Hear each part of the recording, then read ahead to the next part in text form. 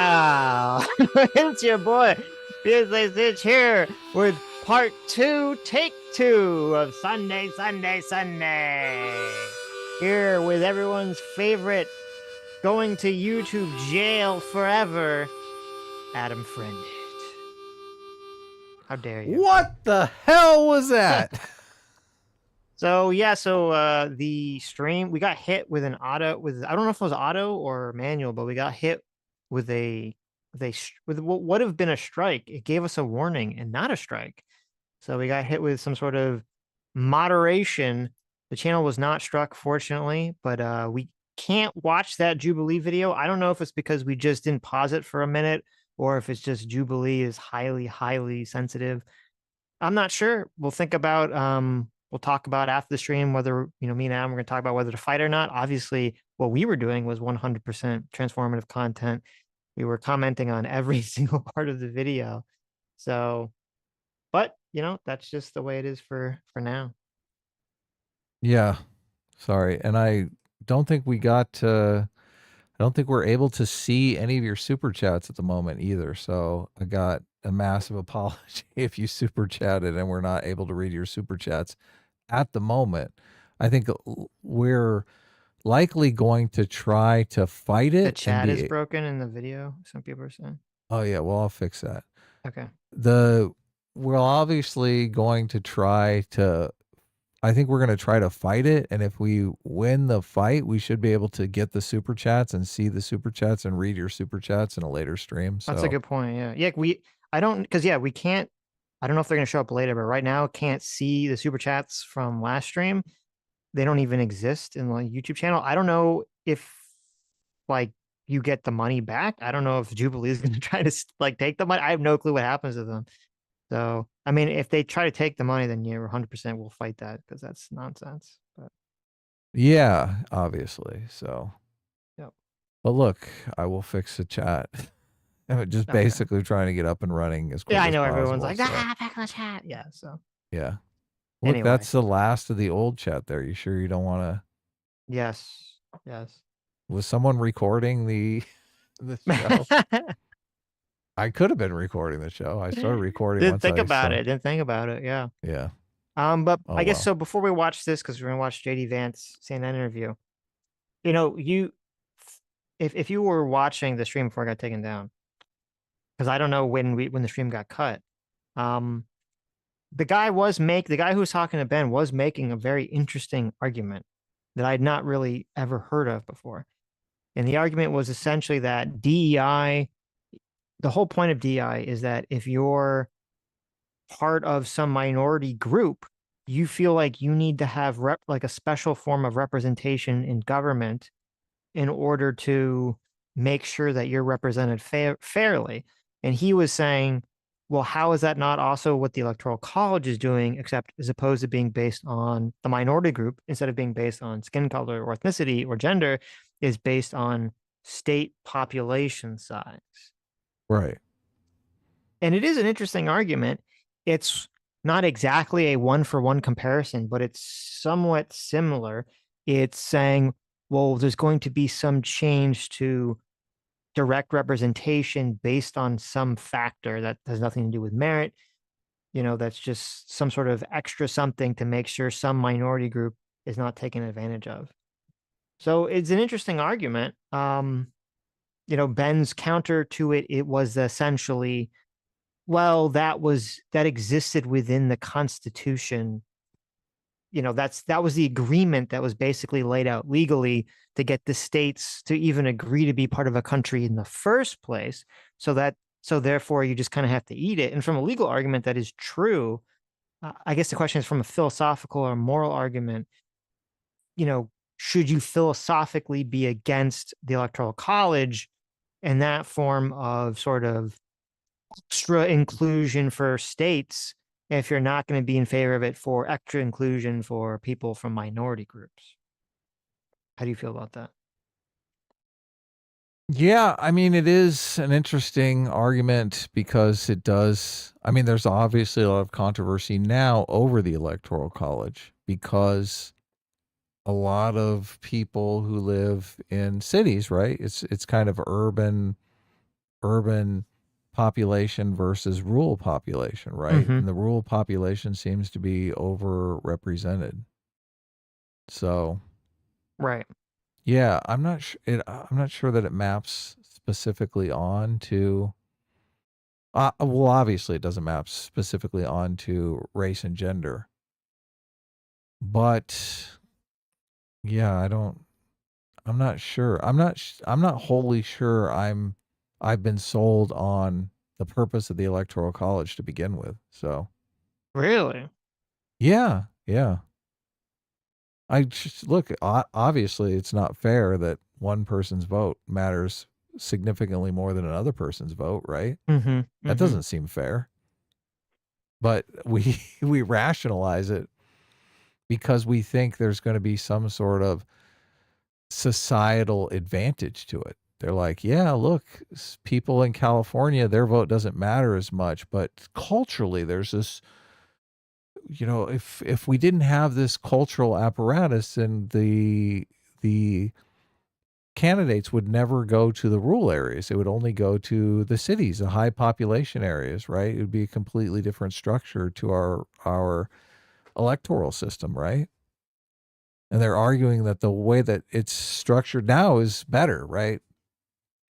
Well, I don't know that it is. Hmm. What is wrong with a electoral system where they go to where most of the people are? Why is that bad? Well, let me Why are think. we overrepresenting rural voters? Well, As a it's city voter, I'm like, fuck. right, right. Well, it's interesting because the idea is, as you said, if you didn't, then there's the fear that, the rural areas would get essentially like no one would ever care to represent them, at all. Which is the argument that the DEI people make only about minorities. Right. They say, well, they're not going to represent me. Now, I guess the counter to the DI argument is like, well, people can represent you and should represent you based on your location. They shouldn't really represent you, if they're your senator, your representative or whatever. And the president should represent everyone. They should represent everyone. They shouldn't even be, we should be destroying identity politics. People shouldn't even be thinking that way so that your representative is thinking, oh, I'm going to help my district, I'm going to help my state, I'm going to help my country. They're not thinking I'm going to help only the white people or I'm only going to help the black people in my area. So you have to get rid of this sort of identity politics.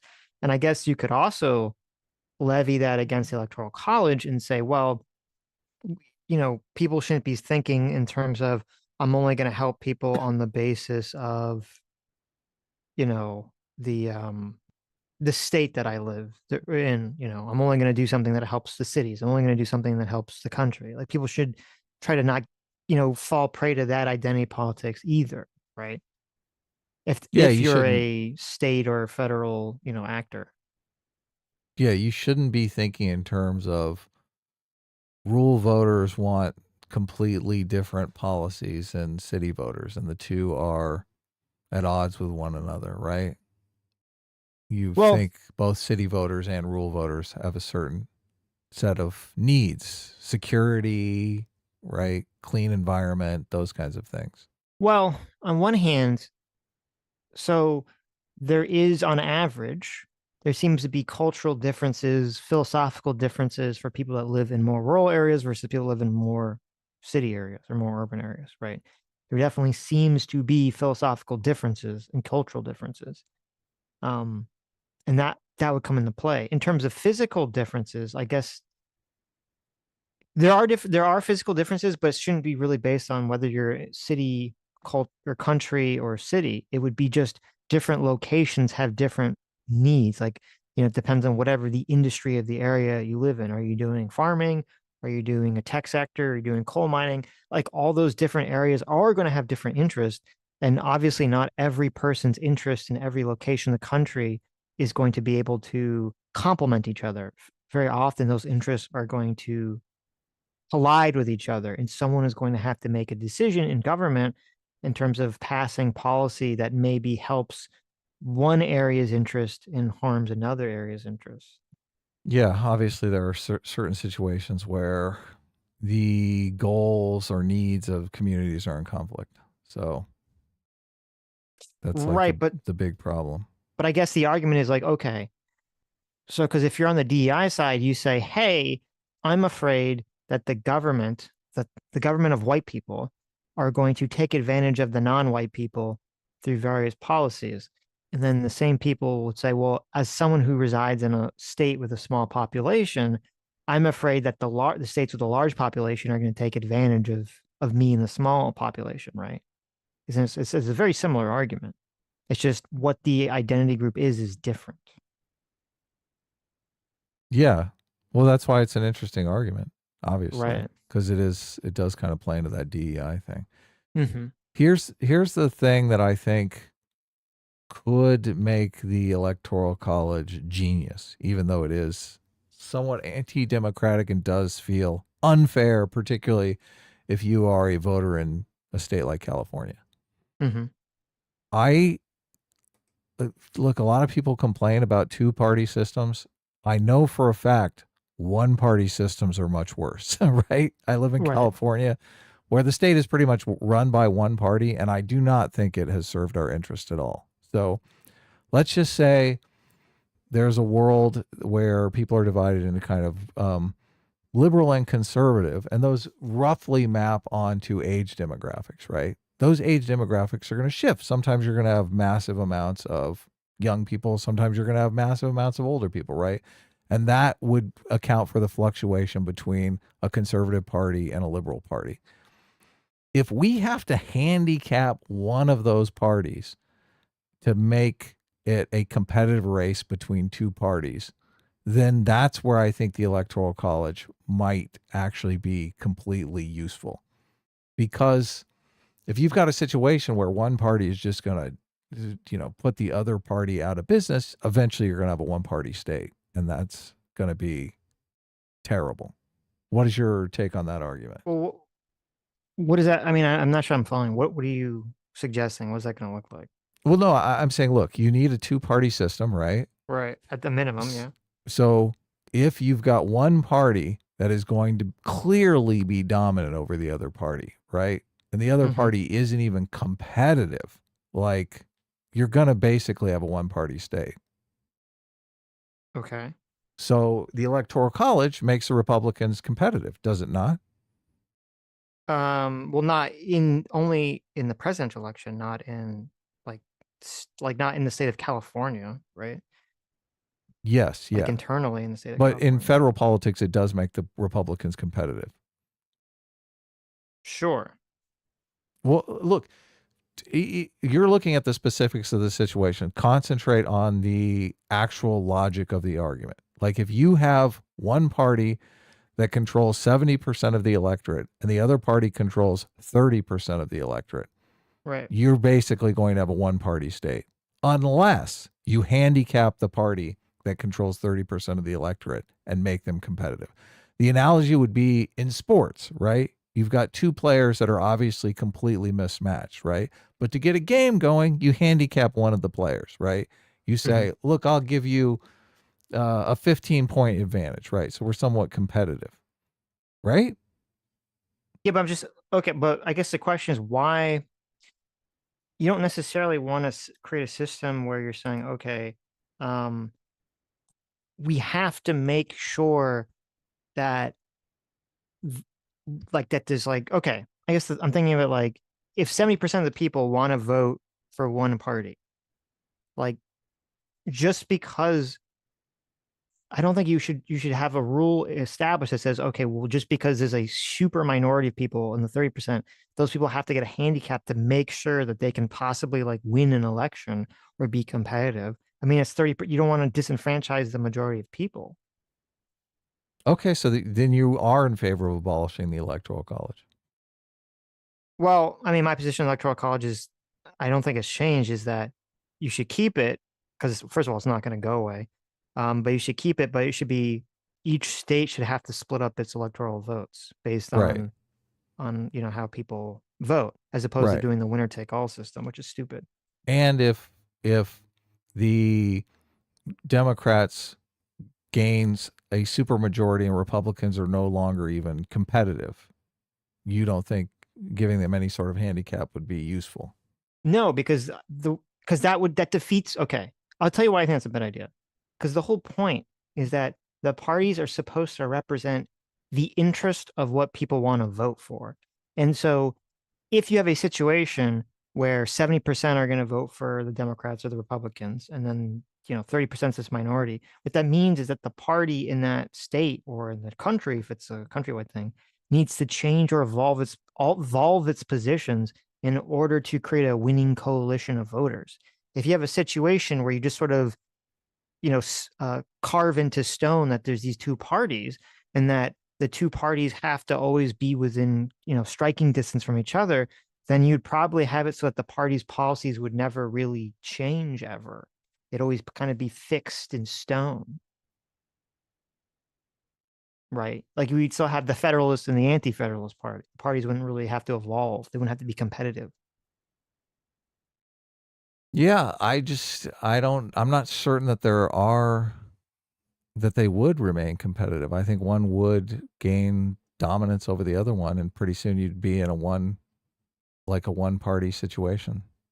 Even to the point where, I mean, if corruption came into play, they could put the party with the 30% out of commission.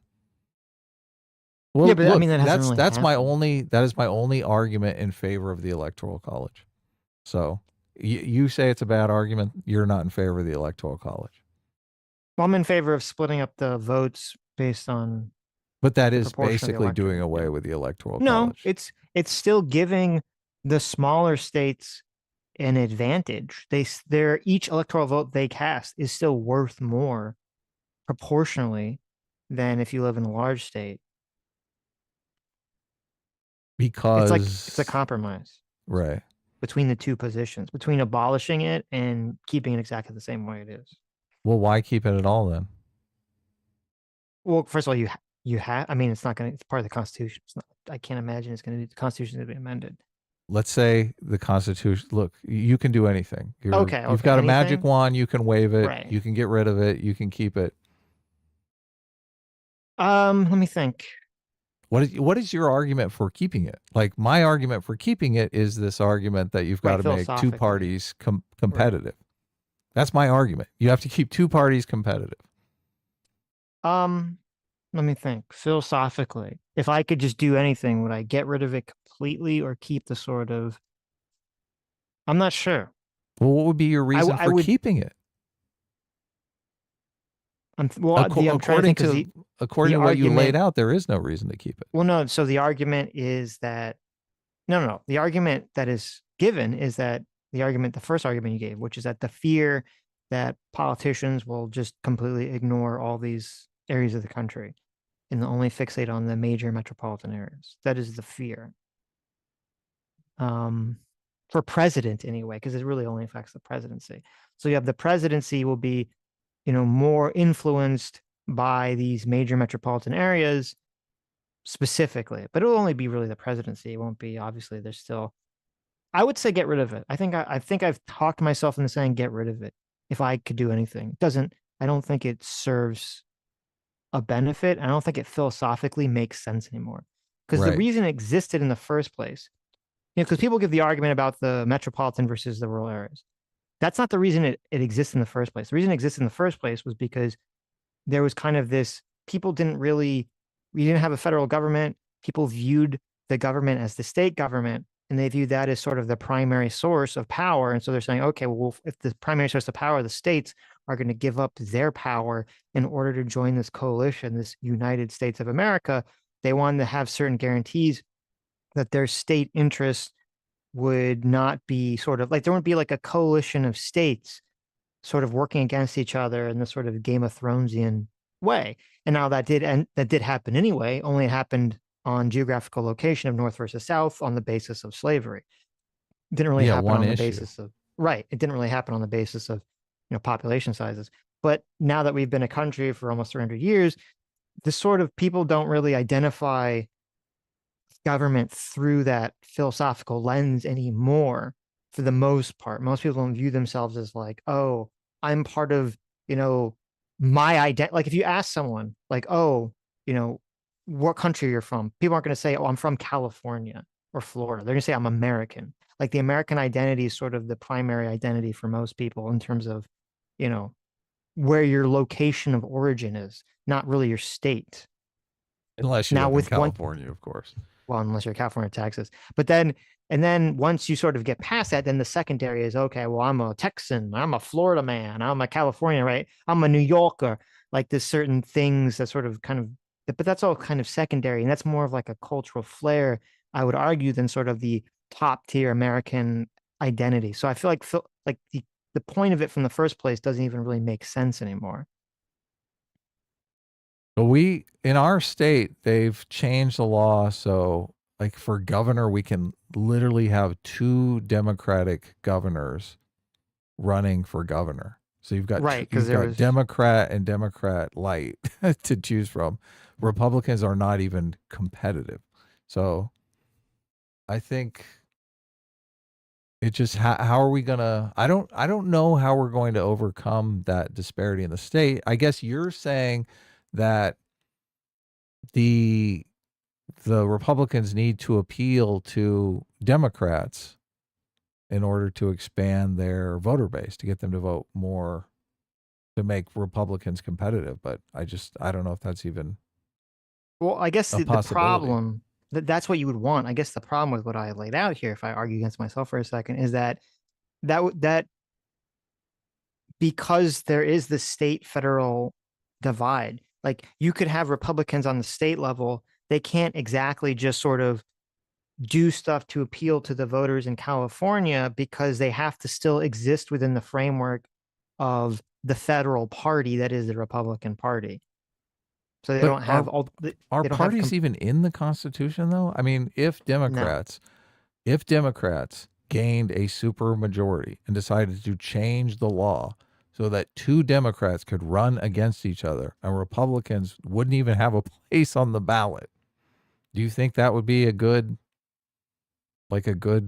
thing for America? Well, no, because then what would happen is that you'd have one party would have essentially eventually split into two parties. The And you just have, Democrats would split into two parties? yeah, of course. Okay. Hmm. No, but what That hasn't happened in California. I know because of what I said, which I didn't really address. You didn't really Okay. address. Okay. The Say it issue, again. right. What is your The issue is that you have this divide between the federal government and the state government. So, like the Republicans in California, because they have to exist within the framework of the nationwide Republican Party, they don't have unlimited latitude to change themselves to match the will of the voting public in California because they have right? to conform to the national Republican Party. So maybe that's part of the problem. There could be some way that like the Republican in California could be more flexible. I mean, I assume they are, but more flexible so they could get a winning coalition in California. But then even then, part of the problem is not just a winning coalition, but is the fact that because so many people, when they talk about news and politics, people, because of the internet, because of national news, they think of these things as a nationwide sport. And so that's kind of governing the politics of states, I think, more than local elections are. So you're saying if this same situation played out at the national level, the Democrats would change and evolve into two parties, and the Republicans would just disappear. They'd cease to be a party. Well, they would probably be like absorbed by some part of this new Democrat Party when it splits in the half. Like, because obviously there's a huge coalition of people that are not just going to disappear. Of course. Yeah. So, but Of I don't think course. that's going to happen. I mean, there's no indication that that is going to happen. Because usually what happens, at least in history, is that when there is some sort of massive winning coalition that's just so dominant, you have, the other party, the losing party just reforms into something different because it has to in order to survive. It just changes what it was. And that's how we get all the new parties that's why we didn't start off with Republicans versus Democrats in, 1776. All right. Okay. I don't know. I just It's obvious. It's easy to conceptualize the Electoral College as like handicapping Republicans. They wouldn't be obviously competitive if there was no Electoral College, and that's why people want to keep the Electoral College. So, But that is sort of the ultimate problem with the Electoral College in the first place, is that it's not really, I don't really believe, for the most part, most of the arguments are not really based on the principles that are being stated. It's on, if you're a Democrat, you want to get rid of it. If you're a Republican, you want to keep it. Like that's like 99% of the conversation. Everything else is just kind of, fluff. a lot of the arguments that you're making kind of imply that there is a structure to the universe that will always sustain two parties. And the way that I look at it is, I think the structure to the universe is one party, and that we have certain cultural structures that we develop to maintain a two-party system, which is against the norm. Do you think just like state of society is generally one party or two party? Well, I think the state of power and hierarchy is always going to try to pull things in one direction. Yeah, so one party. Well, but wait a minute. I think in terms of corruption and power and hierarchies, they're always going to be trying to, absorb things at the top. The Pareto principle, Jordan Peterson talking about the heights of trees and everything, right? The 80-20 rule. There's always going to be sort of this trying to suck up power, coalescing power in one direction. That is always going to be happening. Right. So that's one sort of universal principle. But Well, I do think that there's a philosophical, psychological principle within humans. I don't think humans all have the same philosophical, psychological belief systems. And I think if you were to sort of be able to map out sort of the biological moral inclinations of humans, I think you would probably get 2 or 3 different groups of, maybe 4 groups of people that is just constantly reproduced in every population on the planet. And so I guess I would say is that, right. And I'd say so that if those groups, if you have a system that can thrive free of corruption, of corruption and sort of this power coalescing, you're always going to have multiple parties exist because people are always going to have different philosophical, moral inclinations that lead in different directions, number one. And then number two, you're always going to have, as I said, different parts of the country are going to have different economic interests that are going to conflict with each other. And that's always going to create competing political parties.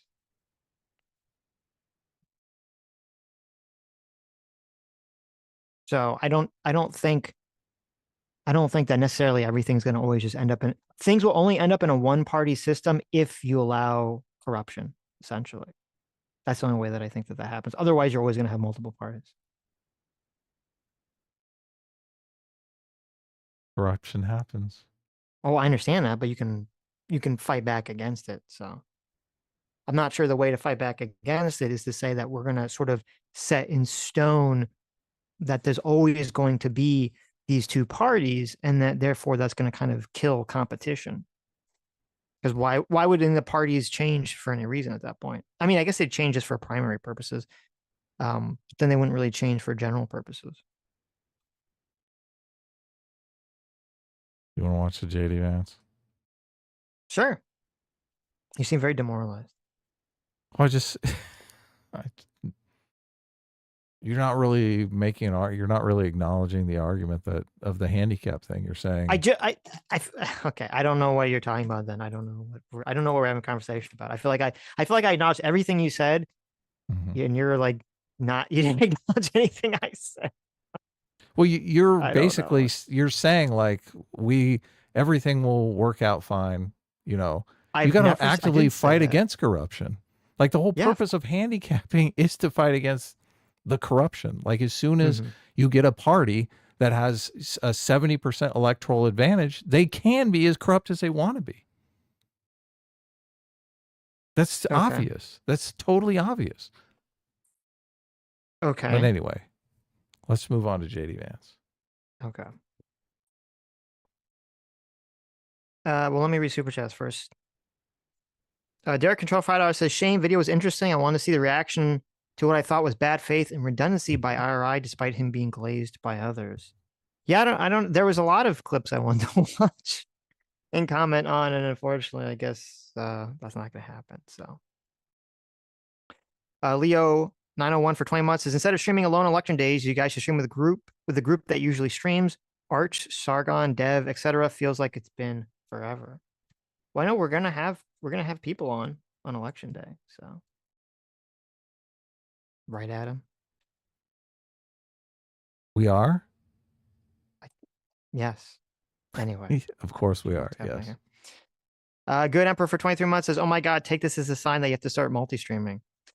There you go. Maybe. Patter of Heads for 14 months says all copyright laws need to be taken off the books. That is all. Well, thank you. I wouldn't necessarily say all copyright laws need to be taken off the books, but some things are obviously too ridiculous. So, oh, Kala for 23 months says IRI and homing the thumbnail were insufferable. Empirical Madman for 11 months says that was funny. Timing on the stream getting nuked. Ben had just said that he was happy that Trump won the election. Pretty sure he specified 2016 though. Yes, it was about 2016. Yeah. Though he did say he didn't vote for Trump or Biden in 2016. So, How are all these like a million super chats already? It's hilarious. well, because the stream got nuked and then came back. So, But these are not from the original one, right? no, these are from this stream. These are all new ones, yeah. Right. Well, thanks, Ryan Wolf, guys, obviously. yeah, thank you guys so much. Ryan Wolf for $5 says late and gay for 2 streams on the same day. Amazing. Yeah, I know, right? Sodos for $2 says naughty, Sitch and Adam, naughty little streamers. True. Twanton for $2 says, I don't know what happened, but I blame Adam. Correct. Derek Contrail for $5 says the argument is stupid as it uses a definition that conflates all representation correction with those based upon immutable characteristics. Ben W. Well, as I said, yeah, it's not a 1-for-1. The concept is similar. It's that you're saying, okay, there's a group of people that are afraid that another group of people are going to take advantage of them. That a minority group is afraid a majority group is going to take advantage of them. It's just on the basis of, your state location as opposed to skin color. So I think that the state location one has more validity in terms of manifestation in non-cultural reasons, because as I said, you're going to have economic reasons where different states are going to have different economic desires and they're going to conflict with each other. So, but still, I do think it's a more interesting argument than you're willing to take at face value. Metalworks 411.90 for $5 says this happens because Adam doesn't take the shopping cart back like the lazy piece of crap that he is. I still love you, Adam. Now, I still love you, Adam. No, no. There you go. Somebody accused me of leaving the cart in the middle of an empty space. What do you guys think? I'm not a monster, okay? I would never do that. You put it up on the planter next to the tree or something. You put it up on the sidewalk. Or look, if you got a perfectly good handicap space there, no one ever parks there. It's funny. There was a viral Twitter post that was essentially says like a 4chan post about how bringing the shopping cart back to the receptacle is sort of, the test to see whether a person can be engaged in self-governance or not. And even Elon Musk retweeted this, which is kind of funny. And if you guys recall, I don't know, this was maybe like last year or some time ago, me and Adam had a very long debate about the shopping cart because obviously your boy Sitch here, S-Class, is all about returning the shopping cart. Okay. And Adam, devilishly demonic Adam, he turns the shopping cart upside down and leaves it in the middle of not even a parking space, but the middle of like. Look, I don't want it to roll into someone's car, Sitch. I'm trying to be considerate here. You unscrew the wheels off the bottom of the shopping cart so that it won't roll into anyone's car. So, anyway. Yeah. Look, it's kind of a meme at this point. Right. I do take the shopping cart back. I have been known not to take the shopping cart back, depending upon the situation here. It's more like a guideline than a rule. So I take in the entire situation. Mhm. the threat matrix of the parking lot. Right, right. You know, sometimes if I can push it and it's going to go like towards the cart return and probably make it in there, I'll just go for it. Oh, wait a minute, wait a minute, wait a minute. I think, okay, if you're in a parking lot and there's one of those like cart returns where they removed one of the spaces and they made it a cart return, that's pretty bad if you don't bring it back to that, right? Yeah. Like you should always do that. I understand, like, I mean, I still do it, but I understand some people are like, I don't want to push it all the way back to the store, right? Okay, but I don't know what is the threat matrix. I mean, I understand like if there's a pack of like roving boars that are afraid are going to trample you to death in the time it takes you to bring the cart back, then I agree. Then obviously you should leave the cart and concern about your safety. But It's time, Sitch. Time oh, is I see. always against us. Time is ticking against you. You I know got how you. it is. I catch it. Okay.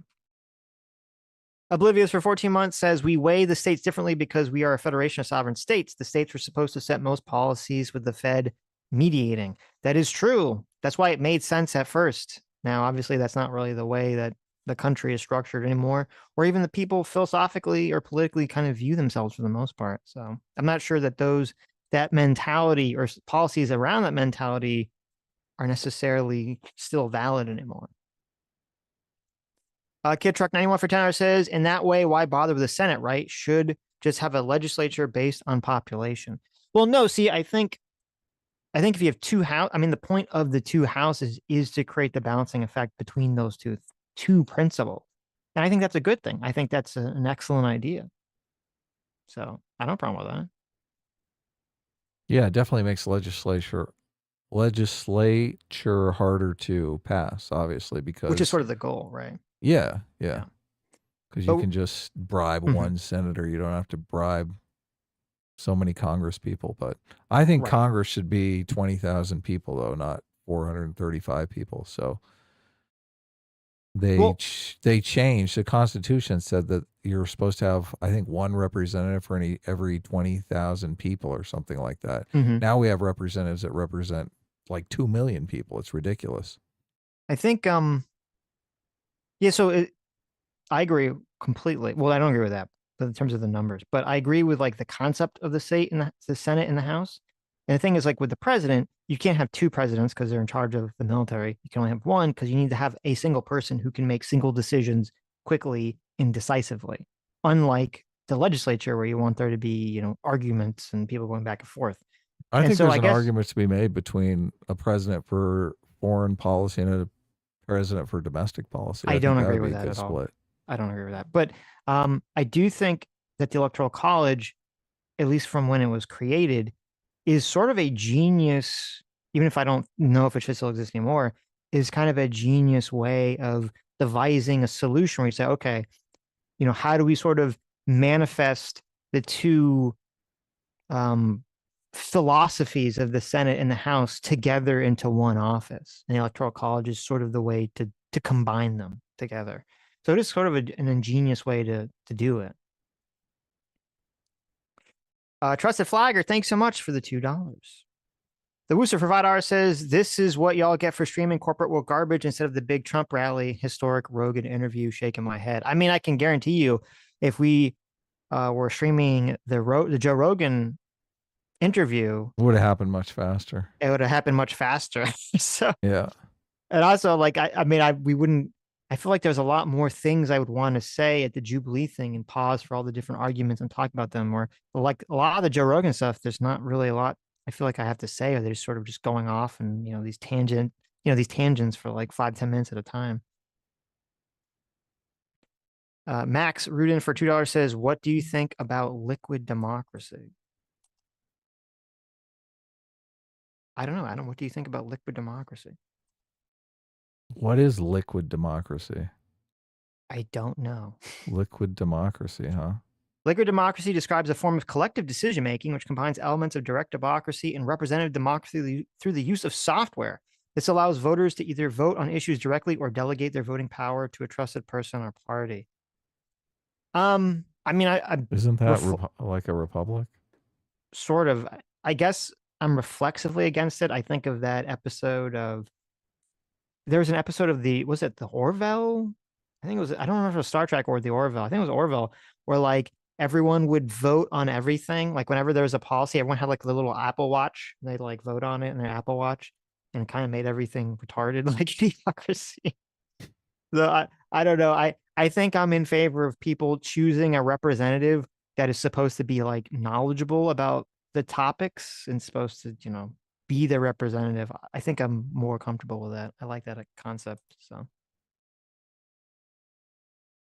Drewski Friday says this happened to Liberty Dad recently while streaming another Jubilee video. He reached out to Team YouTube and the stream was restored the next morning. Well, look at that. Maybe we'll do that. That's yeah, we're definitely gonna do that. Manny Fresh for $10 says, what are your thoughts on Liz Wheeler versus Cenk Uygur? Also, the only way to get rid of the Electoral College would be to get rid of states. Well, that wouldn't be the only way. Obviously, you'd have to amend the Constitution. But... Well, there are states that have the Electoral College Act where they say they're going to award all of their delegates to whoever wins the popular vote. I think there's 2 states that have already done it, and there's a growing movement to do it in every state. So it's not going to happen, though. It's not, as long as it helps one party, it's not going to happen. The only way that would happen is if it was kind of like a toss-up between which party would help. Yeah. I mean, there's no incentive to do it in California because the Democrat is always going to win the popular vote and win the state of California. So it's only going to come into play in places where the popular vote will be in favor of the party that doesn't control the state. Right. Yeah. Manny Fresh for $10. Thank you. Says, what are your thoughts on Liz Wheeler versus Cenk Uygur? Also, only way to, I read that one already. We were talking about the side part. The first part of it, Liz Wheeler versus Cenk Uygur. I actually watched, so Cenk, if you haven't been following, and I give Cenk like a lot of credit for this.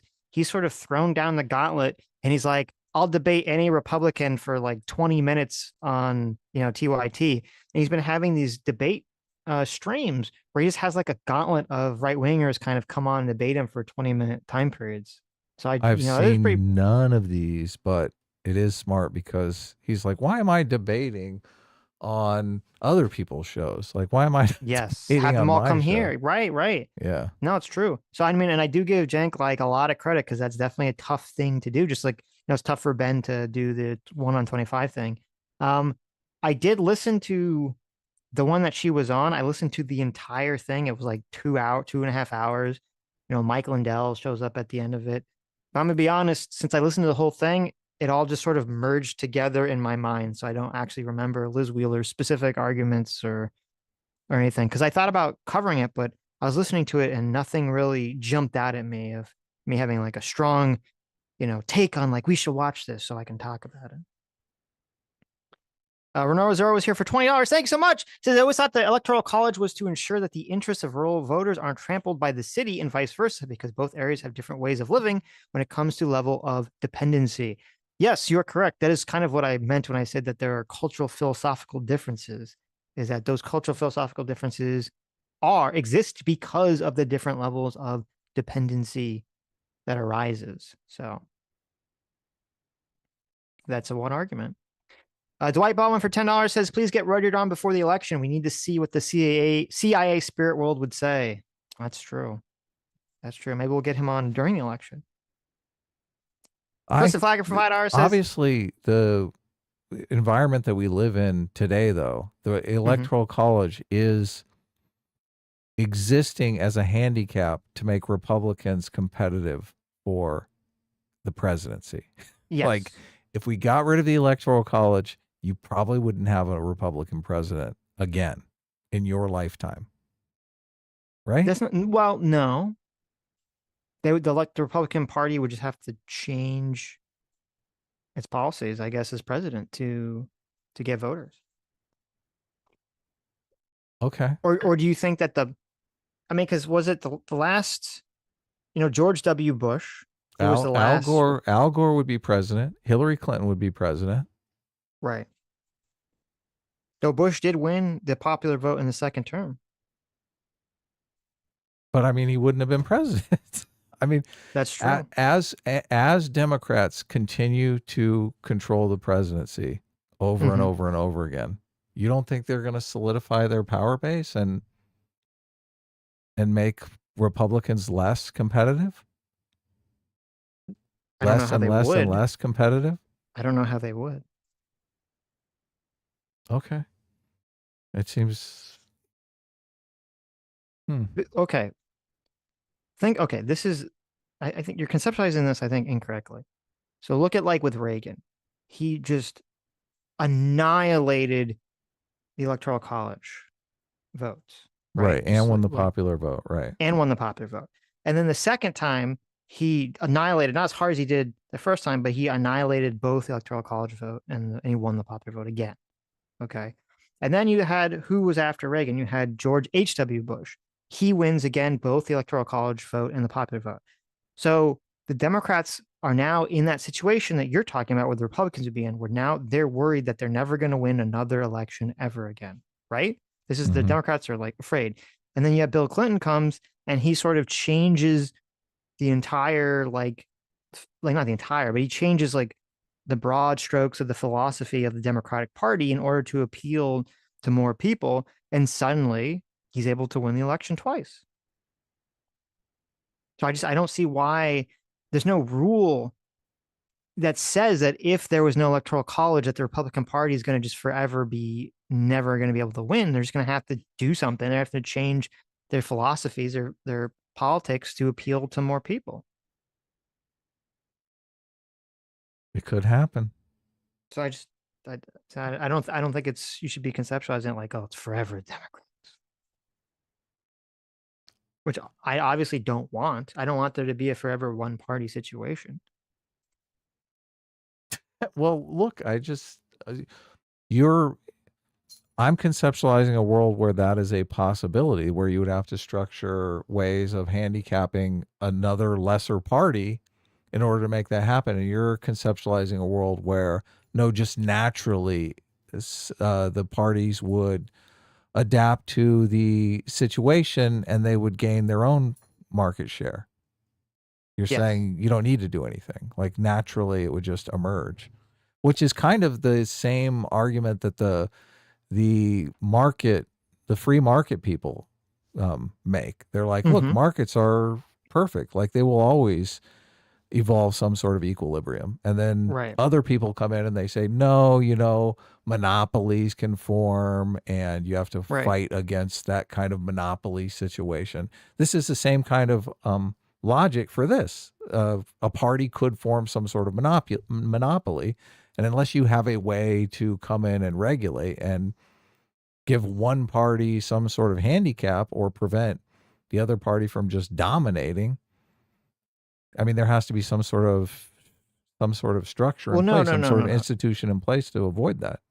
The way to avoid that is if say like you had a situation where the Democrats win 3 presidencies in a row or something, and then the president using his presidential powers starts implementing some kind of laws or policies that make it so Republicans can't win the presidency. Like that's just such a like that level of blatant corruption. That's when I say, okay, well, you need to stop those laws from going into effect. And I think that's where the courts come in, things like that come into place, as opposed to saying, well, in order to prevent some potential corruption, you need to have some sort of, you need to basically prevent the will of the markets or the will of the Democratic, people's choice. I don't agree with that aspect of it. Though it is kind of ironic and interesting because I never conceptualized. I mean, you're correct. I never conceptualized it as the market thing.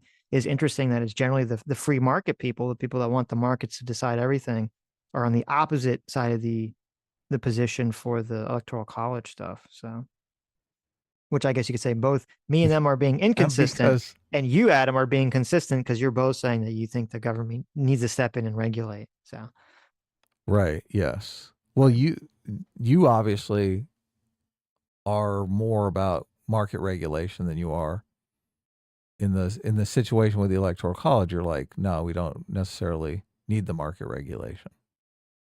Well, I think we could potentially, we could maybe in the theory in the future, you could. But I'm saying as of now, I'm not exactly visualizing the way in which I'd have to see exactly some instance of what you're talking about to say, okay, maybe, we do need to change things. Well, if it's difficult for me to imagine that, like right now, we're at 50-50, right? The parties have a 50-50 market share, and that's why everything is super contentious because Right. it's really these slim margins. I mean, you could make an argument that if presidents were winning by 70% of the vote, people would feel better, right? Because 70% of the population approves this. It's not such a narrow margin. Right. 50% of the population is going unsatiated with a candidate. Mhm. But I mean, if you had a situation where the party gained 70% of the market share and you have that 30% that just has no hope whatsoever of ever gaining the presidency. I mean, you're saying that they would adjust That already their happens, though. What do you mean? That's right, already the way it is. This is like the Democrats and Republicans are all made up of different coalitions that band together in order to win an election. right. Right? That's how Reagan won the massive win that he did. He brought together the religious people, he brought together the libertarians, and then he also brought together the business class, and he also brought together the war hawks. He brought together all these various coalitions into his party. That's how it works. Right. And they may do that. The Right. 30% may pull off a substantial voting base. Like they may pull off 30% of the 70%. Right. Yeah. If That this could happen. 30% of the country is going to just stick its, like, let's just say Or the party like with 70% could just be making laws that prevent the other party from what, voting. right. But okay, let's just say, okay, let's say that there's like 20% of the country is just super woke socialist. Okay. Right. 20, and they are, they're all like Hassan levels of, I'm never going to change my position. I'm not going to compromise. I am the woke socialist. And then 80% of the country is like, fuck socialism. We're pro, Western liberal democracy. They Like, should control the presidency right. And forever. so, like, let's say that those are Because the I two agree with them. political, right. Exactly. Those are the two political parties that are make up America in, like, 50 years down the road. You have the Hassan Piker 20% socialist, and you have the 80% that says, fuck off. Right. Just because those are the two parties, should we have to create special laws just to make sure that the 20% of woke socialists are competitive with the rest of the country? Like, I would say no, fuck them. They're the minority for a reason. People don't like their fucking positions. Fuck them. So flip it. There's 80% of the country are these woke socialists Then I'm moving. I'm getting out. driving us into despair. I'm And you've getting got out. 20% of the country that's freedom loving, Right. capitalist Well, loving. then you're fucked at that point. So I don't know what to tell Well, you. then you would be in favor of the Right. handicap, though. No, I wouldn't. I'd say, well, first of all, no. Be That like, we doesn't got to doesn't make make sense. the good people. Right. We got to make the good people competitive. Well, no, see, that's where you come into the Constitution and the rights that we have that are supposed to protect us. So even if you have some horrible woke party that's in charge of everything, you still have rights that protect you from the government until people wake up and say, oh, this government fucking sucks ass. I'm going to vote someone different in charge because they're, destroying the country.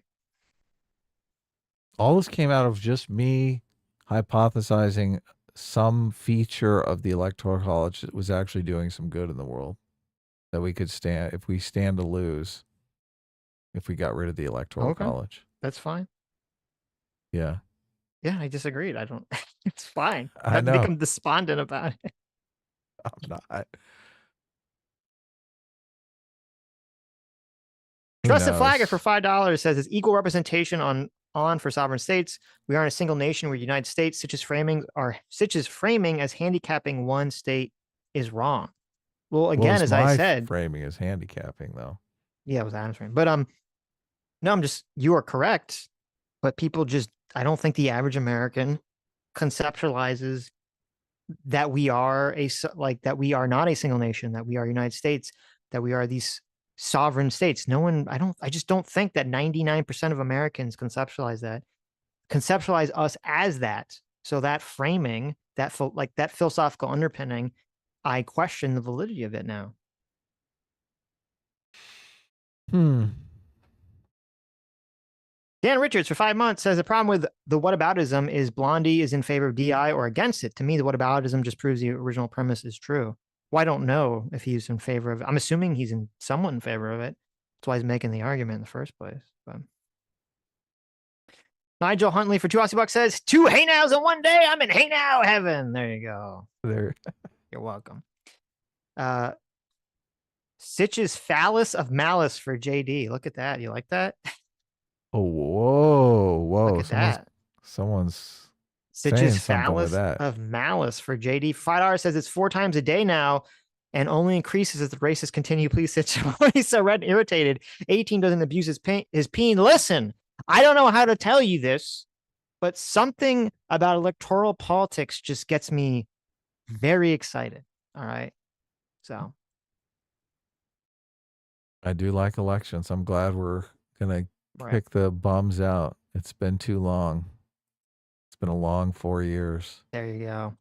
Trusted Flagger $5 says Sitch is really feeling like a subversive deconstructionist here. I always like it when someone tells me what I'm feeling and tells me what my argument is when they actually aren't listening or engaging in any form of honesty. So that's always fun. Oshacy for $20. Thank you, Oshacy. Wait, did you not? I'm not reading the rest of it. Oshacy for $20 says the reason. Point, so I don't think it was. I'm not gonna. If you disagree with me, here's a new rule, and I'm just gonna say this forever. And I said this like 20 times, and then I don't know. You always kind of forget, Adam. Mm-hmm. If someone wants to disagree with either me or you, that's fine. If someone wants to tell me or you what your opinion is, and they're just making up shit, I'm not gonna. Why do I have to read that? I don't have to stand by that. Look, I'm not gonna stand by that. Look, people read. And you shouldn't have to stand by that either. So people do obnoxious super chats to me all the time. The chat is generally against me. So, okay. But I read the super chats just because it's like, I don't know. Oshacy for $20 says, thank you. Says the reason the Electoral College is DI argument doesn't work is an identity category based on location is built into our entire political system. We assume that the geographical location is important. It's not important. Why bother with states? Now, see, that's a good point, which I did allude to. I said that there is a lot more legitimacy to the geographical location argument than the race ethnicity department, because you're going to have conflicting economic interests based on location, based on resources. So that is a completely 100% fair point. TL1524 for $5 says, isn't this Hutch pondering argument where they want 0 Republicans in power because they don't see them as necessary for the electorate? Well, obviously, there's going to be a lot of people that are going to make the argument one way or the other, just in that hopes.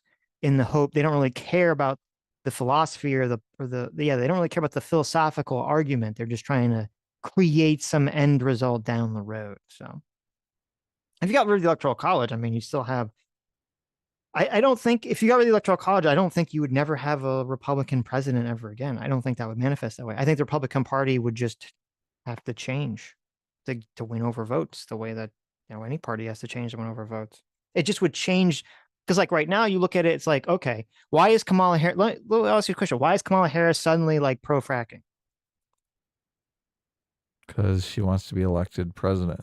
Right, because she wants to win the state of Pennsylvania. Right. So we already have a situation. So, and that's why she's sort of moderating her. You have Kamala Harris is moderating her opinions because she thinks she needs to in order to win the election. Yeah. And so if you got rid of the Electoral College, the Republican Party would do the same thing. They would change their opinions in order to try to win votes. I mean, the argument they always make, though, is that Trump is just lying, but he's going to do something completely different as soon as he gets into power, right? They're saying the same thing about Kamala. What do you mean? Yeah, I know. I mean, that's what they have to make about everyone. They're all lying to you. They're going to do, some horrible thing when they win the election. Right, so. Yeah. Well, I'm just saying, like, what's to say that they aren't? Well, that's what you're going to have to figure out when you're voting. Recovery mode for $20. Thanks so much. This is the world becomes more globalized and connected and technologically advanced. Do you think the U.S. will eventually do away with the concept of states? We are now far more divided by party than we are by state. Hell no. I mean, there could be some, 2,000-year future, Star Trek future, where we do have the magical one world government, but I don't think that's going to happen anytime in my lifetime or anytime soon. So I'm not really going to worry about it. Localism is just such a powerful argument. Like that's just so rooted in our culture, right? It is, We don't but want those people in Washington, D.C. making decisions for us. let me tell you how it changes. What if everyone has access to free teleporters? So distance no longer means anything. I'm not sure that it would. It wouldn't still be meaningful though. I don't know. I mean, you would still have, I don't, it would depend. It really depends on, as I said, how do you live together in a community? Because that's going to create a cultural idea. And also economically, do specific locations of the country or the world are going to have economic interests that are going to conflict with people living in a different location that have economic interests that conflict. But then if everyone's teleporting everywhere, it's like, how many people are going to live in the middle of fucking nowhere and they're going to teleport to their job, in a completely different location? So they're going to have two very different experiences, two very different locations that they kind of exist in on their daily life. Yeah, that could be meaningful. So it's interesting to see what would take place in that sort of scenario. But right. Now, I don't think that we get rid of states at that point. I'm just saying it would change dramatically the way people sort of conceptualize all this stuff. it's interesting that Europe is sort of evolving towards the America system, the states and federal government system, because they have the EU. So they literally evolved as independent nations, and now they're kind of forming an economic bloc because they realize they get more power that way.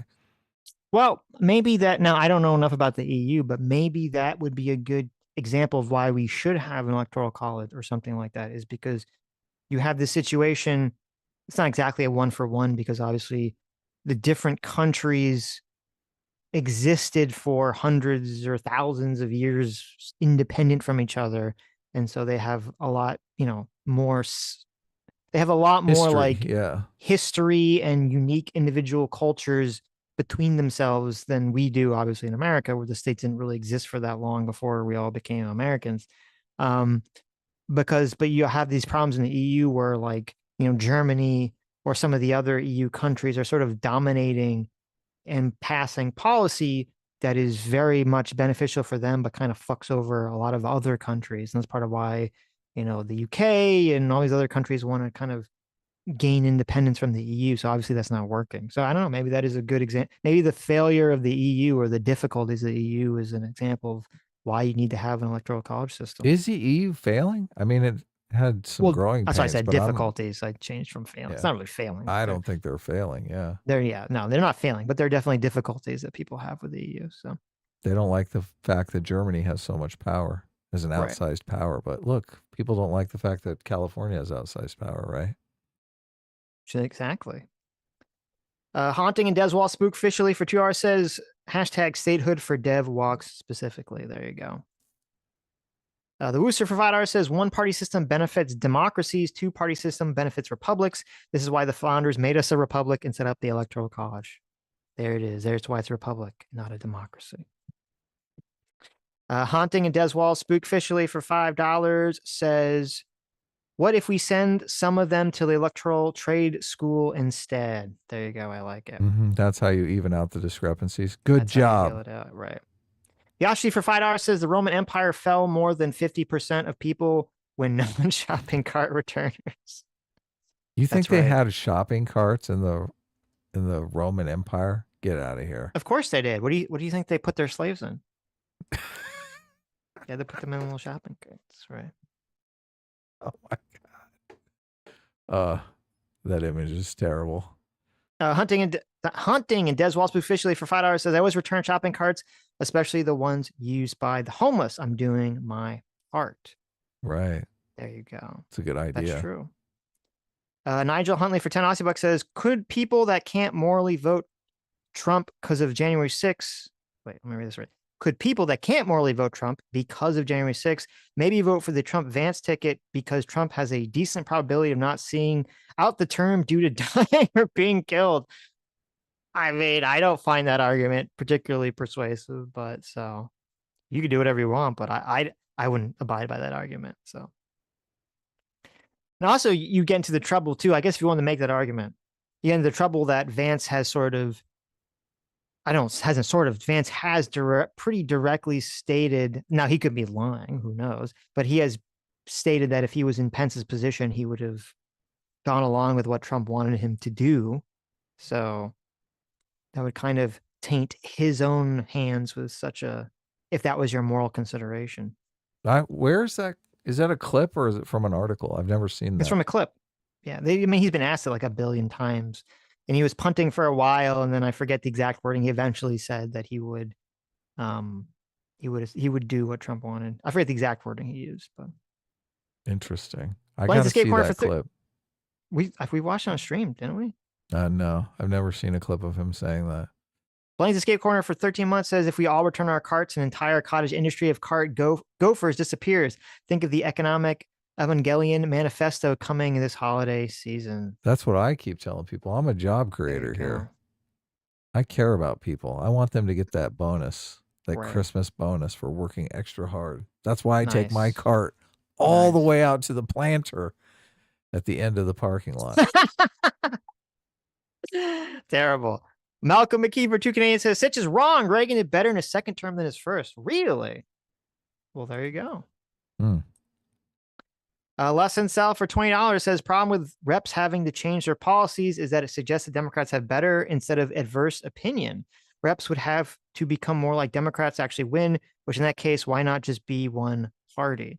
Well, no, see, because you'd actually have both ways. You could have the Republican, there could be a coalition where the Republicans are going to say, well, we're going to sort of adapt maybe some of the more moderate Democrat policies that the country seems to want, 70 or 80% when you do polling. And then we'll also be more anti-woke, which will pull off people from the Democrat Party. It's a give and take. It goes in both directions. This is not, I think the failure is to conceptualize it only one party changing in one direction. That's not what's going to happen. You're going to have the Republican Party is going to moderate some of its more extreme positions to align with what the majority of the country wants. But then that's going to pull off the moderates from the Democrats who say, or I don't know, only vote for Democrats because they've been indoctrinated to, because they're just vehemently pro-choice or whatever. They're, pro same-sex marriage or whatever, for whatever reason it is. But then they'll say, oh, but I don't like all this woke shit. So then they start to vote Republican. It's going to pull things in both directions. Philip Kogan's for $10 says the media easily gives the Democrats a 10-point bias. Hillary Clinton's PV victory lies entirely in New York, LA, and the Chicago metro areas. Well, the point about the media is a good point. The media definitely does give the Democrats a pretty big bias, in my opinion. Yeah, interesting. Oh, that'd be difficult to overcome. Recovery mode for $5 says, so if Nick Fuentes created a Groypers party, do you think they should be given advantages to make them competitive with the Democrats and Republicans? Obviously. There you go. The Angry Bell for $5 says we need to repeal the 17th Amendment and undo the damage by Lincoln to the 9th and 10th Amendments before Lincoln. These United States after Lincoln, the United States. Well, good luck with that. I don't think that's going to happen. So, what is the 17th Amendment? That's the two senators thing. Oh. So. To be elected instead of appointed? Yeah. More democracy. More democracy. J Mac or Circuit Fire, thanks so much for the $20. Says if you guys don't get the money from last stream, I'm going on a legal rampage. I'm not dropping fact stacks for some cringy automated hall monitoring asshole robot to beep boop it away to some soulless corporal slop site. Yes, you are correct. Well, that's why we're gonna get it back. We're gonna get it back, and then we'll read them on Monday or Tuesday or something. So I'm gonna screenshot that super chat too, so I can share it with the people at YouTube. Robot overlords, yeah. When I start talking to them. Looser Doberman for 5 Canadians says, Sitch, when are you going to get Space Marine 2? It's an amazing game. It has co-op. It's totally not addictive. A-Team reigns supreme. Listen, I need less addictive things in my life, not more. Okay. You already heard that I can't stop, stroking it to electoral politics as we get closer to the election. I don't need Space Marines 2 in my life as well. Burger Dan for 2 hours says, if you could teleport in, where would you work? Well, obviously, I would still Los work from home, Angeles. so it doesn't matter. That's But hilarious. right, for me and you, it wouldn't really make a difference. Well, look, we could do the show live. That's true. We could do it That live would be together. fun. I could throw things at Adam right next to him, so that would be You fun. could put up a big screen right in front of you, Right. so no one could see you. So I guess the question is, am I going to teleport to LA or is Adam going to teleport to Florida? I'll go to Florida. That'd There be you cool. go. I love to travel. Florida man. Check it out. But look, the thing that sucks about traveling is the traveling part. Mm-hmm. Like if there's a teleporter, oh my God, travel would be through the roof. Right. It'd be amazing. Trusted Flagger for $10 is very, very upset. He says, won't read the end of my last chat about the end point of all Sitch's arguments. Whether or not you intend it, that's what I see. And Adam won't defend me. It's unbelievable. Pro censorship, even on Super Chat. Well, as I've said, I don't know, probably 30, 40 times now. If you feel inclined to disagree and you can put your argument, I'm happy to read it. If you want to tell me what my argument is, you want to lie about me, okay, I'm under no obligation to read your bullshit. So if you want to put out your argument, tell me why you disagree, that's fine. It's very simple. Philip Cogans for $10 says, the POTUS was never designed to be the representative of the people. Those reside in the House. They are elected by the states and therefore meant to represent the governments of the several states. So that is true.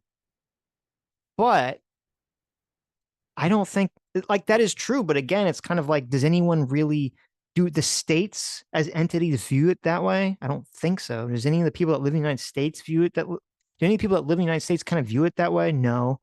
You know, whenever you think about when presidents are running, you know, who do they say? Do they say, I'm going to represent all the states? Or they say, I'm going to represent all the people, right? I'm going to represent all the people in the country. So, you know, they're complaining about Trump saying the enemy within comment again and again and again. They're like, you're supposed to represent all the people, you know, or Hillary's deplorable comments or, you know, whatever. So you're correct, but people don't really conceptualize it that way. And also we've never really had, to my knowledge, we never really had a faithless electors ever change the outcome of an election. I don't believe so. Lincoln's Towns for $5 says, is it wrong for me to not care at all about how moral or polite my president is as long as my life is measurably better under their leadership? No, I think that's probably the way most people, also A-Team. I think that's probably the way most people conceptualize it. So yeah, that's the way it should be. Austin C for $5 says, before I forget, what do you guys think of Michelle Obama's recent speech about women and men voting for Harris? I hated it. It made me think I'll never vote for Michelle Obama. It was pretty horrible and retarded. So she's definitely drunk from the poisonous fruit of the woke Kool-Aid. Yeah. It's so the accusation that the only reason people are not voting for Kamala Harris is because she's a woman is just highly offensive. Yeah. It's highly offensive. So just look, you can think she's amazing, but don't accuse other people of not voting for her because she's a woman. You'd have to prove that to me by actually having a female candidate who seemed like was great, awesome, and yet for some reason people who normally would vote for Democrats are not voting for Democrats, right? Then I'd be like, okay, maybe you have some argument here, but obviously it was Kamala. Yeah, if you had a candidate that was an amazing candidate that was just great at everything, right? And people were not voting for her, then you make that argument, right? We're not in that territory here. But look, people do have that perception because they see Kamala as like perfect, an angel. She's doing everything right, and just the world is against her, right? I think those people are delusional, but that's their perspective. It's this really weird psychological thing because I think it's like when before there was an option other than Biden, those same people were talking about how Biden was totally healthy and fine, and you know he was going to do it, right? He was going to make it to election day. And then as soon as Biden is replaced, they're like, oh yeah, Biden was old and decrepit and terrible. And you're like, okay. Suddenly could see the light. Right. You're like, did they actually always know the truth? And we're just like consciously lying to themselves, or were they creating like psychological subconscious blocks in their mind where they couldn't actually see what was going on until the alternative choice existed? I don't know. Yeah. Who knows? J-Mac, our surrogate father, thanks so much. Oh, wait, I skipped one. Mr. Middleman for $5 says watching sports ball with family, but had to stop to say I saw Adam's shopping cart take on X. Needless to say, I'm abandoning A-Team S-Class forever. Look There at it that. is. There it is. People really Ooh. like the people get really mad about the shopping cart. So Do they? yeah. Hmm. This I happened the wonder first what time we talked about it. I wonder why it is. As soon as I realized, like, somebody accused me of leaving the shopping cart in the middle of an empty space, I thought, okay, well, that makes sense. Like, if you're thinking this is something you're doing, then I mean, that's just off the charts evil. Like, you can't do Right. that. Take up a space where someone could park, like they literally have to get out of their car to move the cart to use the space. Right. That ain't right. Well, listen, everyone needs more exercise, right? So you know, get out of your Oh, you're car doing and walk a something. couple. Now you're helping people with their waistline. Like, it's not, Exactly. you're not just creating jobs, you're helping people get exercise. We need, look, there's too much, diabetes in the country right now. It's type 2 diabetes. We need to help people, exercise. They got to get out of their car before they go to the store to get a bunch of unhealthy food and walk a couple of extra steps. If you leave the cart in a place that's, there's room for it, you're not taking up a space, it's just kind of off the beaten path because you don't want to go back to the cart return. Is that really horrendous? That's like Yes. unthinkable. Yes. That's why. It's satanic. It's demonic. I just look. Someone, the supermarket is in charge of that stuff. Right. Right. You are allowed to. The cart return is there so that do-gooders can feel good about themselves. Okay. That's why the cart return is there. I mean, listen, as someone who always returns the carts, you are correct in terms of like the position of people like on the internet getting very hung up on it. It is a little bit of a virtue signal. So look at that. You I admit will acknowledge that. Right. So okay. J Mac Second 5 for $20 says, holy crap, did you guys see Tim Walz post his gamer setup on his Twitter? He even has his Mountain Dew gamer fuel at the ready. Zero Fox retweeted it. What happens with this election? The memes have been more than worth it. I didn't see that. Is it real though? Is this like a fake gamer setup? I don't know. Really, Tim? Do you really think Tim Walz is like a gamer? Like he goes into his game room and plays Counter-Strike? Okay, here we go. Here, let me send this to you, Adam. You can bring it up. Do we think this is a real picture or not? He says Sundays are for football. Game on. No way. Got his little.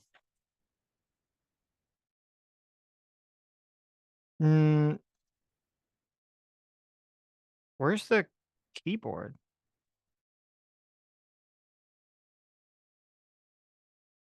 Where's the keyboard in this picture? Does he have like a slide out keyboard? Shouldn't it be out? Oh. I don't know. This looks fake to me. There's something about this.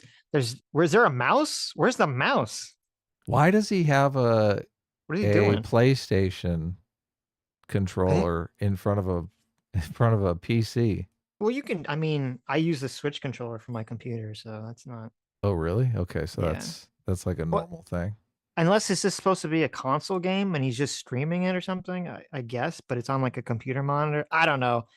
It seems a little how do you do, fellow kids, to me. So I am here. I have my gamer chair. I am gaming. yeah. I mean, I give credit though. He's got the correct gaming facial expression. Usually when they do the fake ones, they have like this very like intense expression, which obviously people don't make when they're playing video games. They get the zone out face. So I don't know, maybe it is real. But it What game is he playing? Well, he's saying he's playing some kind of football game, I guess. He says Sundays are for football. So he's playing some kind of football game. I don't know. Seems pretty desperate to me. Seems pretty how do you do, fellow kids, to me. Who do you think's smarter, JD Vance or Tim Walz? Well, come on, that's pretty simple. Obviously, Vance Is seems to it? be a smarter individual. I don't think Okay. Walz is stupid, but Vance seems to be a pretty smart guy. Right. So. Wait, he was actually on stream Sunday Football AOC versus Walz? Wait a minute. Oh God. Did AOC and Tim Walz play some kind of fucking football game with each other? Tim Walz and AOC play football video game on Twitch and appeal to young men. Pair streams themselves playing Madden in an effort to secure votes just 9 days before the election. Oh my God. Wait, we got to watch that. Yeah, how was We got to it? watch the crim of that. Oh, the cringe of that. Let's see. How did Tim that game Walz, go? AOC, football.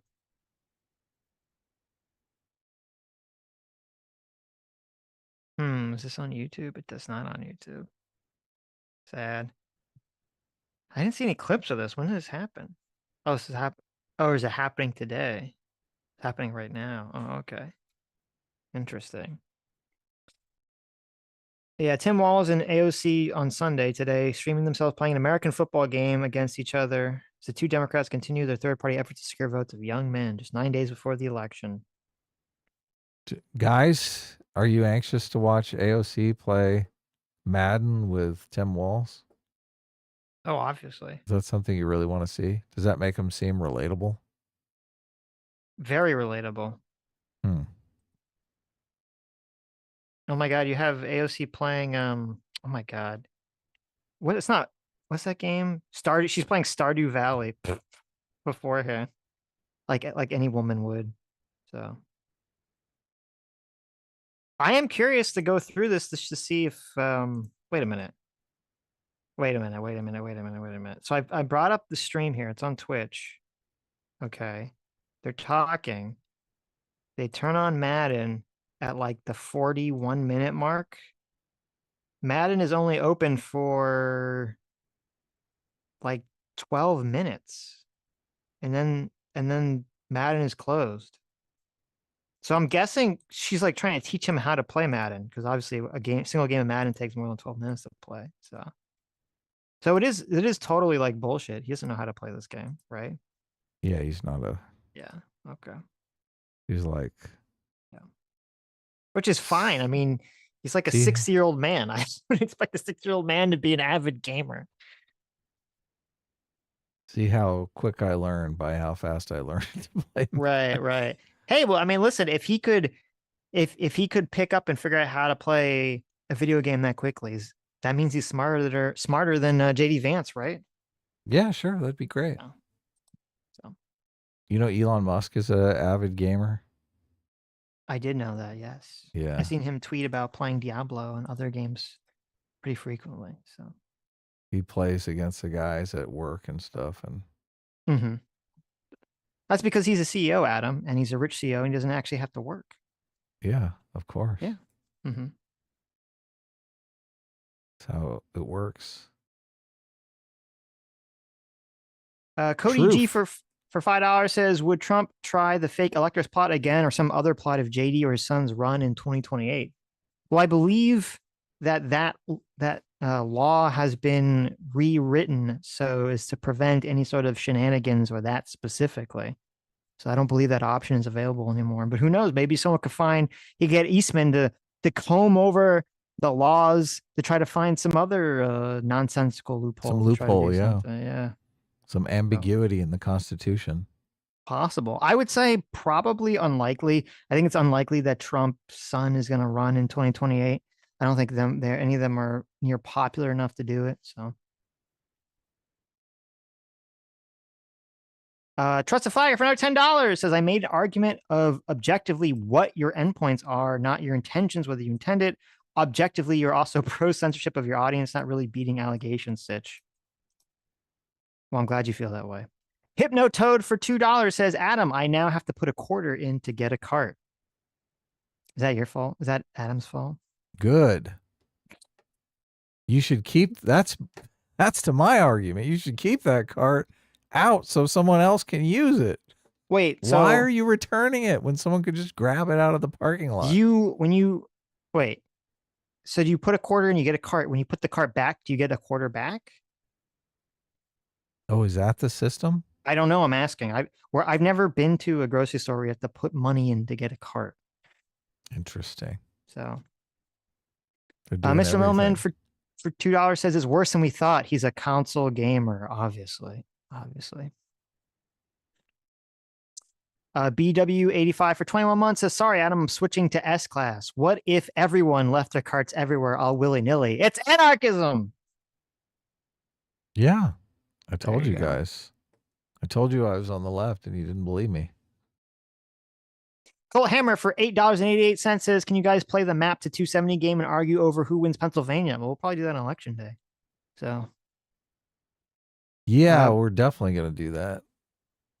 Sitch seems to think Trump is going to win, but yeah, it definitely seems like it's going in that direction. That's what my gut's saying. I don't think you can underestimate how much people hate Trump and also this abortion thing driving women to the polls in droves. Yeah.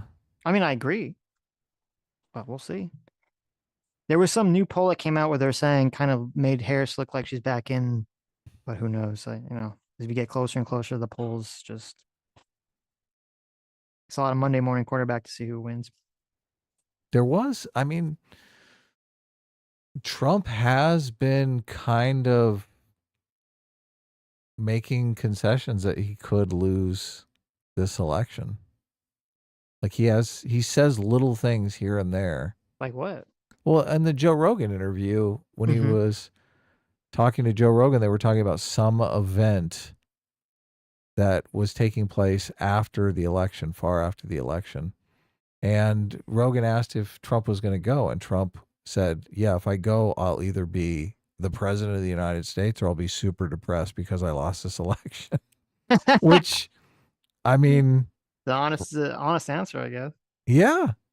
Look, he at least understands that that's a possibility, right? I think we're making progress. Well, yeah, obviously, he understands. It's not I mean, it's super close. So. Right. Even though I think Trump looks like he's going to win, I don't think he's going to win by some wide margin or anything. Not going to be no 48 state landslide. Did you see Tim Pool talking about how we all need to vote for Trump even in California because we got to run up the scoreboard. He's got to win the popular vote, otherwise it's going to be chaos for the next 4 years. I didn't see Tim say that. I've heard other people make that same argument, which I mean is true in terms of it does seem like it gives candidates more legitimacy to some extent if they win the popular vote in the Electoral College. I don't know if it actually matters. Like, if Trump wins, is the Democrats, the left, the media going to treat him any differently if he wins the Electoral College only versus if he wins the popular vote? I don't know. Maybe no, somewhat. They're not. I think there could be a slight difference of opinions of things, but I don't think it's going to be like a drastic change. So they're going to rub it in constantly if he doesn't win the popular vote. Right. But they're going to, even if he wins the popular vote, they're still going to say he's Hitler and he's like, they're even going to say it's worse. They're going to be like, look, he thinks he has a mandate. Right. Yeah, we live in a country filled with horrible bigots that voted for Donald Trump. Yeah. So, yeah. Pobaxi for $20 says AOC and Walz should duo queue in bottom lane for some League of Legends for 3 hours, and then we see how toxic they are. There you go. That's the real test for every president to see how they do under pressure is to just force them to play League of Legends or some other MOBA. Ryan Wool for $10 says, you guys see the fake picture of Kamala. Jesus, I can never say it right. Kamala in a McDonald's uniform, apparently photoshopped over some other woman from Canada who had died. Wow, I saw the picture, so I knew it was a fake picture. I didn't know that the woman had died or something. So, creepy. She could prove that she worked at McDonald's. Your Social Security keeps track of every place you've ever worked. So the Social Security Administration would have the name and address. I mean, it's hard for me to imagine she worked at McDonald's and didn't fill out a W-2. Yeah, like she's not that old. How would would you have to request that like tax Yeah, you'd information contact. from Look, 50 years ago or 40 years ago? it's I, not that far back. Okay. she's like 60, isn't she? She's almost 60, right? Yeah, I'm sure she filled out a W-2 back in Right. 1983. Look, I Oh, filled out a W-2 in 1983. Okay. The right. W-2s existed in 1983. They It's not that did? long You ago. didn't just Yes. have to like chisel on like rock like the Flintstones with a bird? I'm sure she filled out a W-2 in 1983 Yeah. that was submitted to the Social Security Administration. And Uh-huh. if she contacted the Social Security Administration, they would provide her employment history and say, look, here she worked at this McDonald's at this address. Of course, McDonald's isn't going to keep track of those records, Right. but Social Security is. Fuck yeah, they are. And is it? I the whole I'm tempted. I think probably she did not work there because it would Mhm. just be too easy to prove it, and it would be like proving it would be great to shove in Donald Trump's face, would it not? Yes. So why Wait a wouldn't she minute. just produce the W-2? Well, I would say number one, I would assume if that information exists in tax information somewhere, I'd assume as vice president, she would be able to get it. Right. I don't know if an average person would be able to get it, but I assume she'd be able to get it And if it exists. I disagree. An average person would be able to get it. Well, wait a minute. How old was she when she said she was working at McDonald's? Did she say? In college, she was like, It was in college or high school? it was college. Because if it was Yes. in, well, it She said, depends. look, she said What it if was it was? 1983. Oh, I was gonna say, what if it was in Canada? she worked at a Canadian McDonald's. No, they gave the name and address of the Oh, okay. place. Oh, The of the place doesn't McDonald's have the specifically? records. Yes. Oh, okay. Interesting. Okay. Yes. She should do it then. Yeah, definitely. Well, the only reason why she shouldn't do it is if she knows she's going to contact Social Security and they're going to say, "Oh yeah, we don't have any record of that."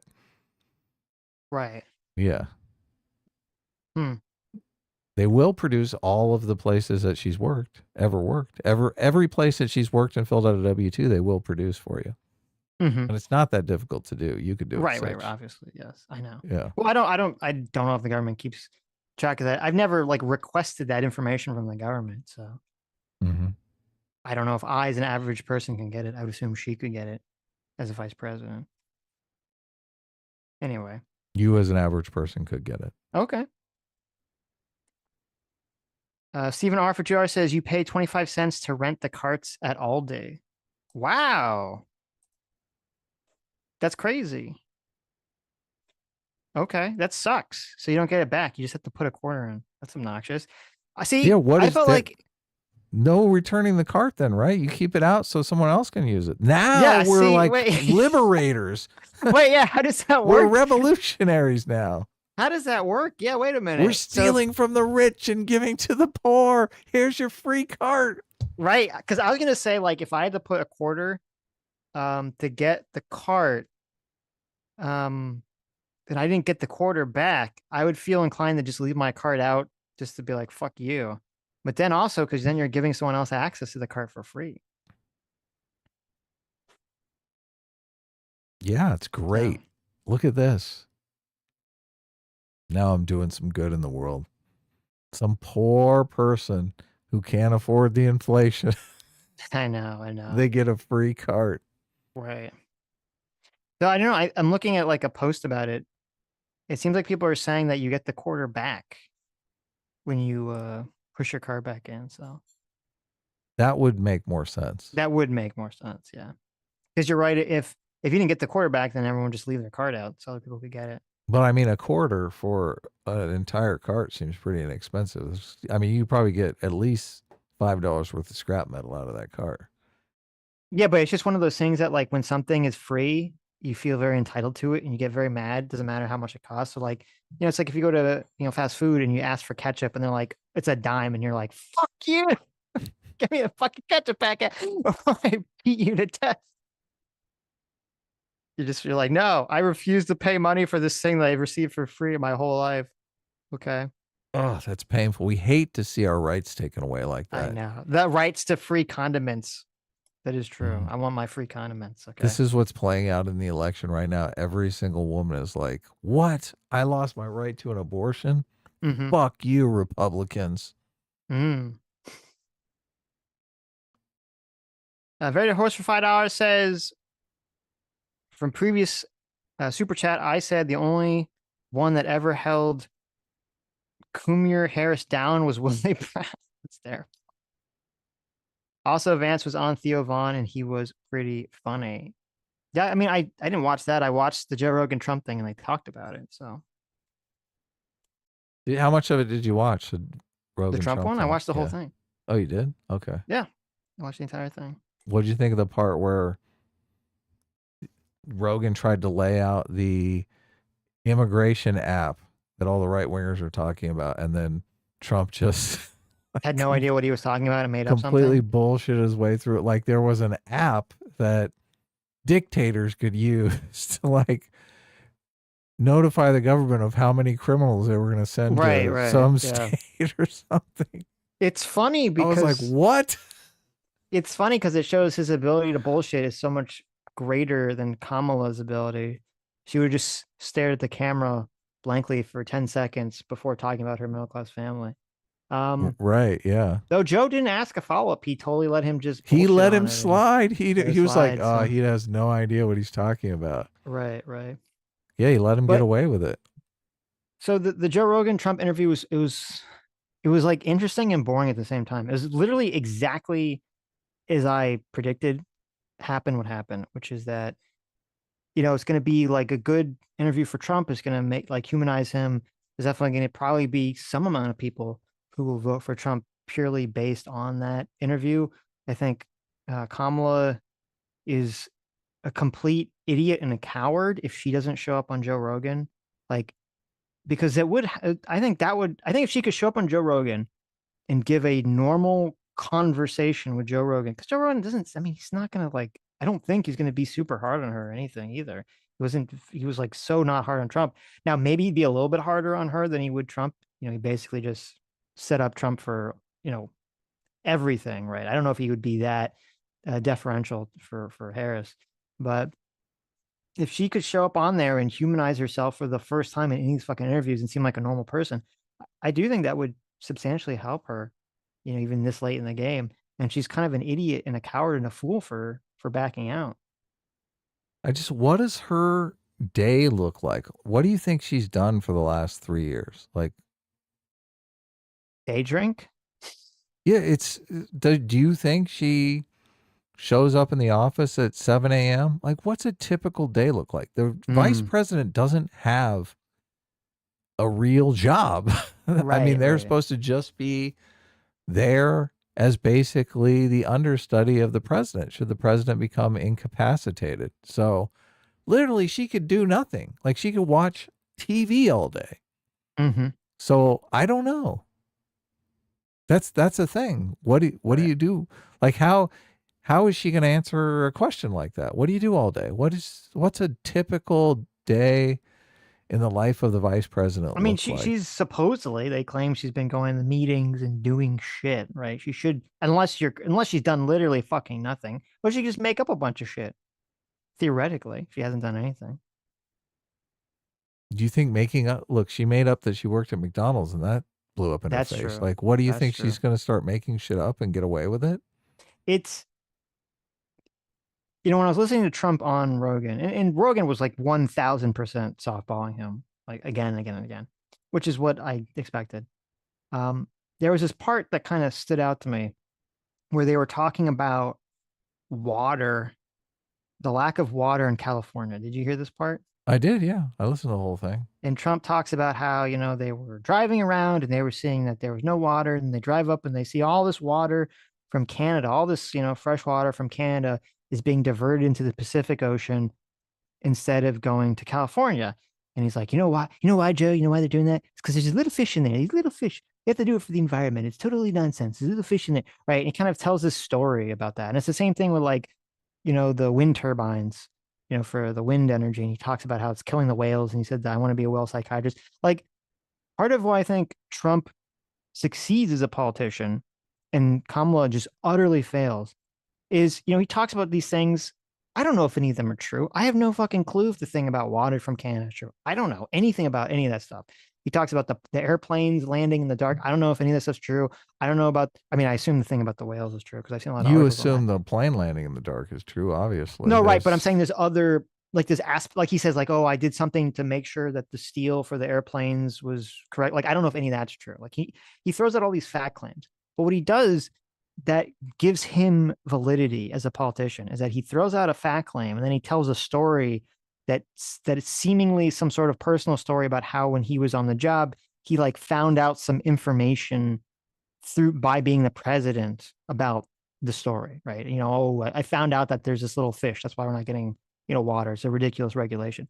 And he always does this. He always tells a little story about some policy or something that makes you say, like, oh, well, this is a guy who knows what he's talking about. He literally lived through some kind of weird personal anecdote about this policy, and that's how he knows how to fix it. I don't know if any of this is true, but that's how he sells it. And Kamala, it's like she just does none of that. Everything she says is just in a vacuum, this policy vacuum of, I was raised in a middle class, so I know how to help people. I went after transnational gangs, so I know how to close the border. She never says, like, here's the story of when I was going after MS-13 and this guy, cut off, a lady's head and packed it full of fentanyl and threw it over the border. And, we had to do the DNA tracing to find that it was like, there was this woman, this was killed and it was tragic. And then we found the guy because he was smuggling the drugs and the drugs had her blood on. Like, she never just explains, as you were saying, Adam, like a day in the life of Kamala Harris and how she prosecuted these gangs, or a day in the she life of doesn't Kamala have Harris, I guess, of like how she went around, to some community where housing prices were too high and found out, well, there's a housing shortage because, XYZ reasons. Like, she never gives some sort of personal anecdote, some tangible story about any piece of information to any policy that she ever lays out there. Yeah, the interesting story on the Joe Rogan podcast was the one about dealing with ISIS, where he was saying, look, I was over here in Washington, D.C. I had a bunch of high-ranking generals that were kind of cock-blocking me on this policy. I had to fly over there in the middle of the night and talk to the people who were like closer to the problem to kind of get around these generals that were standing in my way. And once I talked to them, they were like, oh, yeah, we can do that. No problem. The brass is lying to you. Right. Right. I mean, that works. That works. That's like a logical thing that everyone can relate to, because a lot of people have been in that situation, right? Where they've, in their work environment, there are players that are standing in their way of accomplishing some goal or something. So I do think it is, the anecdotes are useful, but they're also very relatable, very tangible, something someone can believe in. I think if Kamala Harris started trotting out those anecdotes, it would be more like, oh yeah, I have a bunch of people that work under me. I tell them to do stuff and they do it. I don't really concentrate on how it's done or any of that stuff. And they come back to me and they tell me, oh yeah, it's done. And I think, oh, thank you. Okay, you did a good job. Excellent. Maybe that's all we had. Because we don't know, because she doesn't ever tells us that Yeah. So, but look, if that's literally what's happening, which there is some amount of delegating that goes on in the presidency, right? Of course. Yeah. Look, Donald Trump could have delegated someone else to figure out, why are these generals standing in my way? You figure it out and get back to me, right? And still get around the problem, still solve the problem. But it just doesn't. If Kamala tells that story, she's going to lose all credibility. But I think that story might actually be true, might actually be the case. That is what it's, and this is why I'm asking, what do you think a day in the life of Kamala Harris is like? I wish I could tell you. Right. I wish I well, could look, I do. If she was the type of person to put out fires, to like realize, okay, there's some serious problem here, and I need to get involved. I need to figure out how I can get to the bottom of this and solve this problem. Right. in Elon Musk's book, he was working on a production problem. Like they needed to produce enough Teslas in a short enough time that they became profitable. And, you know, obviously he's all these people he's delegating to working underneath him. And after a while, he's realizing, well, they're just not going to get it done. I don't know what's going on. They're just not invested enough. What do I have to do? Like he literally takes a bed down to the factory and he's like, I'm going to fucking sleep here. I'm going to get up. I'm going to go around to every single production role, every single person who's working on producing these Teslas. And I'm going to try to figure out where we can pull steps out of the process. This is basically him using his algorithm, right? So he's there getting his hands dirty. This is telling the people, okay, you know, this is meaningful. You've got the head of the company basically down here working right next to us, like trying to figure out what's going on. So we need to get our shit together. This is a kind of attitude that is not only going to inspire people, it's also going to like Elon Musk is going to gain a lot of tangible information on the production process doing this. I don't know that Kamala Harris is one of those types of people that's like, I'm going to go sleep down at the factory and figure out what the fuck's going on. Trump, I don't know that Trump is that person either, to be honest with you. But he knows at least that you've got to pretend to be that person, right? Right. He knows enough to know that Elon Musk is that type of person, and we need to get him involved, right? You get the best people working under you, obviously. Look, and Kamala Harris may know this too.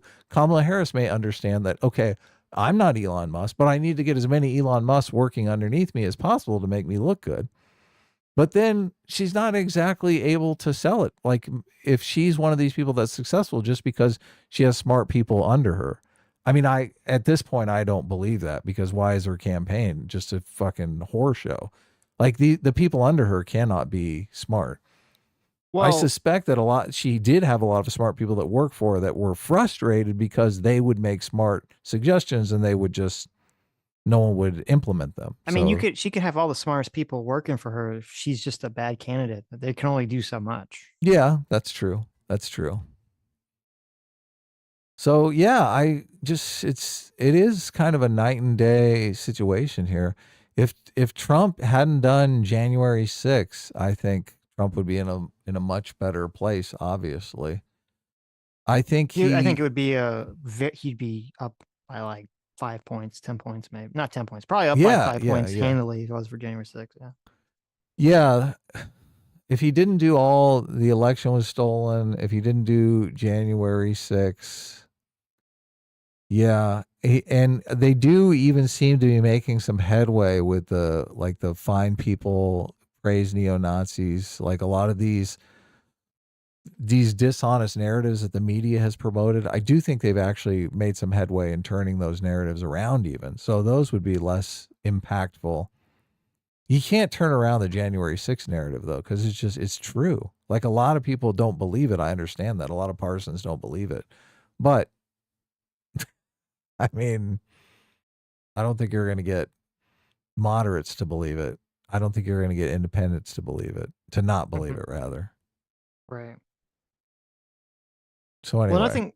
The only thing about the Joe Rogan stuff was, I don't know, because on one hand, like I was annoyed at how listening to it, I was annoyed at all the softballs Joe was giving, even though it's exactly what I expected. And Joe's not like, he just tries to usually he just is very non-confrontational unless it's about one of his he has like 4 or 5 topics that he's really passionate about that he'll fight you on, I guess. Right.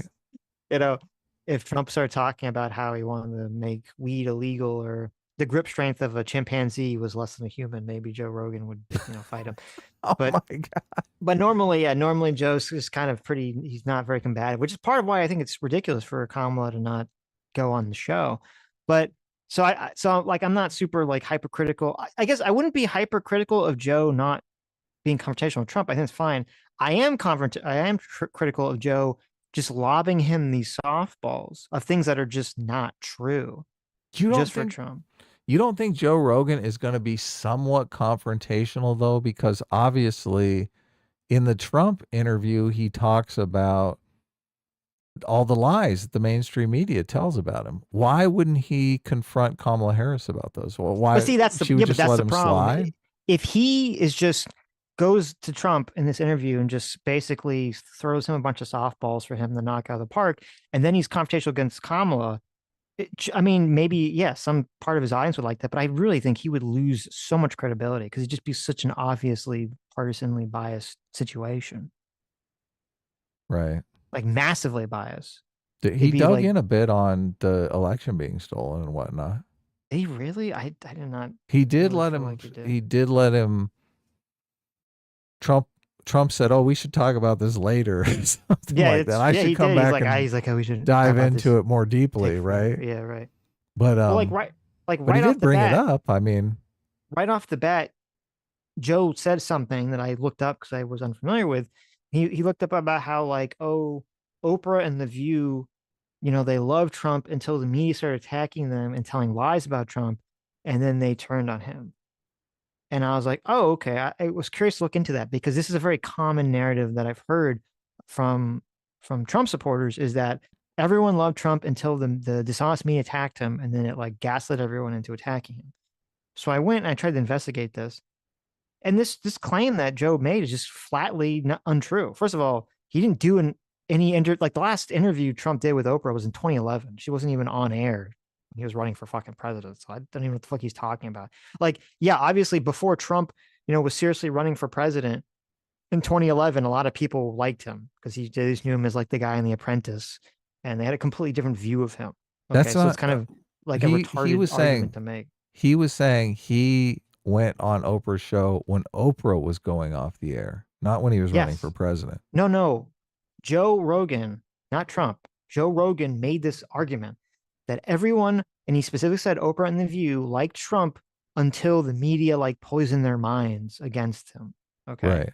And I'm like, okay, so let me look into this. And I'm like, okay, if Trump was last on Oprah in 2011 when she was going off the air, this is a retarded point for Joe to bring up because yes, most people liked Trump before he ran for president because he wasn't saying and doing incendiary things on a partisan political basis. He Yeah, was just the guy on The Apprentice. it's Okay. hard Like, for me to imagine he didn't lose Oprah as soon as he started doing the birtherism stuff. Like, yes, which was after 2011. And I'm sure he yeah, did. I'm sure he did. Right. Oprah was like, Right. So I'm like, okay, this is kind of a stupid point. And then I looked up the View thing, and it's funny because I found there was earlier things where he was on the View after the birtherism, and they were nice to him, much nicer than they are him. But even Whoopi was attacking him for the birtherism stuff. Really? Okay, look, Yes, I nailed it. I like totally saying like, nailed oh, it. it's like so not cool. I forget exactly what she said, but she was pretty mad about the whole like. She's like, what are you doing like that? And then I don't know if he showed up on The View when he was running for president. All I found is an episode in September where he called in. And again, they were like trying to be nice to him, but they were attacking him over the rape, the Birther. Mexico sending the rapist stuff. Pretty Vibus is like, they were saying like, oh, they're not all the immigrants are not all rapists. You shouldn't say that. You shouldn't say that. And now he said like, oh, I didn't say that. Yes, they're not all rapists, right? But they definitely went to that. They definitely went to that. So I was like, it's just not true. This idea that like the media just gaslit all these people into not liking Trump. I'm like, Trump says and does a lot of things, and people don't like it. He's definitely setting himself up for these things. I think if he had not been so incendiary in his first speech about the rapist, I don't think he would have got the mass amount of backlash that he would have got. But would he have gotten the nomination though? Well, I think he would have. He probably would have because he's like famous anyway. I think if Trump just kind of ran like pretty moderately policy wise, but then was like on the debate stage, insulting all the other people, saying that they're all corrupt and rich and like doing all the same things, but just having like very moderate talking points, I think he still would have won. Yeah, he probably. And I think he would have been a beloved president. He would have been the next Ronald Reagan. Yes, it's really hitting the weird race shit. Really put him in a bad place, I think. Right. So, and he is reflexively contrarian. So if they say, "Look, you can't say that," right? He's like, "What? What do you mean I can't say that?" And then also Joe was like giving him all this softballs about the immigration bill, saying like, wasn't it an amnesty bill? I was like, oh my God, Jesus Christ. It wasn't. The 2022 bill was an amnesty bill. The though. first one, yes. The first one 100% was an amnesty bill, which is crazy. Right. That's definitely crazy. But And Joe then was talking about the recent one. you talking about the recent one, which the only people that were applicable, or yeah, the only people that could get amnesty or a pathway to citizenship, I should say, in the last one was people that had been living in the country for 10 years and were married, I believe. I don't know if they had to be married to an American citizen or just married, period. But that's like a far cry from the amnesty bill. If you've been living in the country for 10 years, haven't committed any crimes, haven't been receiving any federal aid or anything, and you're married, that's not an amnesty bill. So kind of ridiculous. Jonathan Rosler for 25 months says, hey, Sitch and Adam, how have we figured out yet if Kamala or Trump is the lizard person, or have we moved on to sentient potatoes conspiracy yet? I mean, obviously they're both owl people trying to establish the owl dominance in our society. So you can't say there are lizard people without getting a note under your video. So oh really? it's so weird. I've never right? seen the lizard people note. People I've seen a lot of the actually notes. I believe haven't it. seen the lizard people one. Haunting and Devs, Wall Spook Fishy for $5 says, not gonna lie, having a mass mandate sounds pretty gay to me. Haha. For another $2. Mandate. Ooh, And I get it. space date. Get it. For another $2, he says you get the quarterback when you return it. Well, there you go. That makes more sense. No, I'm keeping it. You can have the quarter. 25 cents for a cart? That's a deal. Like, what are you gonna put it on top of your car and drive it home? No, you're gonna bring it to the scrapyard and be like, these fools! I'm spending $25 to get $5 worth of scrap I'm metal. gonna put a note money on it that says dibs. There you go. No Gormori for 16 months says, hey, Adam, I find it infuriating that you're being libeled as a right winger based not on your policy positions, but whether you are voting Democrat or not. Yeah, what are you gonna do? People are liars. That's true. J-Mac, our Circuit 5, thanks so much, Daddy J-Mac, for the $200. Look at that. Yeah.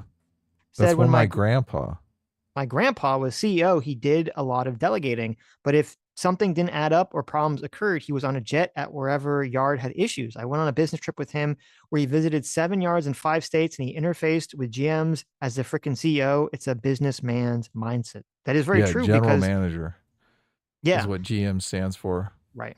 That is true because you got and this is the thing. And this is why it's interesting with the Trump story about the airplane, which, it's funny because I've heard him tell that story a lot in a lot of his little speeches, but it's kind of funny. I feel like he emphasizes the wrong thing. He always emphasizes the airplane in the dark part of it, as opposed to the fact that you were emphasizing that him going out there to circumvent the people in Washington to try to get the information firsthand, because that is the way you have to do it very often if you're in a leadership position, because every person you're talked to, they can have their own, not just their own opinions, but they can have their own motivations for why they're doing why they're doing the things that they're doing that could not necessarily line up with your motivations that you want to do as, the CEO or the president or whatever.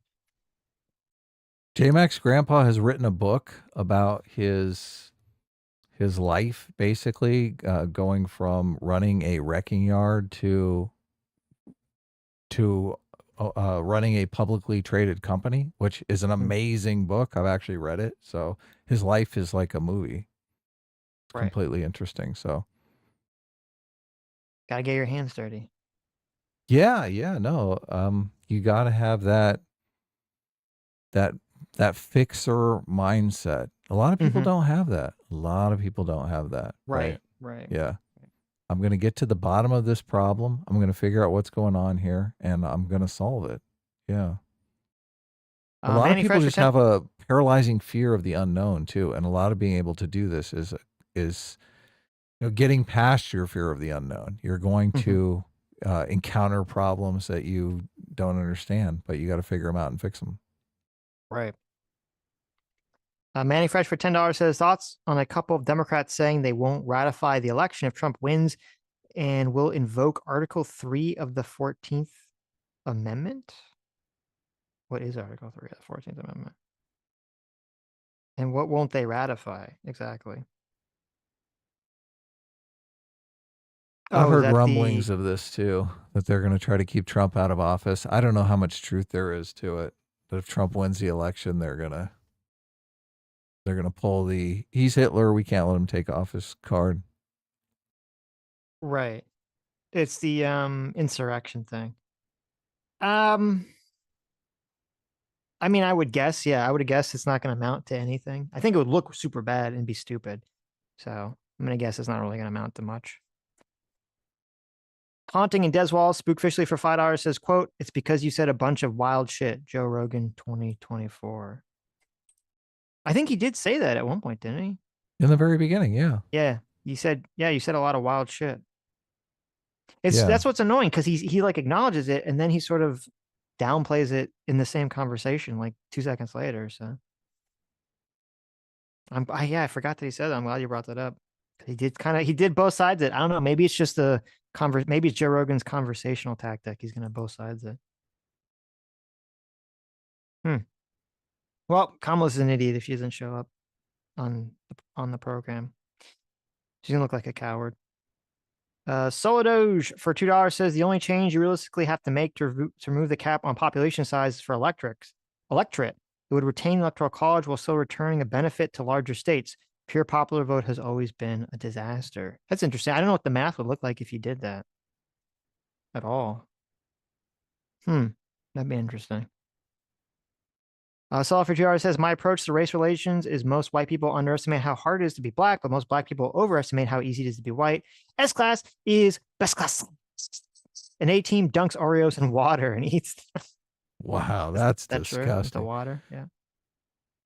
I mean, I've dunked some in half and half, but water. There you go. But yeah, you're probably completely correct about the race relations. Also, I forgot my super chat Thursday about the January 6th dad and the Conways. Did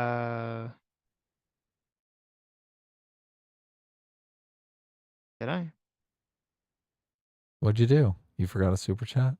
Let's see, on Thursday, he said, I wasn't trying to tie the January 6th dad. Oh, I did miss this one. January 6th dad with the Conways, but now that you mention it, what did she say about her mom? I thought she only talked shit about Trump. I did find she posted audio of her mom screaming at her, though. I thought, I could be mistaken. I kind of vaguely recall, not vaguely, I do recall the daughter, I thought, shit talking her mom, saying that she didn't understand how her mom could work for Trump and was like a bad person for doing so. And then posted the audio of them like fighting about it. That was what my recollection. I vaguely remember that too. Yeah.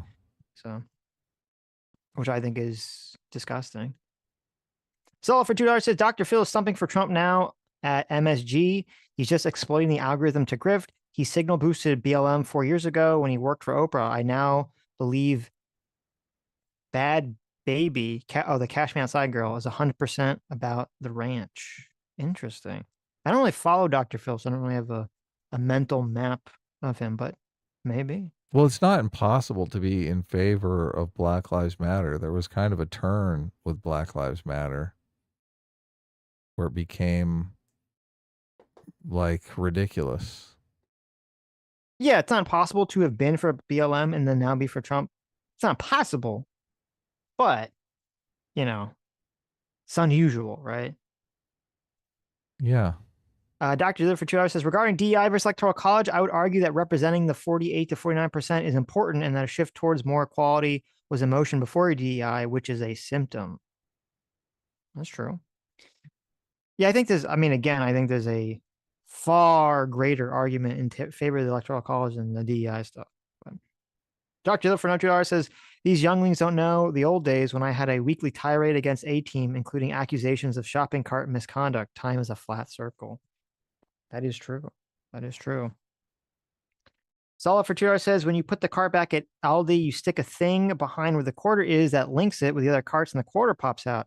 Putting a quarter pops the thing out and unlocks it from the other carts. So there you go. I've never shopped in Aldi before. Why does Aldi do this specifically? Is this all just because they don't want to hire a fucking person? They don't want to spend the money to hire one guy to go wrangle the fucking shopping carts? So everyone else got to do this convoluted quarter scheme? That seems obnoxious. Yeah. I don't like the quarter scheme. No, I wouldn't shop at Aldi purely based on that if I had an option to shop somewhere else. I think we have one of those, an Aldi. I've never even seen one in Florida. I don't even know if we have them. ALDI. I always thought it was an acronym. I always I called it don't know. ALDI. I didn't know it was Oh. Aldi. Well, I'm guessing. Maybe it is ALDI. Let's see. Aldi is a common company brand name of two German multinational family-owned discount supermarket chains. No, it is a name. Hmm. Okay. Or no, maybe it is it says it's a symbolic abbreviation. Oh, okay, it is a symbolic abbreviation, but they do pronounce it Aldi, so we are both correct. Arithmetic for $4 says the difference between DI and the Electoral College is that we live in a liberal civil rights-based society. There are no substantive differences between minority and majority groups in terms of legal representation, but there are huge differences in policy needs from state to state that have completely different industries, geographies, and resources. There are no liberal civil rights principles we can appeal to when setting the EPA, the FDA, et cetera policy. Well, I sort of agree with you in theory, but obviously the people that are woke disagree with that. They say that they do believe that there are liberal civil rights principles in terms of the EPA, the FDA, blah, blah, blah. That's why they always say, like, oh, this pollution affects Black people more. Oh, this food policy affects the minority more, blah, blah, blah, blah. They always frame it in that exact context. Now, I don't think they should, but that's the philosophical principle that they're operating from. Brum for $2 says Sitch don't need to go as far as the Orville for examples of everyone voting on everything. Switzerland is damn close to that. It's one of the few direct democracies and it's arguably the most advanced country on the planet. Well, I don't know that much about Switzerland, so I don't know if it's that way because it has direct democracy or if that's just some sort of correlation of them being advanced and having some sort of well-working society, culture, government, and so the direct democracy, can help something that's already good continue to work. I don't know enough I about mean, it. doesn't Switzerland have the population of like 1/5 of Los Angeles? It's It like, is a small country, yes. I mean, that's got to be helpful, right? Right. That is true. Switzerland is population of, are you ready for this, Adam? Let's hear it. 8.8 million people. 8.8 million. Very I think tiny Los country. Angeles is 10 million. Right. Less than Los Angeles. That's pretty funny. Well, I guess it depends because it says Los Angeles is 3.8 million, but I guess it depends if you consider like how much of Los Angeles is Los that Angeles. just Los Angeles County? It says Los Angeles is estimated to be 3.8 million. The population of Right. Los Angeles County, however, is 9.6 million. So if you include the county of Los Angeles, it's more than Switzerland. Yeah, I was gonna say. Right. So it's the just Los Angeles City is 3 million. Yeah, 3.8. Yeah. Yeah. And then the county is 9.6. Right. Right. That makes sense. Look, and if you want to start throwing in San Diego, like pretty soon we're gonna be like off the charts here. Well, I mean, you wouldn't throw San Diego into LA, right? You could throw Orange County in. Like Los Angeles, San Diego, and Orange County are all like a 2-hour radius. Yeah, but okay, wait a minute. You can't, sorry. You cannot include San Diego and Los Angeles, all right? Give us Orange County. You can't even count Anaheim, right? Anaheim is not even part of LA. No, that's Orange County, yeah. No. It's Listen, Orange County. It's not Los Angeles County. No. Listen, when I open up, yeah, exactly. When I open up the map, okay, you can count the big name, right? Maybe the big names can eat up all the little names, right? Los Angeles can get Inglewood and Manhattan Beach.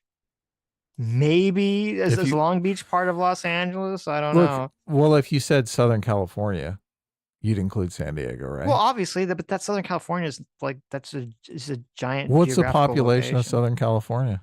I don't. It's probably 10 times. It's probably 10 times Switzerland. Sure. 25 million. Look at that. 25 million. It says 2/3 of California's population is in Southern Cal. So, Of course. Yeah. right. That's why. Did you see that map that's going around of California? California's turning red, and they show like all the farming districts up north. Up north. Yeah, right. Yeah, exactly. So, Where it's like, dude, I've been to that town. They have a population of 3,000. right. Right. Yeah. What's the Not most much north? nightlife there. What is the most north part of Southern California? I think the grapevine is usually the separator most people use. So The it's probably grapevine. like Santa Clarita area, Castaic area. Yes. Is Santa Barbara Southern California? I would not call Santa Barbara Southern California, no. Okay, so Santa like Barbara is really, above the grapevine.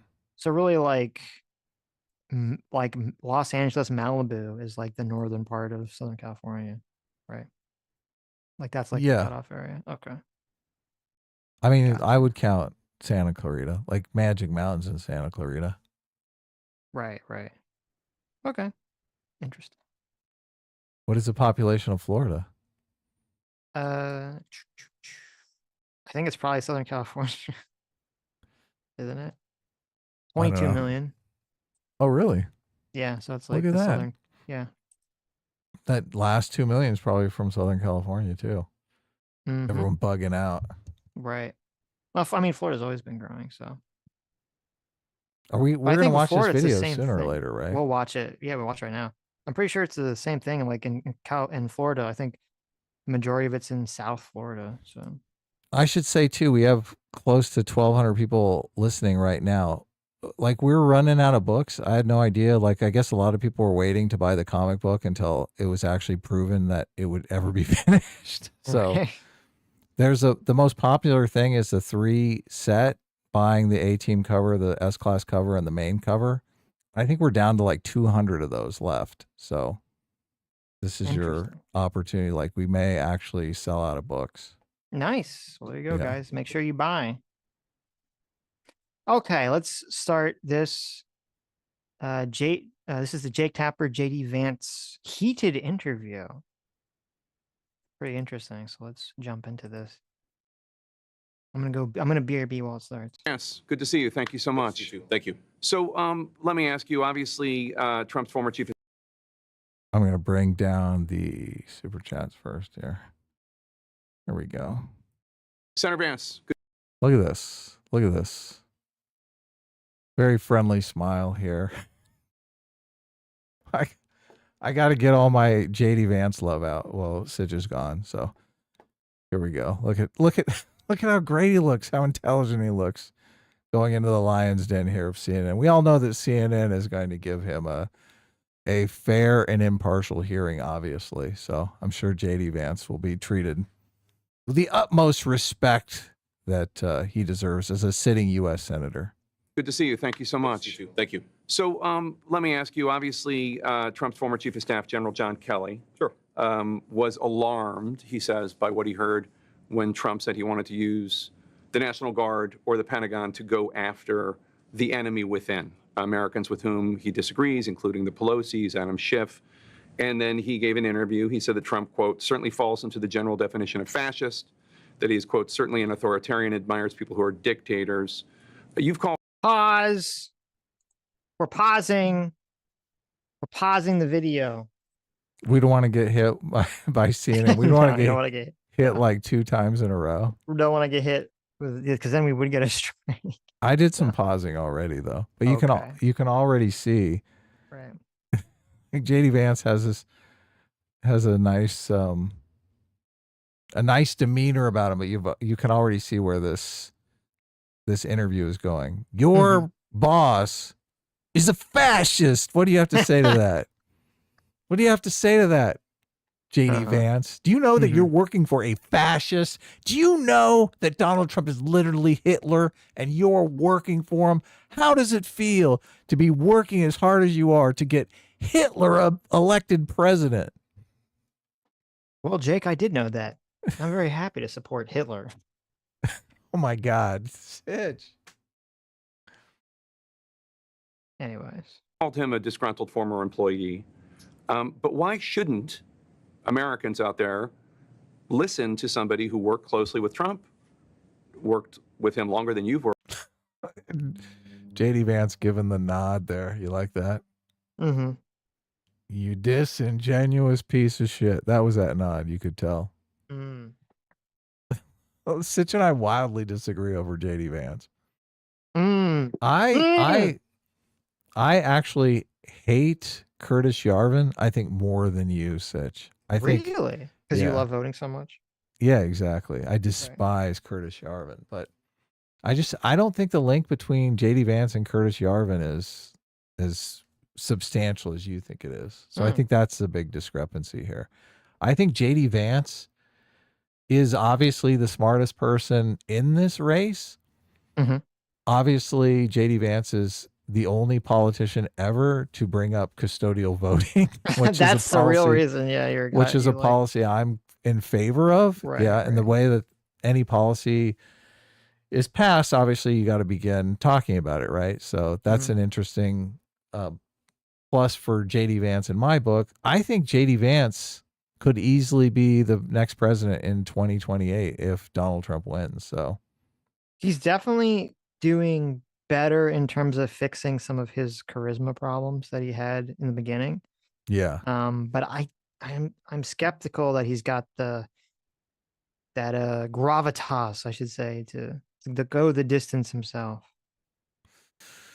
Yeah, that's a tough one because the charisma thing is just some kind of X factor, and it's like the last thing I want to do is listen to a JD Vance rally.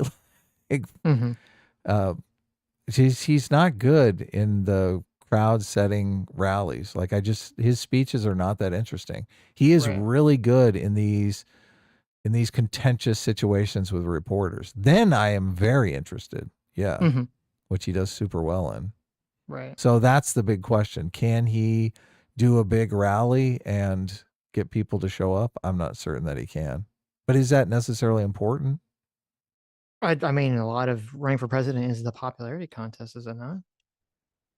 Then how did Joe Biden become president? It's a good question. Yeah. So look, maybe it's not important. Maybe it's not. I don't know. Maybe it was just because he was the VP for Trump, and maybe Vance will have the VP advantage. I mean, the VP for Obama, and he'll have the VP advantage for being Trump's VP. Yeah. If nobody if he's running, I don't know. I haven't seen Josh Shapiro enough to know if he has that X factor charisma. So I guess we'll find out in 2028 because he's going to be running. Right. And yeah, I Newsom's think going to be running.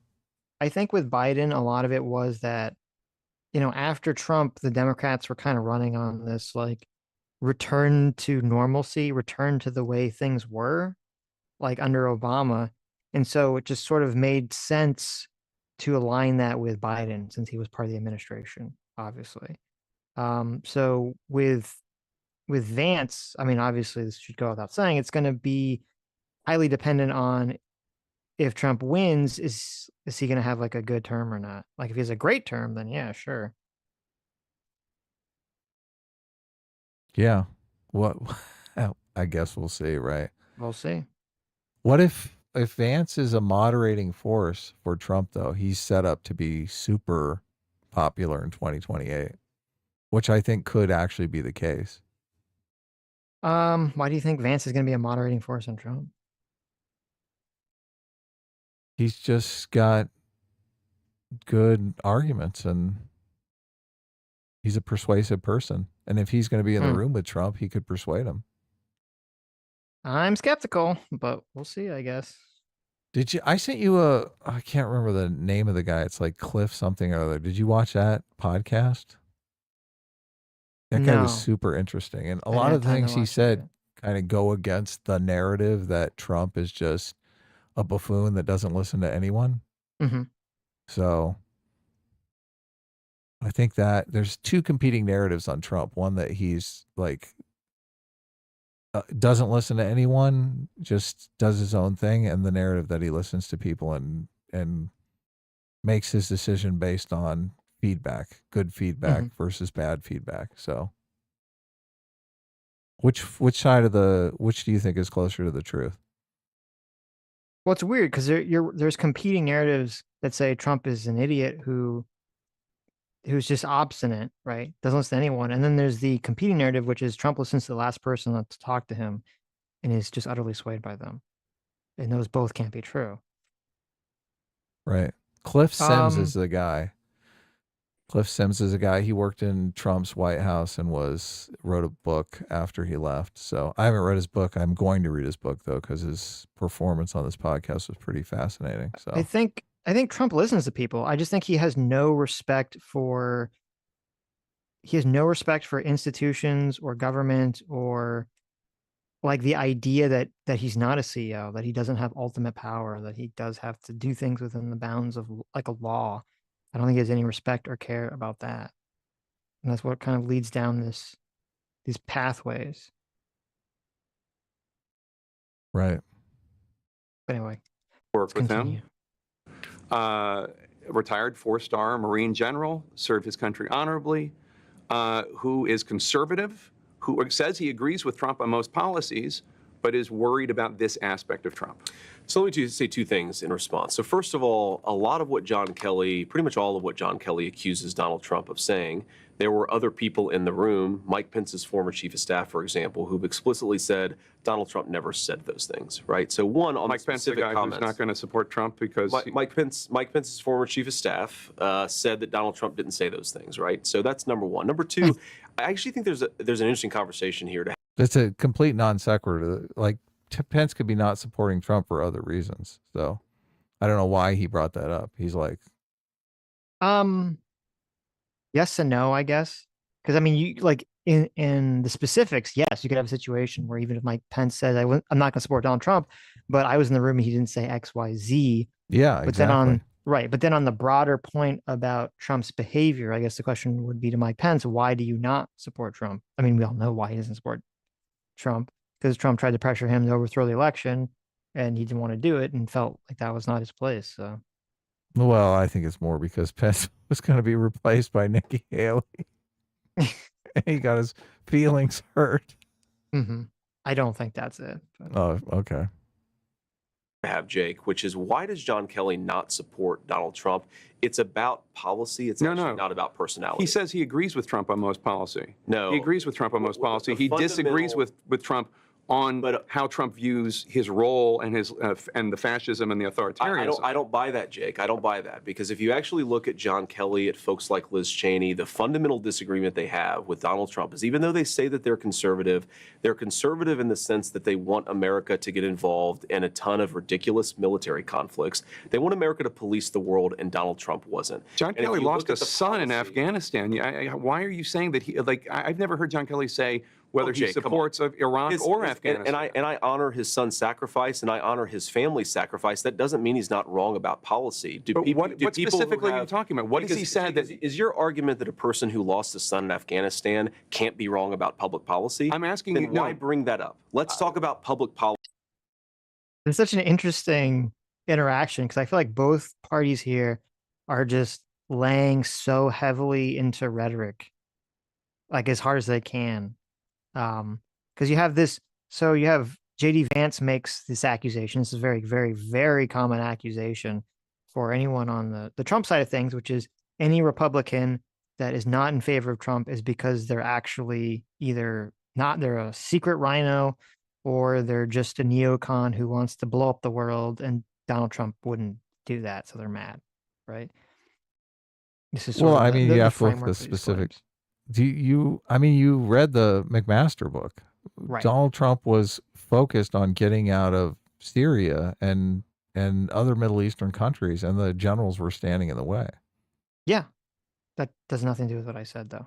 But well, what you're saying is like you're basically turning that into them being some neocon. That is no, hold on. Yeah, wait a minute. That is the argument. Yes, that they're a neocon, Adam. Right. Yeah, that is the argument. Well, the argument is that every single person on the right who does not like Donald Trump is doing so for some nefarious reason, because they're a neocon, or they're not really a Republican, or they're part of the deep state. There's like something going on there, right? That's always the argument. Like there's no who on the right says I don't like Donald Trump, I'm not going to vote for him. I don't like Donald Trump. I'm not going to vote for him. And then people on the right are like, okay, well, I disagree with that guy, but that's a completely legitimate opinion. They could disagree over the policy legitimately, though. No, yeah, in theory, I'm talking about the public perception of this argument. Yeah, okay. And then so we have that rhetoric, which I'd say Is is it rhetoric mostly if they legitimately disagree over the policy, though? Is it rhetoric? if it was true that the only reason all these various Republicans that will be cited, the only reason that they're against Donald Trump is because they just want to start endless wars and Donald Trump won't do it. If that was actually true, then yeah, it wouldn't be rhetoric. It would just be a true statement. Of course. Look, now you're getting to the crux of why I brought up the neocon thing, because there is a wide latitude in how you define neocon, right? You're defining neocon as someone who wants to go tromping around the world in every single country, right? This is a specific policy about a specific region, right? Like in the McMaster's book, Trump is specifically focused on getting out of Syria, getting our troops out of the Middle East. Okay. I think you misheard me.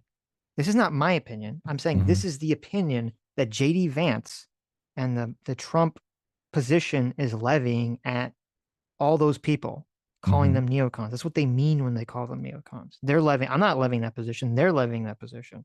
Okay. I'm not the one framing the neocons as this. That is what Donald Trump and JD Vance and the MAGA side of the equation are doing to any sort of anti-Trump Republican. So, but you're the one that's here complaining about the rhetoric.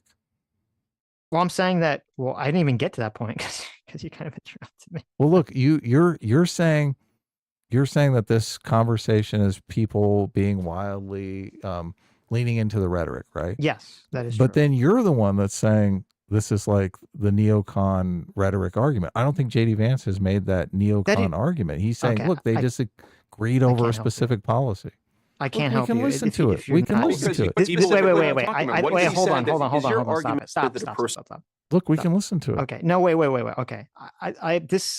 This is ridiculous. Okay. I've been listening to the political season for the fucking, 4 to 8 years. And this has been the entire rhetoric around Donald Trump for anyone on the right that is not a fan of Donald Trump and speaks out against him is this rhetoric. Okay. I didn't just come up with this from the ether.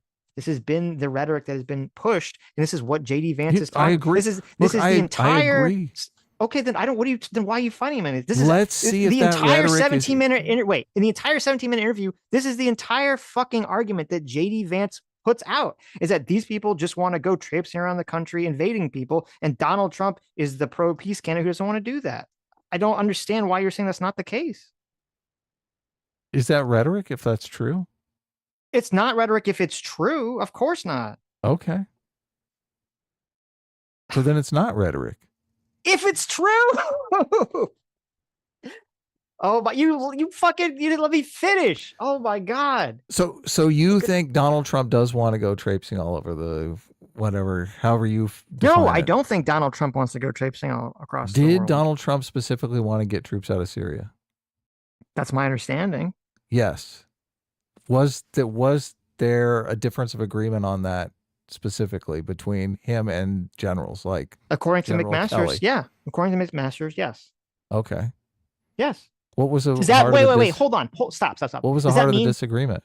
Does that mean that every single Republican that doesn't like Donald Trump is because in that signed those letters that said they think he's authoritarian or whatever? It's all because they just want to shove troops in Syria or some other reason because they want to go traipse around the globe. That's why they don't like Donald Trump? No, not necessarily. Okay, I mean, they're obviously so seizing upon this because me. it's good rhetorically. Okay, so then you agree with me. So I don't understand why. It's a weird agreement here. Something can be effective rhetorically and be true. Yes, it can. And something can be effective rhetorically and be not true. Right. So, but is this, you're saying that this conversation is boiling down to rhetoric, which I guess the implication is you're saying it's rhetorical and untrue. But I guess Yes. maybe you think it is rhetorical and true. Because no, it's rhetorical and untrue. Because yes, while there are some Republicans out there that I'm sure do not like Donald Trump because they are war hawks and they do want to be heavily involved in other countries, it's completely bullshit and not true to say that every single Republican, especially every single Republican that worked for Donald Trump, doesn't like him for this reason. That is untrue. But There's they're not talking supporting about evidence for that claim. not all of them, but they're talking about a specific person here, General Kelly. The conversation broadens into the 12 people that signed the letter, and Right. that's and then it broadens. So we're talking into about 12 people. the larger conversation about anyone that is on the right that doesn't like Donald Trump is because there's some nefarious reason for not liking Donald Trump. Okay. Right. So anyway, I'll just hold on. finish but my you- point. Yeah. Go ahead. Finish your point. I don't My want to point, be so we could accused of get back to the interrupting clip here, was that so you have the rhetoric of Vance sort of throwing out this very broad claim that starts as the claim against Kelly, which with Kelly specifically, I don't remember McMaster's levying this claim specifically at Kelly. So I I don't think even the Cliff Sims does so in the podcast that I sent you. right. He might. Well, I didn't listen to that one, but I'm saying, and I don't know where Cliff Sims is getting his information enough to know whether I would trust it or not. But regarding Kelly, who is one of the strongest, people on the border and was totally on board with Donald Trump on the border, I would be highly skeptical, at least personally, that all this disagreement between any of these people is just because, he wants to take troops out of Syria or whatever. Okay. That's just my personal vibe on the position. But you have Vance sort of aligning with this rhetoric that everyone that's against Donald Trump is doing so for this neoconservative reason. And then you have Jake Tapper, who kind of fires back with something, instead of just saying what I think would be the true position, which would be to say, when has Kelly ever made any of these claims that his disagreements with Donald Trump stem from this foreign policy that you're talking about? That'd be the correct way to handle it. I don't think saying that his He's never going son to come out and say that, obviously. Well, he did come out and say that. But before that, he sort of threw the rhetoric, his own emotional rhetoric, which is that his son died in war, which, you could have a son die in war, and that could either solidify you wanting to be more engaged in foreign wars because you don't want their death to be in vain, or it could make you want to pull back because you think, okay, well, this makes me rethink, sending, people's children out there to die and fight for the country. So I don't think that was a fair rhetorical thing to sort of throw out that Kelly's son had died in war. So what do you think the reason, if you don't agree that the reason is for a policy disagreement, that's why he doesn't like Trump, what do you think the reason is? Well, I don't know. I wasn't in the room. I don't know. Okay. I think if it was just though I would wager, I guess, if I have to guess here, I don't think Kelly and these other people would be just so anti-Trump for policy reasons. I think it's either a personal reason, like they're just personally don't like Donald Trump because of something that we don't know about. Donald Trump, it's like Donald Trump, pissing in Mitt Romney's cornflakes.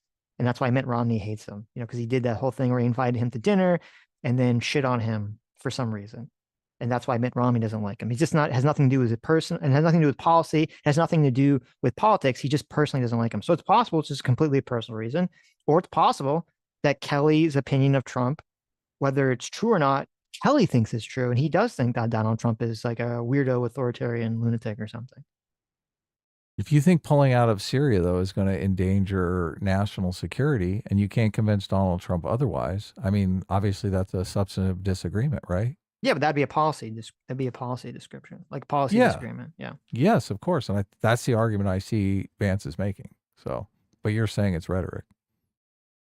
Unless he has evidence that is the reason that Kelly is lying about all these things that Kelly is saying, then it is rhetoric. Right.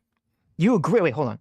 Before we start the clip again, you agree that this has been the narrative for the last 8 years. Every time a Republican comes out against Donald Trump is that they hit them with this accusation. Yeah, I totally agree. Okay. The question is whether or not it's true. Okay. Okay. The question is the truth claim. Yeah, I agree with you. Yes, I agree. person who and lost when his you son in say it's rhetoric, it makes it implies that it's untrue. So that's the Well, only. if he wants to provide evidence of this case, and if JD Vance wants to show evidence that Kelly's making all this up because he just wants to put troops in Syria or whatever the neoconservative argument is that they want to do, then he can present it, or Trump can present it. They've never done so. Look, They've never done that. If you're a general who's working an area and you think we need to keep our troops here, otherwise there's going to be a significant terrorist attack in America on the level of 9/11, right? Mhm. And you're telling this to the president, and the president's saying, "No, I promised to my voters we would get out of Syria," right? That's going to be a substantive policy disagreement that you're going to have. Maybe you're correct. Maybe the president's wrong. So Right. I could see people butting heads over this, right? And it not being just rhetoric. No. Okay. Okay. Wait a minute. If Kelly came out and said, I don't think Donald Trump will be a good president because I think he's not taking foreign policy seriously because we need to have troops here, and here, and he's not doing it because he's stupid, then it wouldn't be rhetoric. He'd be like, okay, Kelly said this is the disagreement. And then Trump fires back saying, Kelly wants to be involved in like forever wars and be too involved in foreign policy, and I want to be more isolationist, right? Then you have like both sides just explaining what the issue is. That's not what's happening. Kelly is making a claim that he says weird shit about wanting his generals to be like Hitler, that he is an authoritarian, that he's a fascist. He's making a bunch of claims that have nothing to do with the foreign policy that you're talking about. Yeah, I understand that. Okay, so then when JD Vance says, well, all that's a lie, everything Kelly's saying is a 100% a lie, it's all based around this foreign policy thing. And I say, okay, well, if he shows that to be the case, then show it to be the case. If he doesn't, then I'd say, okay, well, that's more just, it's rhetoric, because that is even though if it could be true, that is the rhetoric that they have been using for every single Republican, whether they have evidence of it or not, that comes out against Donald Trump. That's what makes it rhetoric. But in either case, you are forced to believe something on no evidence. I'm going to say that the person making the claim should have to provide the evidence. But that's generally the way that we work in this situation. So now I guess you could say they're both Kelly making claims has about provided the other no ones, evidence that Donald Trump is. wait, hold on. I have said repeatedly, whenever we talked about Kelly, that you shouldn't just believe everything he says. I don't know if I believe everything he says. I said I didn't even believe the Hitler comments. You shouldn't believe anything he says. You shouldn't believe anything any of these motherfuckers say. That's fine, but then you shouldn't believe anything Trump or JD Vance says either. Why would you believe them? Because the logic of it, the incentives of it seem more real to me than Donald Trump is a fascist and has no respect for the military and hates America. That doesn't make as much sense to me. That's okay. Well, your intuition doesn't make sense to me. So okay. I mean, there's lots of generals I'm sure were complaining, completely disagree with Obama, thought he was a total pussy, and thought he was super weak. And I don't remember them coming out and saying that Obama was an authoritarian. And I don't remember them coming out and saying making up a bunch of quotes that Obama said that he didn't say. I don't remember that happening when Obama was president. Okay. It's a different situation with Obama. Honor his son's sacrifice, and I honor his family's sacrifice. That doesn't mean he's not wrong about policy. What specifically are you talking about? What has he said? Is your argument that a person who lost a son in Afghanistan can't be wrong about public policy? I'm asking then you. Why bring that up? Let's talk about public policy. Because I've never criticized his service or his son's service. I brought it up because you're acting as if he is pro-war, and I've never heard him say whether or not he supported the war in Afghanistan or the war in Iraq. He was a general carrying out orders. Because I know John Kelly's worldview, and I know the people who have attacked Donald Trump the most vociferously on foreign policy. They'll say, well, he's a dictator, when what they really mean is they won't listen. Donald Trump wouldn't listen to the leadership of the military when they wanted him to start ridiculous conflicts. That is a consistent theme. And I think that there's a big, big thing going on in American politics. It's a very interesting theme in American foreign policy, where a lot of former members of the Pentagon bureaucracy, a lot of old neoconservatives, they have a fundamental difference with Donald Trump on the question of peace and war. I believe Donald Trump is the candidate of peace. I think the record supports that. But the reason these guys go after him so vociferously, I don't think that it's about his personality, Jake. I think that it's about they don't like that Donald Trump said no when a lot of them wanted to start a ridiculous war. Well, for you're Would that apply to Obama? Did Obama stand up to the generals on any sort of? Yes. There was lots of military people. I don't remember if Kelly was one of them. I'm trying to remember. There's even a military person who worked with Trump. The name escapes me, who was like, oh yeah, Obama was a total pussy bitch, doing his apology tour across the world. And, that's why we need Trump, because he's not going to do that. That was a very large criticism of Obama's foreign policy. He was way too dovish. Did Obama try to curtail the military in any way, shape, or form? Look, I'm asking a question I'm kind of ill-equipped to speak on because I haven't done an investigation into this, but right. I know that Obama ran on closing Guantanamo Bay. He never closed right. Guantanamo Bay. So the military won on that one. So I'm trying to think of a situation where Obama wanted some sort of withdrawal and the military didn't, and Obama won. I know that when Obama was president and was running in his second election, that one of the largest complaints the Republicans constantly threw at him was that he was a bitch and he was a pussy and he was a dove and he was going on the apology tour, and they were even criticizing him trying to restart relations with Putin and all that stuff. This was a very consistent criticism of Obama.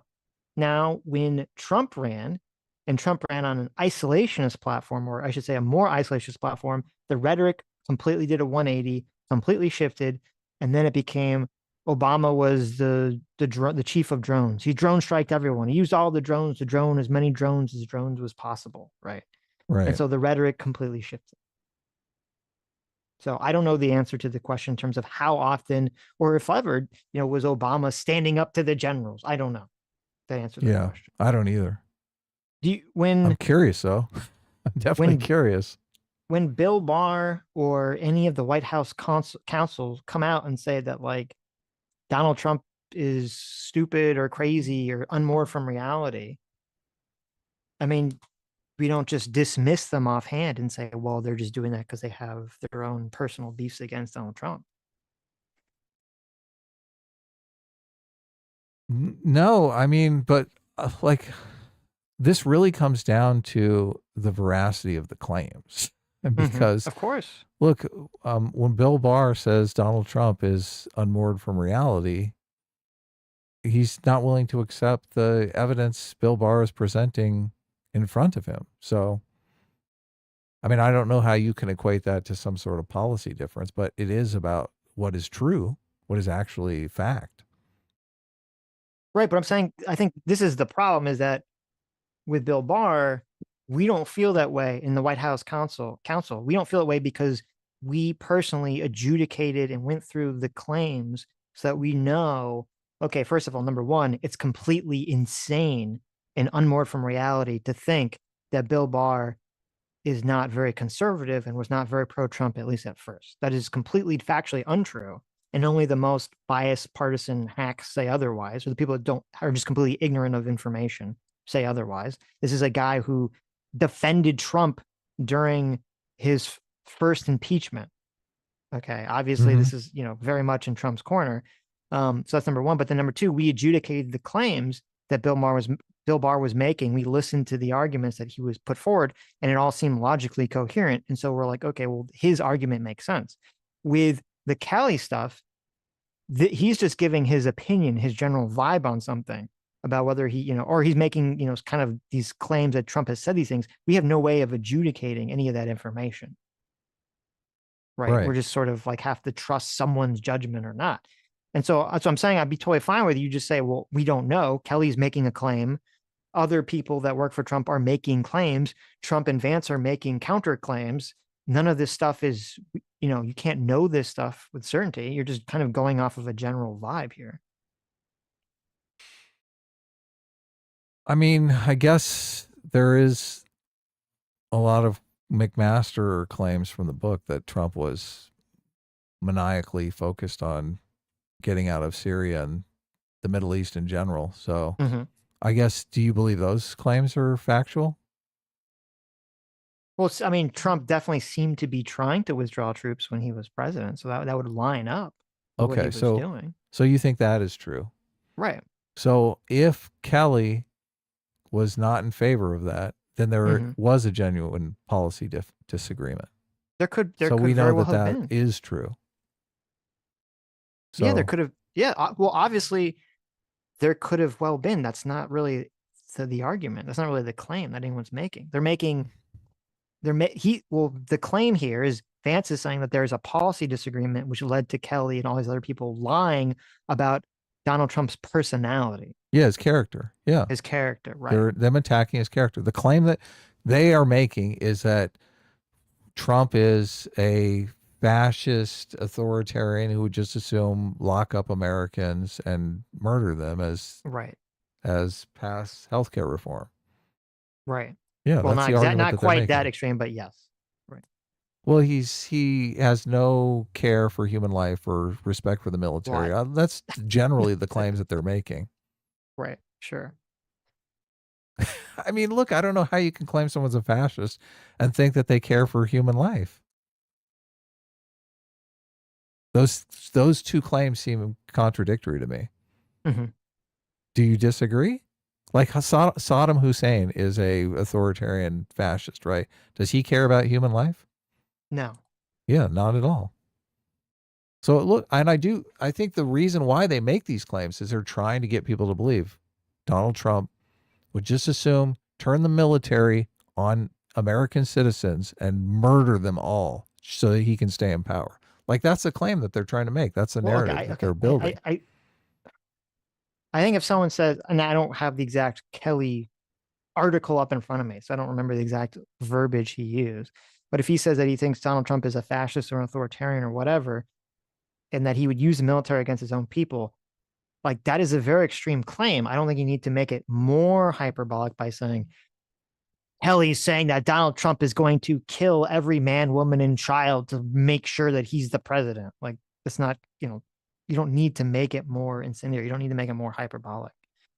The claim that is going around right now, though, is that Donald Trump wants to kill the enemy within. Like the narrative that they're building up is that Donald Trump is going to procure some sort of secret police and he's going to go around to all of his enemies or anyone who even talks shit about him, and he's going to round them up and murder them. Like that's the narrative that's going around, right? I don't think that's the exact narrative. I haven't interpreted that as the narrative going around, but I interpret that the narrative was Donald Trump made the comment about using the military on the quote enemy within. Then later in the same interview and in the second interview, he said, and then I guess a third interview now in Joe Rogan, he said the enemy within included various political people beyond quote Antifa rioters. And so people were saying, well, are you now saying that you're going to use the military against politicians? And then they say, well, here's a weird tweet where he talks about, throwing people in jail for election fraud. What does he mean by that? Who are the people that are doing election fraud? Here's a tweet in the past where he says Joe Biden and all these other people should be thrown in jail and all these other things should happen to them. So they're painting this picture based on all these different pieces of information, all these pieces of statements that Donald Trump has made. And then whenever Donald Trump is asked about any of this stuff specifically, he uses his strategic ambiguity to not answer the fucking question intentionally. Yeah, the question is he using the strategic ambiguity because he knows there's a bunch of bloodthirsty people who are going to vote for him that want him to do this, and he knows he can't do this? Or is he using the strategic ambiguity because this is really something he wants to do himself and he's got to keep it a secret long enough so he can actually follow through with it? Which of those two scenarios do you think is closer to the reality? We won't know unless he becomes president. We won't know for sure. Well, look, I think what's closer to reality is he's using strategic ambiguity because he knows there's a bunch of bloodthirsty people in his coalition and he's basically playing up to them. But I don't think he's going to get in office and turn the military on his enemies list. Yeah, but do you think the opposite? Well, wait a minute. I'm just asking what you think. I don't know. I don't think he's going to turn the military on. I don't think he's going to unleash the military of the secret police. I don't think any of that's true. As I said, what I've been saying for the last month is I think he will get an attorney general who he will sick on high-level Democrats to try to get them arrested.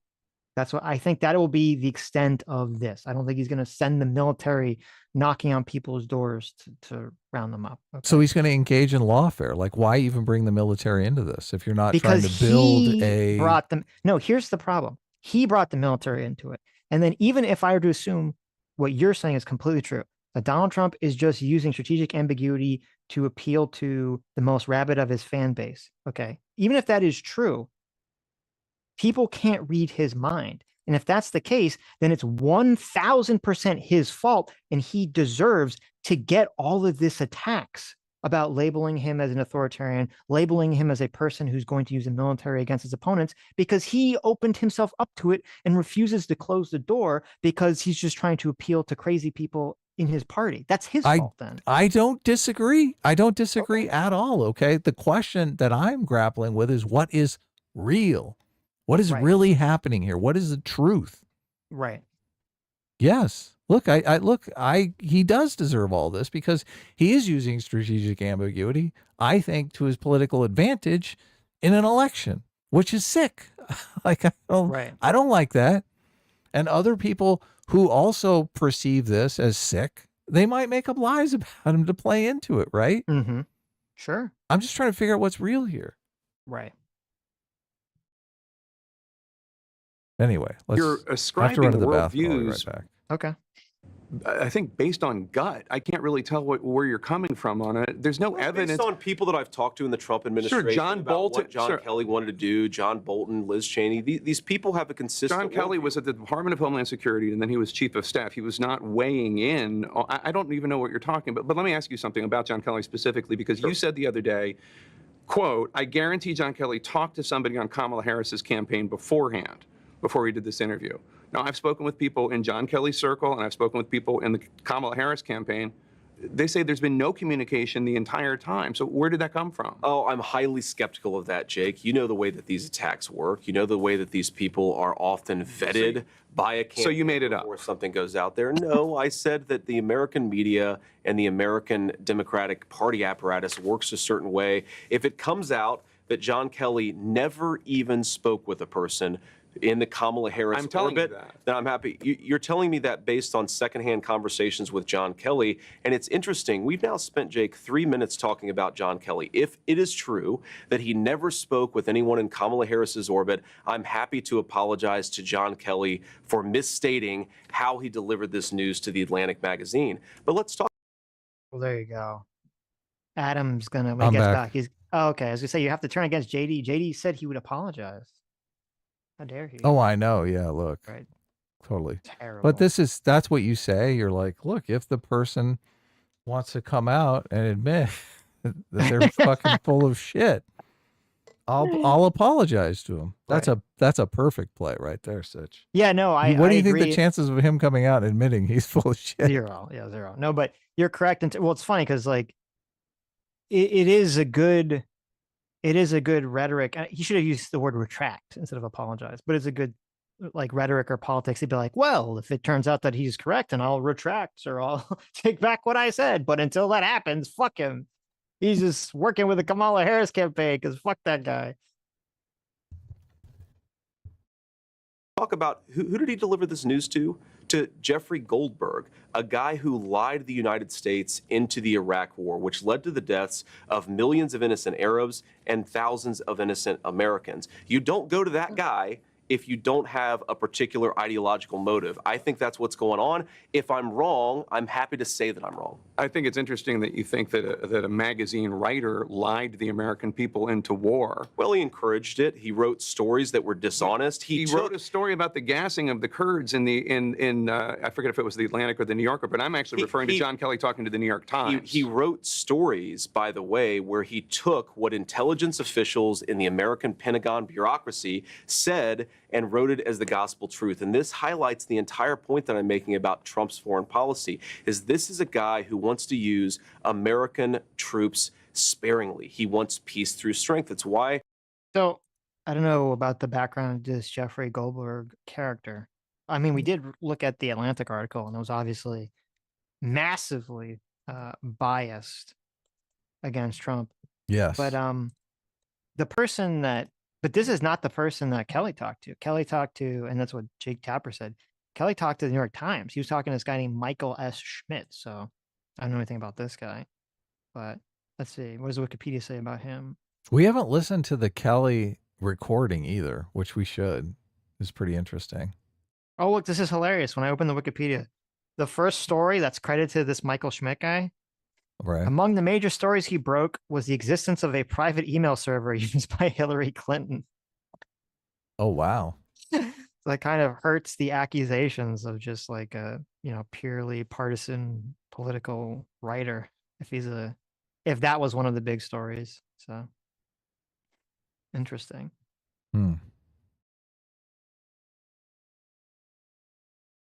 But Well, no, I did it find an might not article. be just partisanship, though. It could be. Sure. He could I have did find like an article. anti-war, or actually, he'd be pro-war, right? Pro-war would be the. I did find an article from 2019 with John Kelly criticizing Trump for pulling out of Syria, saying it was a catastrophically bad idea. Look, the proof They of the said, quote, policy disagreement. There was never in question the proof of the policy disagreement. Okay. Whether he was lying about everything else. Kelly said, quote, "I want to get out of endless wars too. The problem is the other side, even if we want to surrender, will not take our surrender. They hate us because of who we are, the way we live our lives, the way we worship our God. What was working in Syria was that for very little investment, the Kurds were doing all the fighting, the vast majority of the dying, and we were providing intelligence and fire support assistance, and we were winning." So that's what he said. Right. Now, I don't know enough about this situation to know if any of that's even true. But if that is the case, then wouldn't that make Trump look stupid for pulling out of Syria? Yeah, I mean, obviously, if Trump is wrong about the policy, then Right. he's wrong about the policy. But the But even whole if idea is that right. Trump wanted to pull out of the Middle East. I mean, whether or not that's a good idea is a separate issue Right. from the We fact know that there was a the policy case. disagreement. Yes. Right. And look, if Trump was wrong about the policy, I think that is going to incentivize these generals even more to destroy Donald Trump's character, so he can't get back in office and be wrong about more policy disagreements, right? Well, theoretically it could, right? But you can't make the assumption. But even if hypothetically I'd investigated or had a strong feeling about pulling out Syria, to say, okay, Donald Trump was 100% wrong here, that wouldn't justify, if it was true that Kelly was just making a bunch of stuff up because he disagreed with that policy, that would not justify Kelly making up stuff, obviously. No, it doesn't. It doesn't. Right. But it does. It is a window into possible motivation. And that's what J.D. Vance is saying in this interview. He's saying that is the motivation. Right. But obviously the motivation for Trump and Vance is just as obvious, is if everything those guys are saying is true about Trump, he wants to win the election. So he's going to say, no, they're all lying. And here's why they don't, let me tar them with this disagreement that we had is really the reason as to why they're lying. Which is why this election is so fascinating to me, because we're not going to know until after the election who the fuck is lying, right? Well, if Trump loses, we won't know about Trump because we won't get to see. We won't his ever behavior. know. Yeah. Yeah, we'll never know. But if he wins, we'll know, right? Presumably, we'll see if he goes after. We'll see what he does. We'll see if he goes after these people. What if he there's all just rhetoric or not? So, remember the meme where it's Trump standing behind the lectern and it's Trump 2024, Trump 2028. Right. Yeah, exactly. So if he posts that meme on his Twitter on election night, if he wins, you think that's like, is that a good sign? Is that a good sign or a bad sign? It's not a good sign. No. Look, I think Trump might post that meme just to fucking fuck with people, though. That's the thing. Yeah, but see, that's the problem, is that it is a problem. If he starts pushing that as let's say theoretically, he pushes that and he knows it's like a total meme. If he's going to start ratcheting up people to be violent against him because they're not going to believe it's a meme. He's going to be asking for it at that point. Oh, I know. Yeah. Nothing is going to send a call out to every jaded possible Trump assassin in the Right. world than posting that meme. I don't think I don't think Trump is going to actually do that. So Right. it's interesting. I'm looking at that letter. There's like the 13 people signed the letter. One of them is Scaramucci, who Yeah. It's we've been funny. we've been listening to that podcast that he's on. He's pretty interesting. Well, sometimes I buy into what Scaramucci's saying, and you're like, Adam, he's completely jaded. He hates Yes. Trump. Like, don't listen to anything he says. And then sometimes you buy into what he's saying, and you're like, oh, this is. Yeah. And I have to tell you, oh, look, he's jaded. You can't believe it. Right. No, Scaramucci's kind of a wild card. He's a mixed bag. Yeah. Yeah, in terms of what to believe. But I just thought it was funny because not in terms of whether Scaramucci is credible or not. I just thought it was funny because John Kelly fired Scaramucci because he didn't like it. Yes. Yeah. It's yet Scaramucci now is backing him up. So I thought that was just kind of a funny little reversal of fortunes. So yeah, the last foreign policy podcast with Scaramucci was, I was like, I don't know. Yeah, no, it's always hard to tell in these situations what exactly is going on here with everyone's motivations, because everyone could, in theory, be motivated entirely for their own corrupt reasons. Every single person involved. But So. Scaramucci seems to buy into the Trump is going to be Adolf Hitler. Like, he definitely sells it like be, he believes it. Yes. Yeah, like the mask is going to come off. Trump is going to go full authoritarian. Right. Like, Trump is not going to abide by any law. Nothing. He's going to be fully off the leash. He's going to be uncontainable. Right. That's Scaramucci's worldview. Right. Do you think he honestly believes that, or you think he just says that? That's a good question. Yeah. I don't know. Yeah, I don't know. Maybe he's full of shit. Maybe he really believes it. Yeah. It's hard for me to tell because this is the Republicans doing the exact same thing that the Democrats are doing. Like, I don't think they believe that Trump is going to be Adolf Hitler. They just think the policy prescriptions that he's offering are going to be bad for their constituents, and they have to stop him at all costs because of those who do you think policies. Who? Democrats. Oh. Yeah. I think I think some Democrats do think that. I think some Democrats do 100% believe he's going to be authoritarian. Yeah. But it's much less, right? Well, but it's because of the strategic ambiguity that Donald Trump intentionally employs. So aren't both parties guilty of doing this terrible thing where they're appealing to the most bloodthirsty of their constituents? Well, the Democrats are appealing to them. Well, what are the most bloodthirsty Democrat constituents calling for?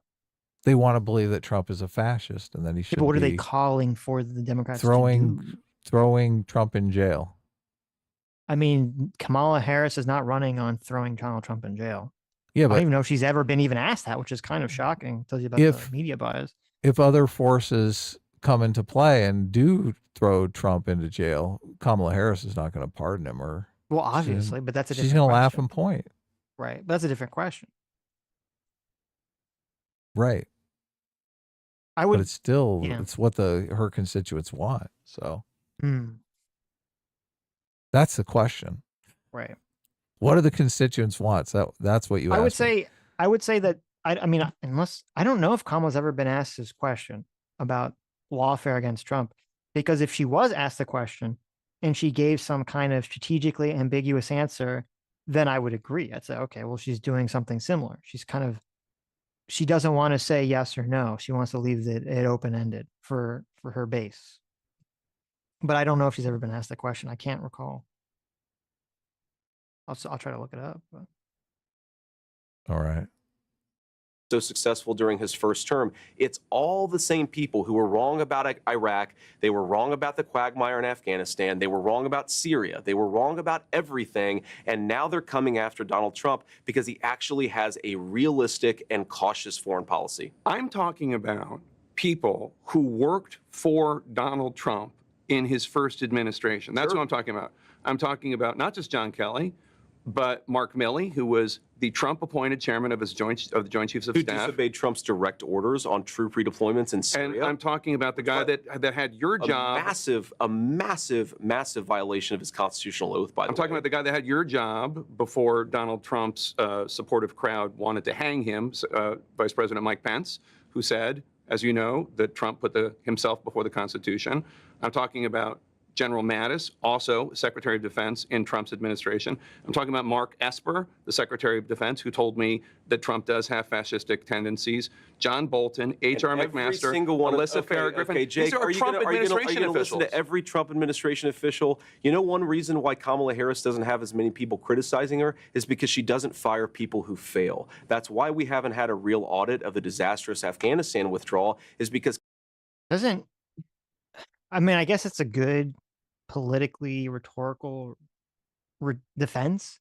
I mean, it's not true. We talked about this. Kamala Harris has some of the highest turnover. I don't know if she's firing them, of people quitting or leaving their job. Well, angrily. that's important. So, that is important. right.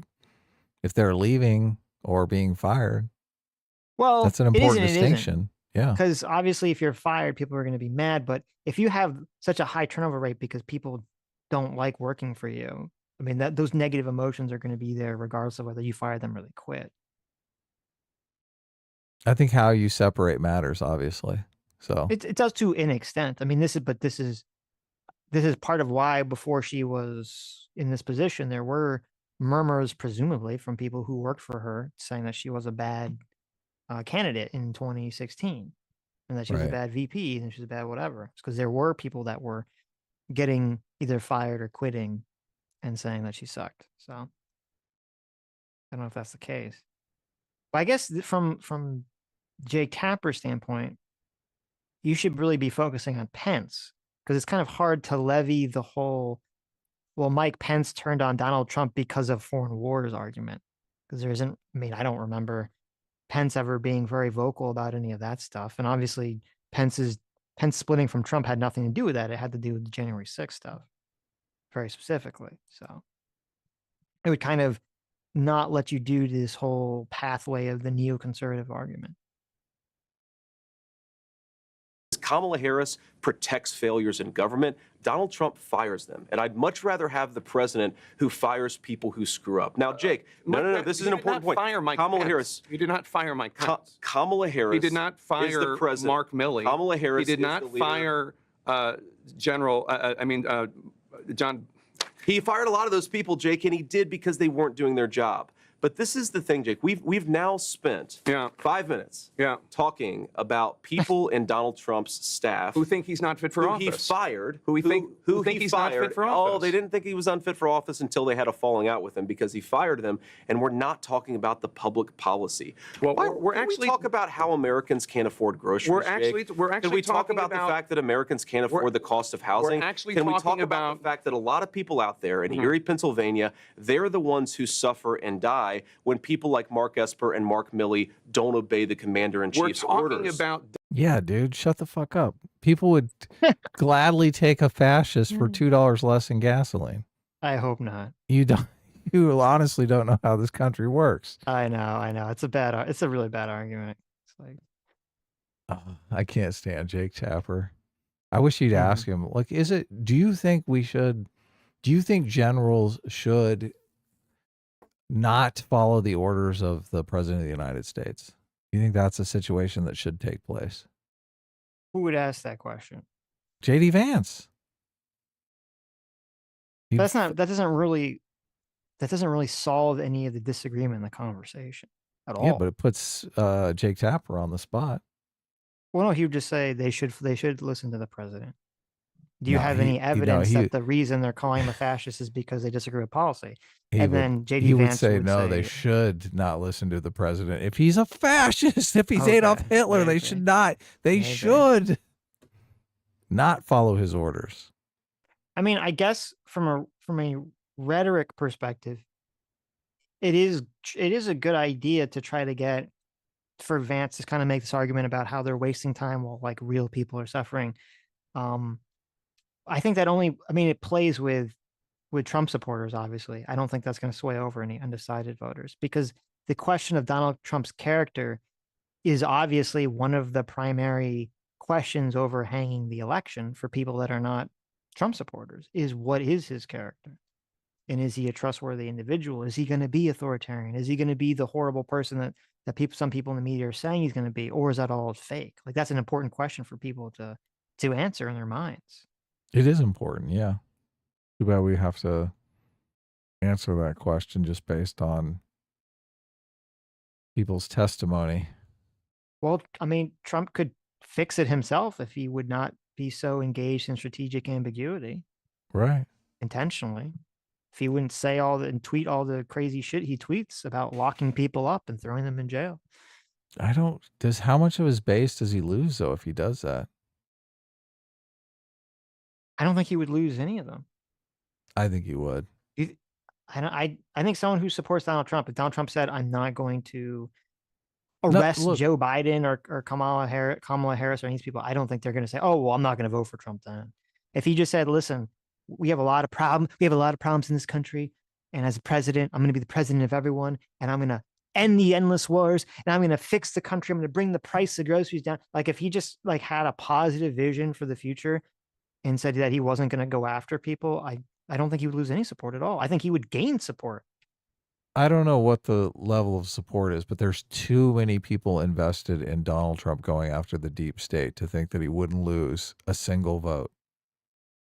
I think all the people, the pundit class people that have been screaming about, wanting Donald Trump to go after, quote, the deep state, all that stuff, for years, they would believe that Trump was going to do it anyway and that he was just lying when he says that he's not going to. Like, they would push that narrative regardless. Right. Donald Trump and what he says. Yes. And Donald Trump says. And you'd much rather talk about what Donald Trump allegedly said than what Donald Trump did in office. I'm talking about what he did in office, Jake. What he said publicly. 1.5% he wants to use the inflation. military to go after the enemy within, which is the American people. He did not say that, Jake. The enemy within? He said that he was going to send the military after the American people. Show me the quote where he said he was going to. He said the enemy within. He said far-left lunatics. He's talking about people rioting and Schiff. He's talking about people rioting after the election. I think the Pelosi's were rioting after the election. He said Adam Schiff was rioting after the election. He is definitely going to be rioting after Shifty Shift. Of course. He's going to be throwing Molotov cocktails, especially if he loses his Senate bid. He's going to be This is interesting. pissed. So, because they're both going to say something that's like sort of true here. And it's interesting. Like, I do give Vance credit for, he does something, Vance does something that's interesting that most politicians don't do. I think this is probably why a lot of people on the right do like him. A lot of politicians in this situation, they would just kind of fixate on a general talking point or just keep changing the subject. Vance does a thing where he actually tries to engage with the point in a very specific way and then just try to frame it in a way that's favorable to him or Trump. Yeah, which is unusual. That's a good move, yeah. Which he doesn't try to pivot away. Right, which I guess from a rhetoric standpoint is probably a good move, because then what he's gonna say here is, I think, completely untrue, but it is a good move politically, because he's gonna say like, well, when Trump talked about the military, when he talked about these other things, these were different circumstances that were separate from each other, and you shouldn't conflate them and blah blah blah blah blah. So it is an interesting tactic. So much of this is bullshit.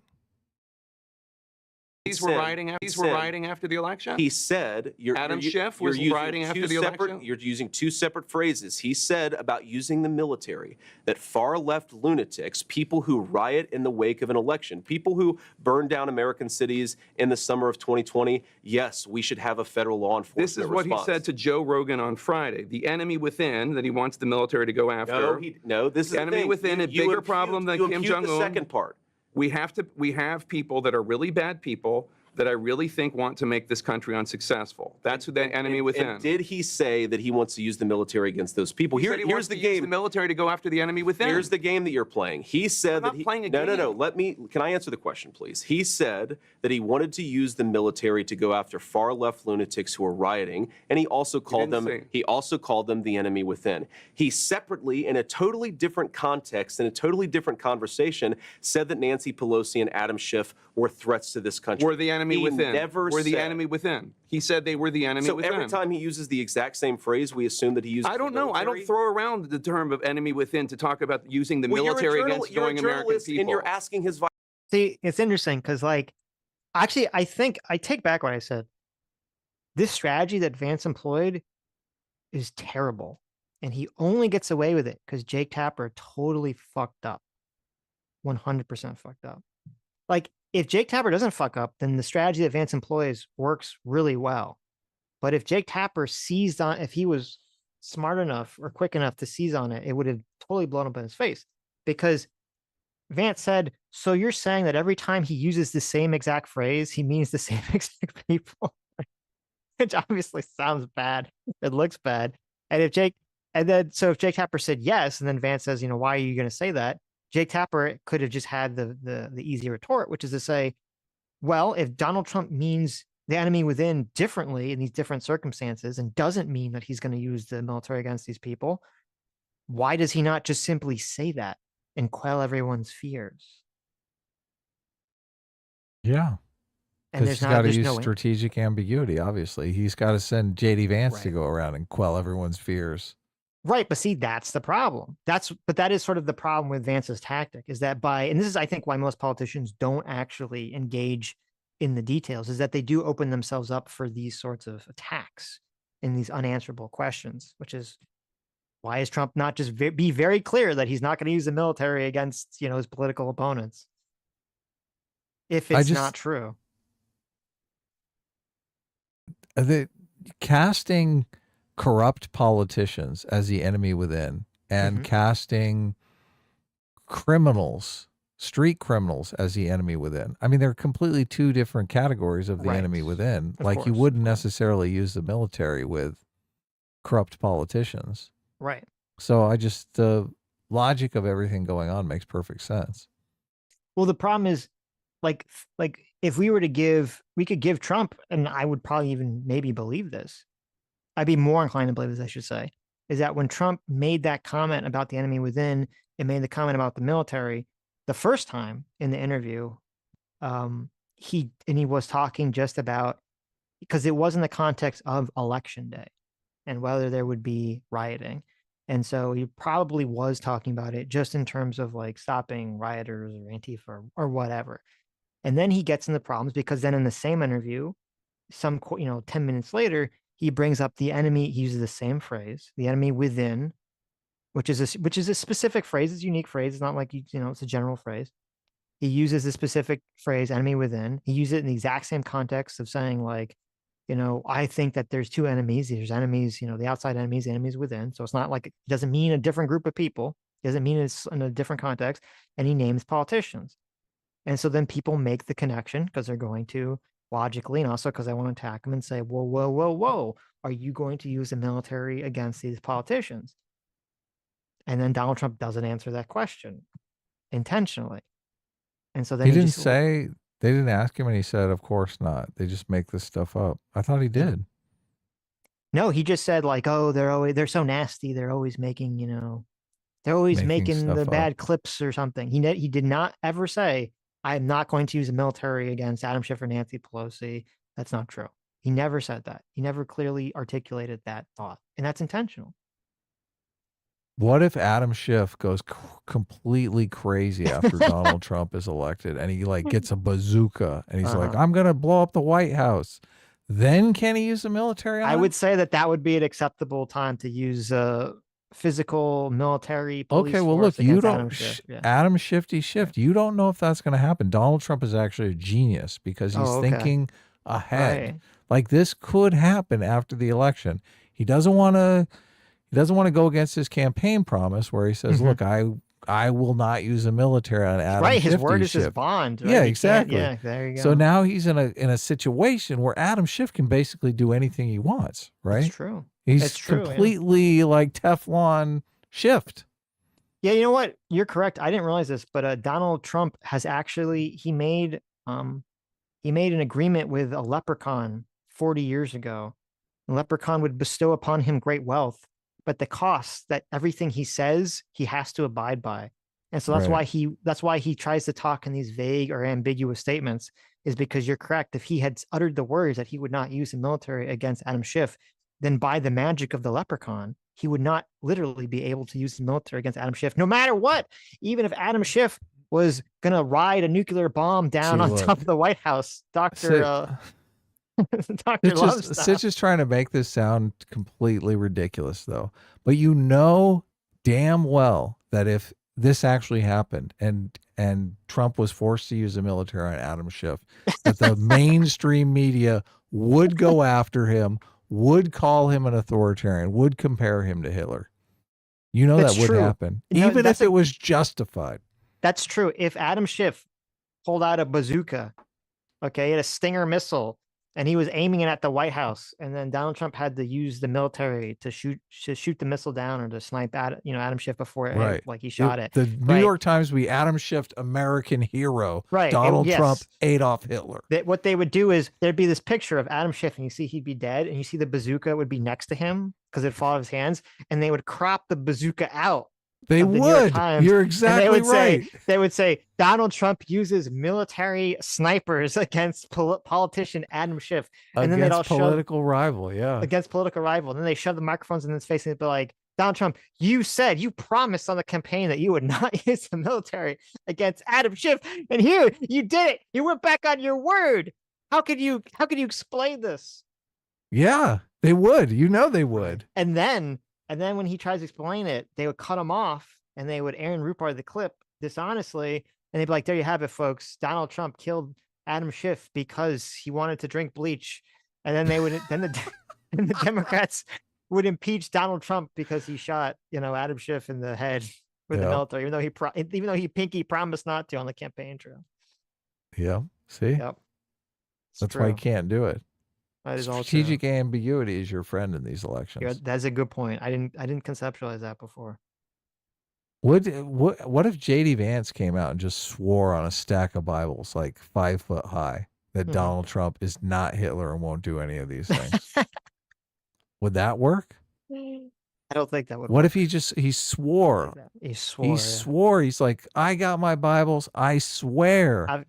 Donald Trump says a lot of crazy fucking shit. And he's going to continue to say crazy shit, but nothing wild will happen. Then it's JD Vance's ass, right?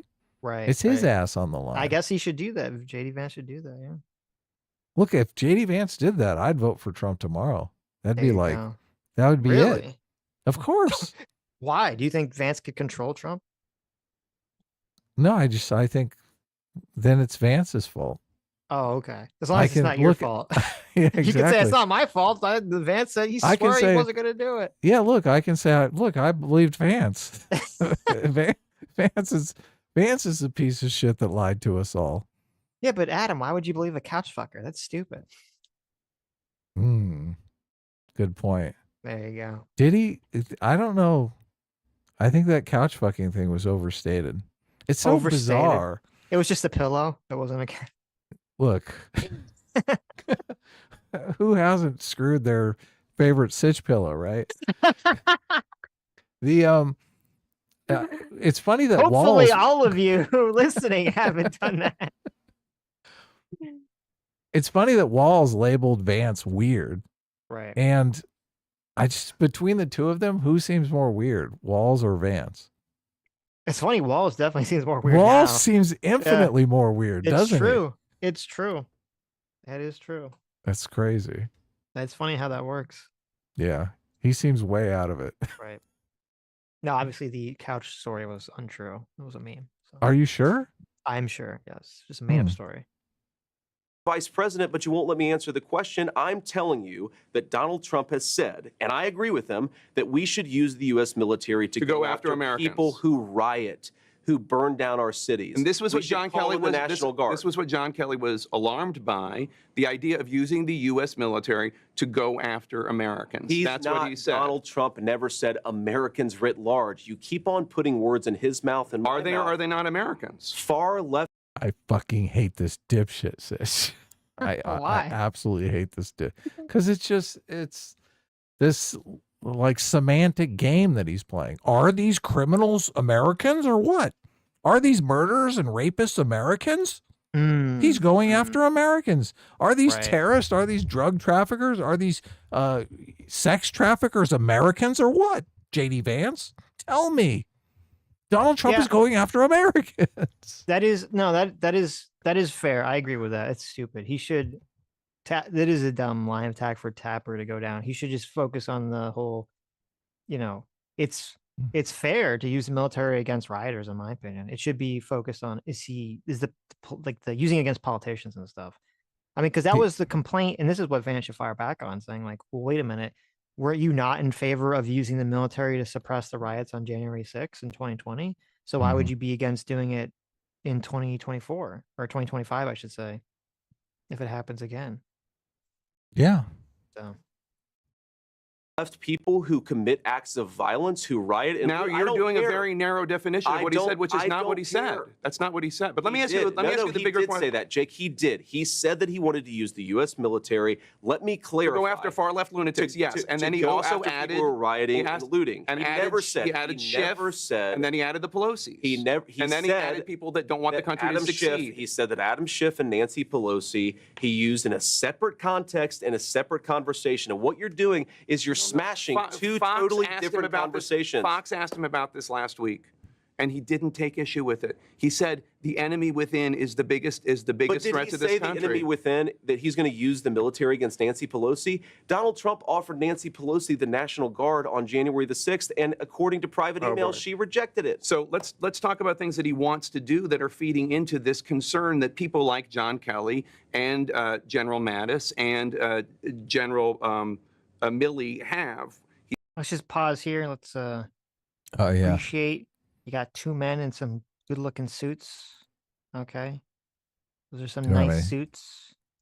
I don't know about the tie game. I feel like both their tie games are a little off. I don't know about you, Adam. I don't like the pastel colors. You don't like pastel? Oh, I don't like light pastels. Like, what is this? Lavender? Lilac? Like, just wear like a dark purple. Okay. Assert your purple royal dominance. He should wear a red tie. He's a Republican. What is he doing? You should wear an American flag tie. You should wear a suit that's just all like an American flag suit. Should be a blood red tie with a bayonet on it. There you go. No, he should wear the tie should have like the Gadsden flag, like the little snake. Oh yeah, that'd be good. I don't know about this. What is this circle in the background here? Yeah, what is that?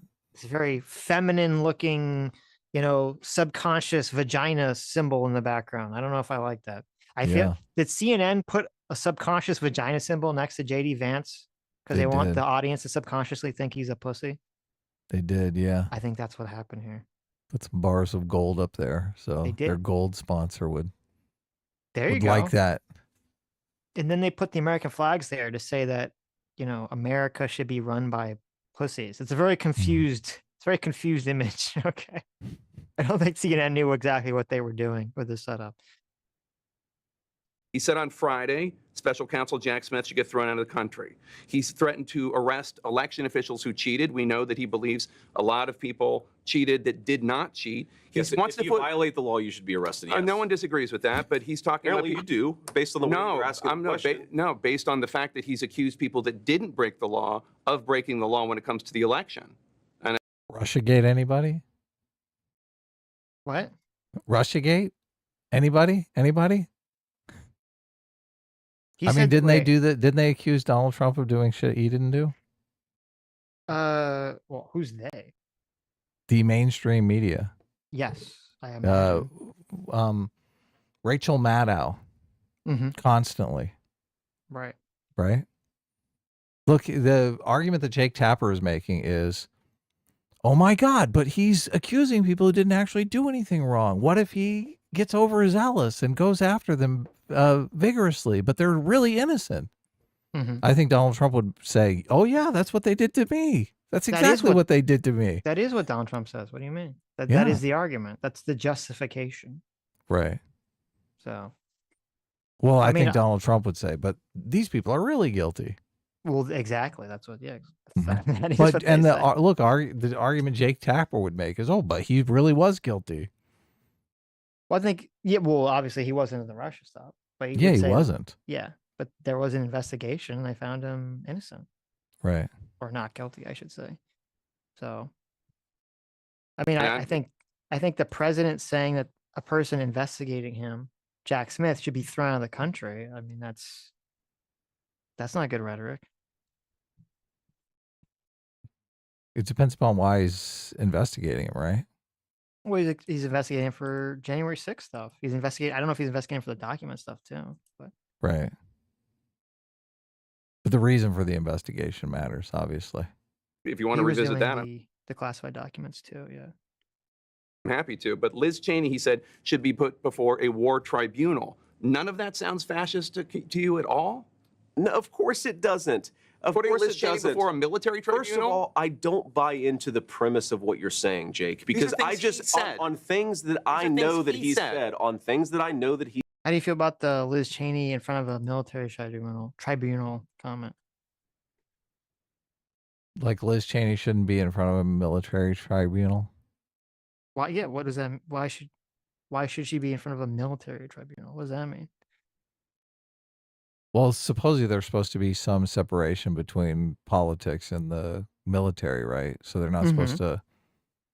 I mean, I don't think Biden was supposed to be standing in front of Marine troops when he gave his Dark Brandon speech. So this is obviously a guideline. I don't know that anyone's going to jail for breaking this rule, but. Trump posted on social media, Elizabeth Cheney is guilty of treason. Retruth if you want televised military tribunals. Mm-hmm. Oh, Donald Trump is talking about putting Liz Cheney in front of a military tribunal? Yes. Okay. Yes. For what? It's treason. Treason? Did It's she commit treason? then. Look, Yes. if Liz Cheney committed treason, I think she should be in front of a military tribunal. Obviously, treason is a serious. Well, when you just go to, you would just go to so. regular court. You wouldn't go to a military tribunal. He's not in the military. But it's treason, though. But it's treason. I know. So you go to normal court for treason. You don't go to special. Yeah. You just go to federal court for treason? You only go to military court if you're in the military. How did they do the firing squad though? If it's not a military tribunal, I'm unclear here. I think back in those days you could just do it for anything. I don't know if you had to be in the military for the firing, the old firing squad or the hanging or whatever. What did she do wrong? Like the January 6th stuff? I don't think she should be in front of a military tribunal for investigating January 6th. Let's see. It's the article. January 6th, Trump done fucked up. Okay. Right. He's got there's no, I don't know how you can do the things that Donald Trump did on January 6th and not think there was going to be some kind of investigation, right? You have to be pretty retarded, yeah. Yeah. That's all of Trump's counsel was telling him that he was going to be investigated if they did the elector scheme on January 6th. Right. Yes. So. Right. But so I don't think what Liz Cheney is doing by investigating him is treasonous. So. Right. It said, a separate post Trump amplified on Truth Social included photos of 15 former and current elected officials and said they should be going to jail on Monday, not Steve Bannon. They showed pictures of Biden, Harris, Chuck Schumer, Mitch McConnell, Nancy Pelosi, Mike Pence, and members of the House Select Committee that investigated the January 6th attack on the U.S. Capitol. So I guess he's saying that Liz Cheney, was she on the January 6th committee? Maybe he's saying that she committed treason by lying to the committee? Or just being on the committee and doing something he didn't like. Would reach for comment, a Trump campaign spokesman did not address Trump's points, but instead pointed, this is what they say, but instead pointed to what she described as the January 6th committee's political persecution of the former president. So there you go. Really opening himself up to this line of attack. He said, you're imputing things, you're taking words out of context, you're taking two separate conversations and pretending that they were made at the exact same time. So I'm rejecting the premise of your question. I frankly don't believe what you're saying about Donald Trump's words. If you'd like to put up a clip and actually put him in context, I think the American people would realize that Donald Trump is a hell of a lot more reasonable than the people like Liz Cheney who would like to lie us into war. Now, Jake, we also have to remember, I mean, step back a little bit. Well, ask yourself a basic question about network integrity. You guys talked about the Russia hoax nonstop. The FBI was investigating it. The FBI was investigating it, and so we covered them. And so you took the words of Blah, blah, blah, blah, blah, blah, blah. It's so bad. Sitch, come on. Laugh a little with me. I did laugh. Oh, it's not. I'm laughing. I don't know if it's not getting filtered out by Zoom. unnamed FBI agents and put them on your network as if they were the gospel truth. You did it again. Look at him. He's like, oh, blah, blah, blah, blah. Da, da, da, da, da. What shoes is Jake Tapper wearing? I think he's wearing like little golden slippers. Tap shoes, obviously. Come on. Get the fuck out of here. Dancing around. JD. He's got to tap dance his way through this interview. Tapping all over the place. He brought up Russiagate. Of course he's going to be tap dancing here. His little golden tap shoes. And again, a viewer of your network would have believed that Donald Trump and Vladimir Putin conspired in 2016. No. That was totally and preposterously false. Look at the gall on this guy. No. No, they wouldn't have believed that. No. No. Impossible. No. Impossible. No. This guy's full of shit. False. No. Well, that's what you just that's said is why. false. We covered an FBI investigation. I don't know why you want to talk about the FBI investigation. You covered it in a way that gave credence to anonymous sources' accusations. You did it yourself. Your network did it, Jake. But again, can we talk about the issues that Americans care most about? Is he not magnanimous? I like that. That's a good pivot. It's like, let me bring up this whataboutism. And then when you say, why did you bring up this whataboutism? You go, can't we talk about what really matters? Okay. No, that's what not. Really that's matters? not. No, that's not what's happening here. He's got him by the jugular. Oh my You God, think so? he's dying. You think He's that's what's going dying. on? Jake Tapper's getting ready to go to the Tap studio in the sky. Oh, really? Okay. And he's pivots away. He's like, but look here, you're bleeding out. Here's a Band-Aid, motherfucker. Can't we talk about the issues? I see. How it wasn't a whataboutism pivot. It was a magnanimous allowing your enemy to gracefully retreat. Yes, that's exactly what's going on here. Right. So that you know it's true. Okay. I do. I feel it. I feel it deep inside. I think I think JD Vance has a halo. I think sooner or later you're going to be able to see it, Sitch. Just a halo. It's there if you look closely. I mean, listen, maybe you gotta give me some of that California legal weed that you got plenty fly on, so maybe I can see the halo there. Well, I don't know. We'll see after this election. After this election, weed might be legal in Florida too. So we'll see. Really? Oh, nice. Yeah.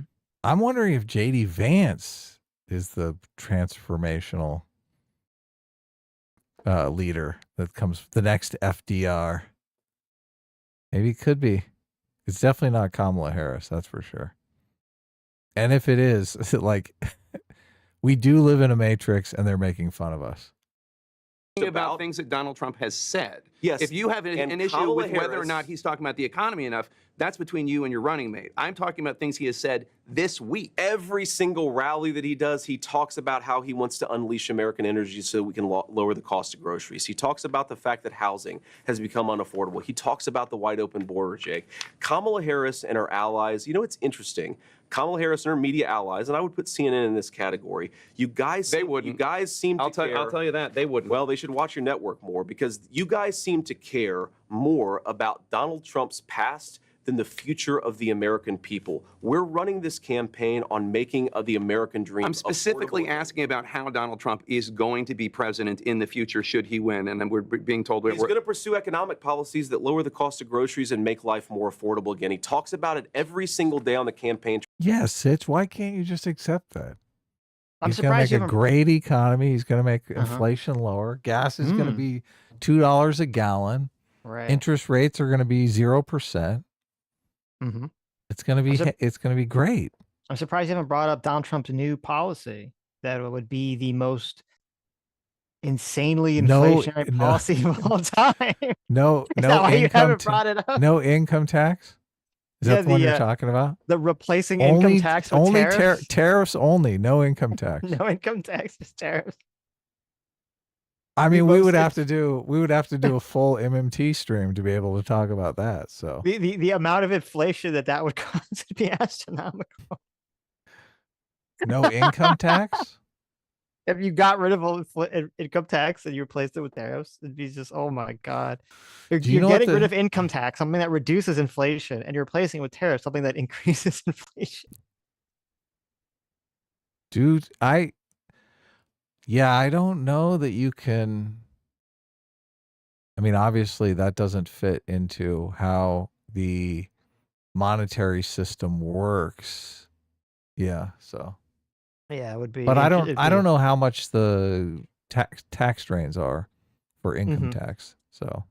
Right. How much you're saying? How much money supply that is reduced because of income tax specifically? Yeah.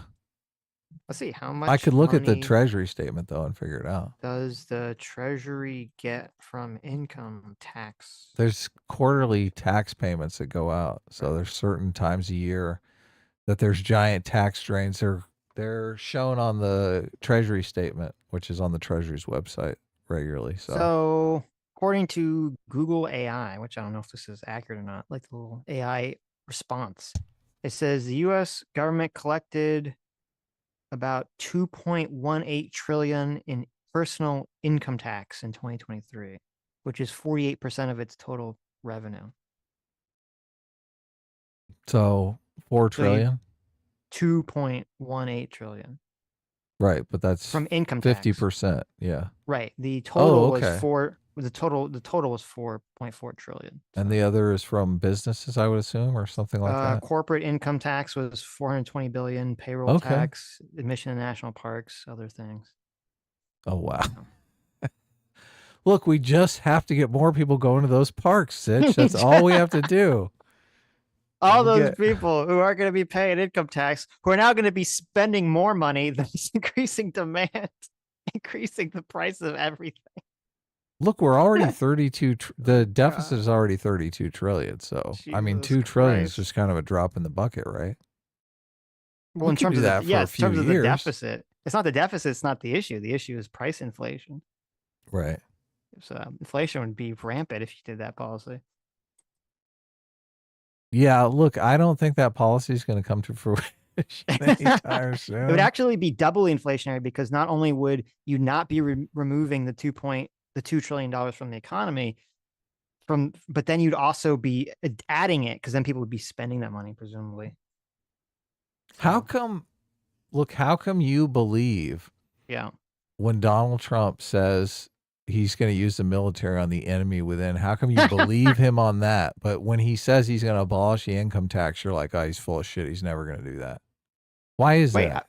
Well, first of all, I said I didn't think he was going to use the military on the politicians. I didn't think you would. I'm just, obviously joking around here, but. Oh, okay. Gotcha. But no, I mean, the policy is so preposterous. I think Donald Trump is just throwing. You don't think he's going to do any of these policies? Well, obviously, first of all, he'd have to get Congress. He can't do it. He'd have to get Congress to do it. There's no fucking way Congress is going to abolish the fucking income tax for tariffs. He could do it an executive order, right? I don't think he could do an executive order. Could you do it? Look at the AI. Can you do an executive order for no income tax? No, definitely not. Oh, that's so good. Oh, that's so rich. Please tell me you can do it by executive order. Can the president eliminate income tax with an executive order? Here it says, fuck no. What are you, stupid? No, I don't know. How does I don't know the legality of these executive orders. Why are these things a thing now? Well, it has to be something within the executive's power. The Congress Right. is the one that levies taxes. So But it seems like they can do a lot. There's like a lot of leeway though. there is. I mean, I guess you can make some weird argument. Well, it could. I mean, Maybe Trump could say Income taxes threatening national security. well, he could say like the Congress can, they'll write a law that says what the tax is, but then Trump will tell the IRS to not collect it or something. Not enforce it. Maybe Yeah, do I some think wacky shit like that. Yeah, you gotta trace it back to national security or something like that. I think that's the key. Okay. All right, And so do I. What you're talking about is an anonymously sourced story, or one guy Nothing anonymously sourced. or who Zero one guy who is a disgruntled employee. I told you where 5 other people pushed back against him and said that what he said was dishonest. So why don't we talk about the policy that's affecting American citizens and not what Donald Trump allegedly said, according to one guy who's pissed off because he got fired by Donald Trump? I wish that they would call this gossip, because I do think that would stick. I think the meme that all of this was gossip would just be so powerful. You're correct. Labeling it gossip, you're 100% correct. I'm actually shocked they haven't done it yet. That's Yeah, because huge it's mistake. Yeah.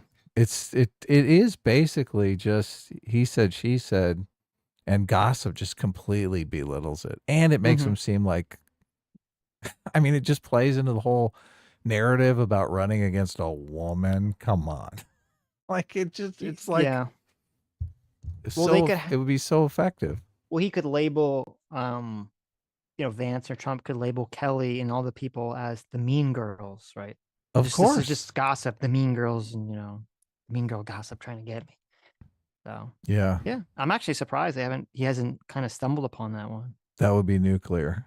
I didn't bring up any of the things that he said. He said, I didn't bring up. Brought up John Kelly, and that I just described. I brought up John Kelly's view of Donald Trump. I didn't bring up John Kelly talking about what Donald Trump said about Hitler's generals. I didn't bring that up. I talked about John Kelly's view of Trump based on something Trump has been saying in the last week. So that's what I asked about. So John Kelly makes accusations that are rejected by 5 people. Again, you're talking about something I didn't bring up. I think that maybe implicates his overall judgment. And I think the fact that he has a worldview that's so oppositional to peace and prosperity suggests that he's not an honest arbiter here. This is not a guy, John Kelly, going to brag to Jeffrey Goldberg, who is interested in the American truth or is interested in telling an honest account of Donald Trump. He's a guy with an axe to grind because Donald Trump fired him and disagreed with him on policy. So all the...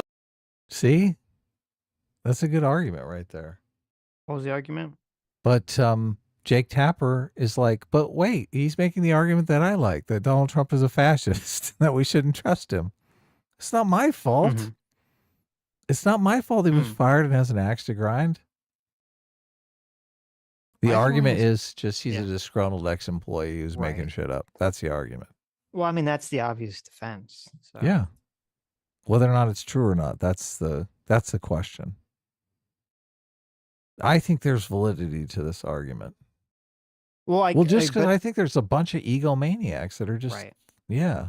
But the problem is if that argument gets levied at every person, and even people that you agree with are not making shit up, like Bill Barr, then how do you? Bill Barr is not comparing Donald Trump to Hitler. I understand that. There's a lot. We understand. Wait a minute. If the argument, it's not about the claim. I'm saying it's the defense against Bill Barr's accusations about Trump are just he's a disgruntled ex-employee. It's like the crying wolf. If you make that about everyone, how do you adjudicate, where it's true and where it's just bullshit? First of all, you're trying to adjudicate the claims based on which ones are factually correct. Right. Bill Barr, people belittle Bill Barr's input because they want to believe that the election was actually stolen, and Bill Barr counters that narrative. Right. I think Bill Barr is correct that the election was not stolen. He gave the factual information to Donald Trump, and Donald Trump didn't want to hear it because he wanted to believe he actually won the election. So all of that makes sense from I mean, you believe that, right? That's a Yeah. real situation. That's what happened. Right. But Donald Trump is not comparing, or Bill Barr is not comparing Donald Trump to Hitler, because he doesn't think because Donald Trump lost his mind and thought the election was stolen when it wasn't really stolen, that makes him some sort of authoritarian dictator. Right. But like if Bill Barr came out and said, I think Donald Trump is an authoritarian or something tomorrow, I mean, that wouldn't suddenly call into question the claims he's made about the elector stuff. No, it wouldn't. Right.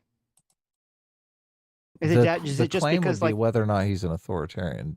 well, is it just dictator. because like the whole calling Trump Hitler thing and the Hitler accusations are just so overused that it like automatically puts you in a state of mind of just not, automatically dismissing anyone that makes that accusation. You say, okay, well, they're probably lying about everything because I'm like sick and tired of this accusation. I mean, that claim I don't believe, because I don't think there's enough evidence to warrant believing that claim. So I'm agnostic on that claim, but I do think, like, I'm not going to be surprised if Donald Trump starts going after his political rivals with some cronies at the DOJ. That's not going to surprise me. But I hope that's not going to happen, and I think that there's a great chance that won't happen at all. And I want JD Vance to swear on a stack of Bibles that that's not going to happen. Okay. So I think that would go a long way towards getting people who are worried that might happen over the finish line. Said last year in an interview that Trump is a consummate narcissist who puts his own interests and his own ego above everything else. This was a week after Trump called Barr a gutless pig. Well, look, that context even matters. Right. That's hilarious. So I mean, this could be just a back and forth, right? Right. Trump calls Barr a gutless pig. Barr says that he's a consummate narcissist. He said he was a defiant 9-year-old and a fundamentally flawed person who engages in reckless conduct. That's different than he's a fascist. Right. It's completely different.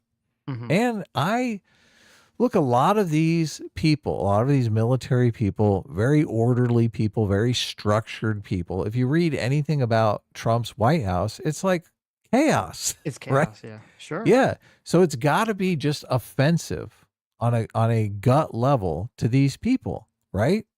It's got to seem like it's a dangerous type situation. So, I mean, to them, it's the equivalent of being a fascist dictator. So it's very easy for them to say, oh, yeah, he's a fascist. Right. Yeah, look, he doesn't go into the office until 11, right? He stays up all night talking and watching Fox News. Yeah. Oh, yeah, exactly. So this article is actually hilarious. So in response to, this was last year, Barr said that he thought that the documents case indictment was very detailed and very damning against Trump. Trump, in response to that, unleashed a barrage of insults, including gutless, coward, weak, lazy, mistake, lowlife, unpatriotic, very bad for the country. On Truth Social, he posted, Bill Barr is a disgruntled former employee. So he says the exact phrase, a disgruntled former employee and a lazy attorney general who was weak and totally ineffective. He doesn't mean what he's saying. He's just misinformed. Barr is doing it because he hates Trump for firing him. He said this in third person. He was deathly afraid of the radical left when they said they would impeach him. He knows the indictment is bullshit. Turn off Fox News when that gutless pig is on. There you go. They got a little tiff going here, don't they? He's very, very upset. They called him a disgruntled former employee too. I saw interviews because this was when the recording leaked of him playing with the documents. Look, and this has come up on other streams, and people a lot of people in the comments have swallowed this narrative that he wasn't actually holding the documents. He's holding an article about the documents. I Right, don't know right. how you can believe that. If you listen to the recording, he's kind of flaunting the fact that these are secret documents. Like he's kind of Mhm. saying, look how badass this is. I have these secret documents here. And he's actually saying that they would have to get them declassified to actually use them in the book. Mhm. So I don't know how you could say he's talking about some article or something. Right. Yeah. But so look, when Barr comes out and says they probably have a good case when they have him on tape talking about the documents that they Right. found in his home.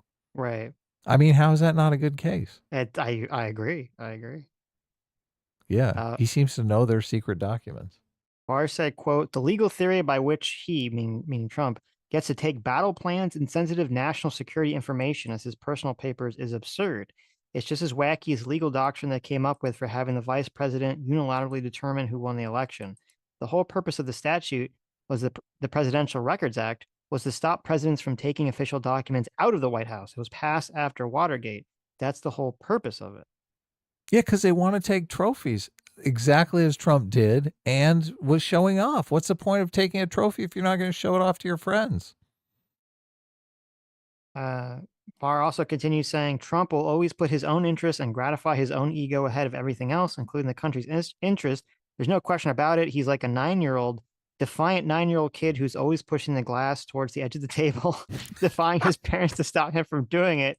It's a means of self-assertion and exerting his dominance over other people. And he's a very petty individual who will always put his interests ahead of the country's, his personal gratification of his ego. But our country can't be a therapy session for a troubled man like this. When did he say all this? But Bill Barr said all this, right? This is all 2023, June 2023. Okay, here we are. That was June. I think this was 2023. after Trump called him a gutless pig. So right. It probably added a little extra spice to it. So June 2023. Here we are, almost November 2024. Right. Bill Barr is supporting Trump and voting for him. Is he? I know he said in 2022 he was going to. Did he ever? I was trying to find out. Is he still supporting Trump? To my knowledge, he is. Yes. Right. Let's see. Well, hold on. He's like, can you imagine? Look, he's gonna.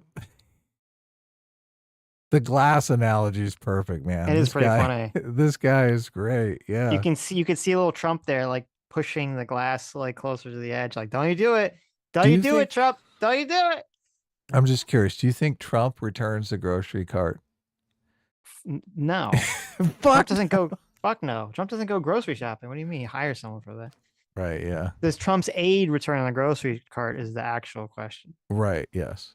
I think Trump probably tempts him more not to do it. Yeah. Not to return the cart. Bill Barr did say in the interview, though, that he doesn't like the idea of a former president serving time in prison. So he doesn't think he should go to jail for the documents case, at least. Or I guess for anything. Right. Because he knows the dictator's handbook. Right. Okay, here we go. This is 2023. This is 2020. So in 2022, Bill Barr said that he would vote for Donald Trump, despite believing him responsible for January 6th. Now, here in 2024 of April, Barr, who says Trump shouldn't be near Oval Office, says he will vote for him in 2024. Well, here you go. Former Attorney General Barr, who said Donald Trump shouldn't be near the Oval Office, said that he would vote for the former president over Joe Biden. Okay, well, I'm curious if Kamala changed anything. I think Biden is unfit for office, Barr said on The Source. I think Trump would do less damage than Biden. And I think all the stuff about a threat to democracy, I think the real threat to democracy is the progressive movement and the Biden administration. Oh, he's definitely he's not voting for Kamala. I wonder how all the people who foam at the mouth saying that Bill Barr is a secret, progressive, deep state, anti-Trump person, how do they like square all these comments? That they even don't. After all this stuff, he's like, I'm still gonna vote for Trump. They don't. They don't care. A lot of people are just interested in Trump as a celebrity. Like they just like him because he's cool. Right. Caitlin Collins press Barr, who had been highly critical of his former boss, quote, just to be clear, you're voting for someone who you believe tried to subvert the peaceful transfer of power, that can't even achieve his own policies, that lied about the election even after his attorney general told him the election wasn't stolen. You're going to go vote for someone who's facing 88 criminal counts.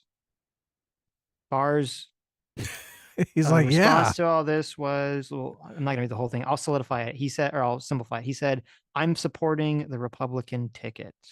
Between Biden and Trump, I will vote for Trump because I believe he'll do less damage over 4 years. The threat to freedom and democracy has always been on the left, is what Barr said. There you go. Yeah.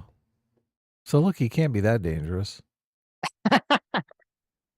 Look, if This is pretty Barr, funny. This is pretty interesting. if Barr says the thing about pushing the glass towards the edge of the table and he still votes for him, That's very fascinating. Yeah. yeah, can't be that dangerous. He's like, Kamala Harris is just gonna knock the table over. Well, Kamala Harris, I think we talked about this the other day. Kamala Harris had some famous exchange with Bill Barr. I don't remember what it was about. I think it was about the Mueller report or something, where she was grilling him, and it was like a Yas girl moment for her. So I would imagine he does not like her and would not vote for her. She has one of those with Kavanaugh too. Right. Where it's just, it's so. She asked Kavanaugh if there's any legislation that applies to men's bodies. And if Kavanaugh just would have said, oh, yeah, the draft. The draft. It would have been like, it would have turned that Yas Queen moment into shut the fuck up, bitch. Right. Or just what about paternity payments? Sure. You're right. I think What the did he draft say? is He said more. no. He fumbled, yeah. Oh. He said, I can't think of anything right now, basically. And everyone shares the clip like, yeah, of course you can't think of anything because Yas Queen, it's only abortion. That's it. I've always found that argument to be really lame where they're like, oh, they're just against abortion because they want to control a woman's body. No, it's the worst. Do you understand? If it was It's a the man, I worst. wouldn't care. They're like, okay. Yeah.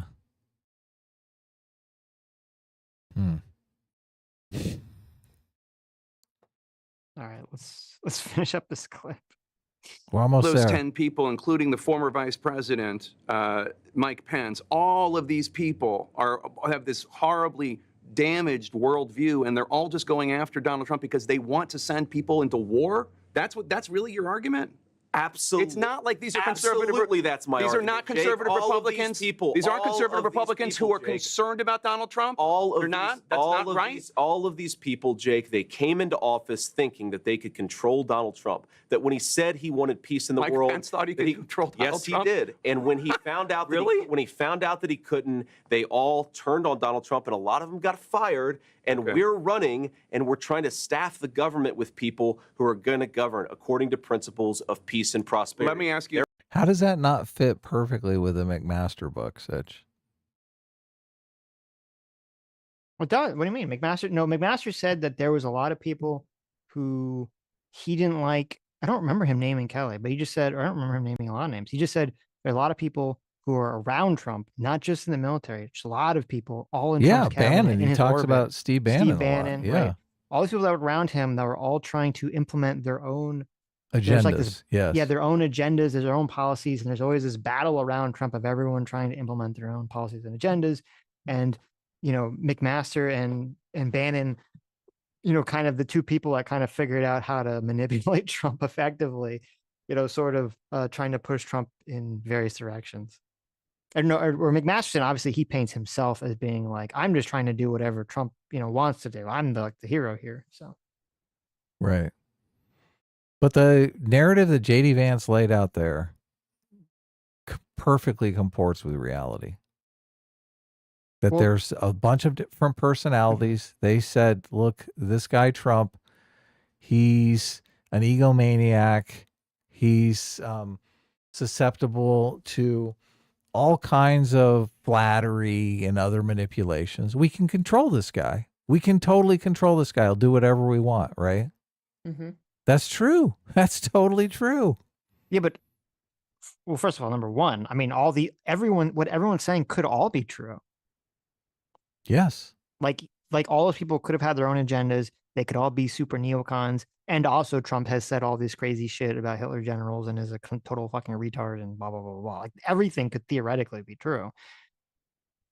Or everyone could be hyperbolizing their version of things to make the other side look extra ultra bad. Well, I'm sure I that don't is know the answer happening. to that. So I'm sure that is happening, though. Right. Obviously.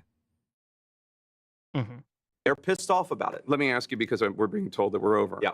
One more question because Yeah. you have to go to this Yeah. rally. You are running to be vice president of the United States. Of course. And there is a 50-50 chance, maybe better, I don't know, that you're going to succeed. Are you running to be vice president of the United States, or are you running to be vice president of the red states? Because if you win, and there's a decent chance you will, I fucking hate this Tapper guy, man. Why?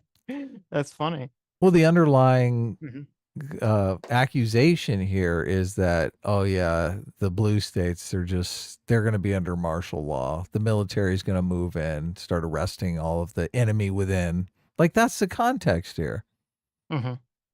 He can't have an entire interview where he's talking about turning the military on the enemy within and close with this question, and you not think, oh yeah, sure he's going to be magnanimous to the blue Right. states. Obviously. Yeah. Yeah. Jake Tapper's a fucking dick. you're going to be vice president It's true. of childless cat ladies. You're going to be vice president of legal Haitian. Look, and then even to throw in the childless cat lady thing. Mm-hmm. Fuck you, Why Jake Tapper. Why do you hold media members to a much higher standard than politicians? Because the media is they're supposed to work towards objective truth, share objective truth with the population. That's look, politicians are supposed to advocate.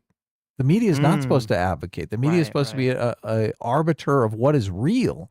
Mm-hmm. He's not arguing what is real. He's arguing for what is fucking his opinion of the situation. Right, but none of this stuff should even be involved here. All of this shit is gossip. Wait. Hold on. Okay. First of all, I mean, I assume you agree that Jake Tapper believes this. This is his worldview that he's enunciating here, right? His worldview that Donald Trump is a fascist in secret. Right, yeah. Like yes, he believes, of course it is. Right, yes. Okay. And so if Jake Tapper believes this and he's asking questions about very specific statements that Donald Trump has made repeatedly, and that Donald Trump, as we talked about, has not clarified, probably intentionally, because he does it so often. It's complete. And so he's thus creating this image, especially in people on the left's minds, that he is this authoritarian guy.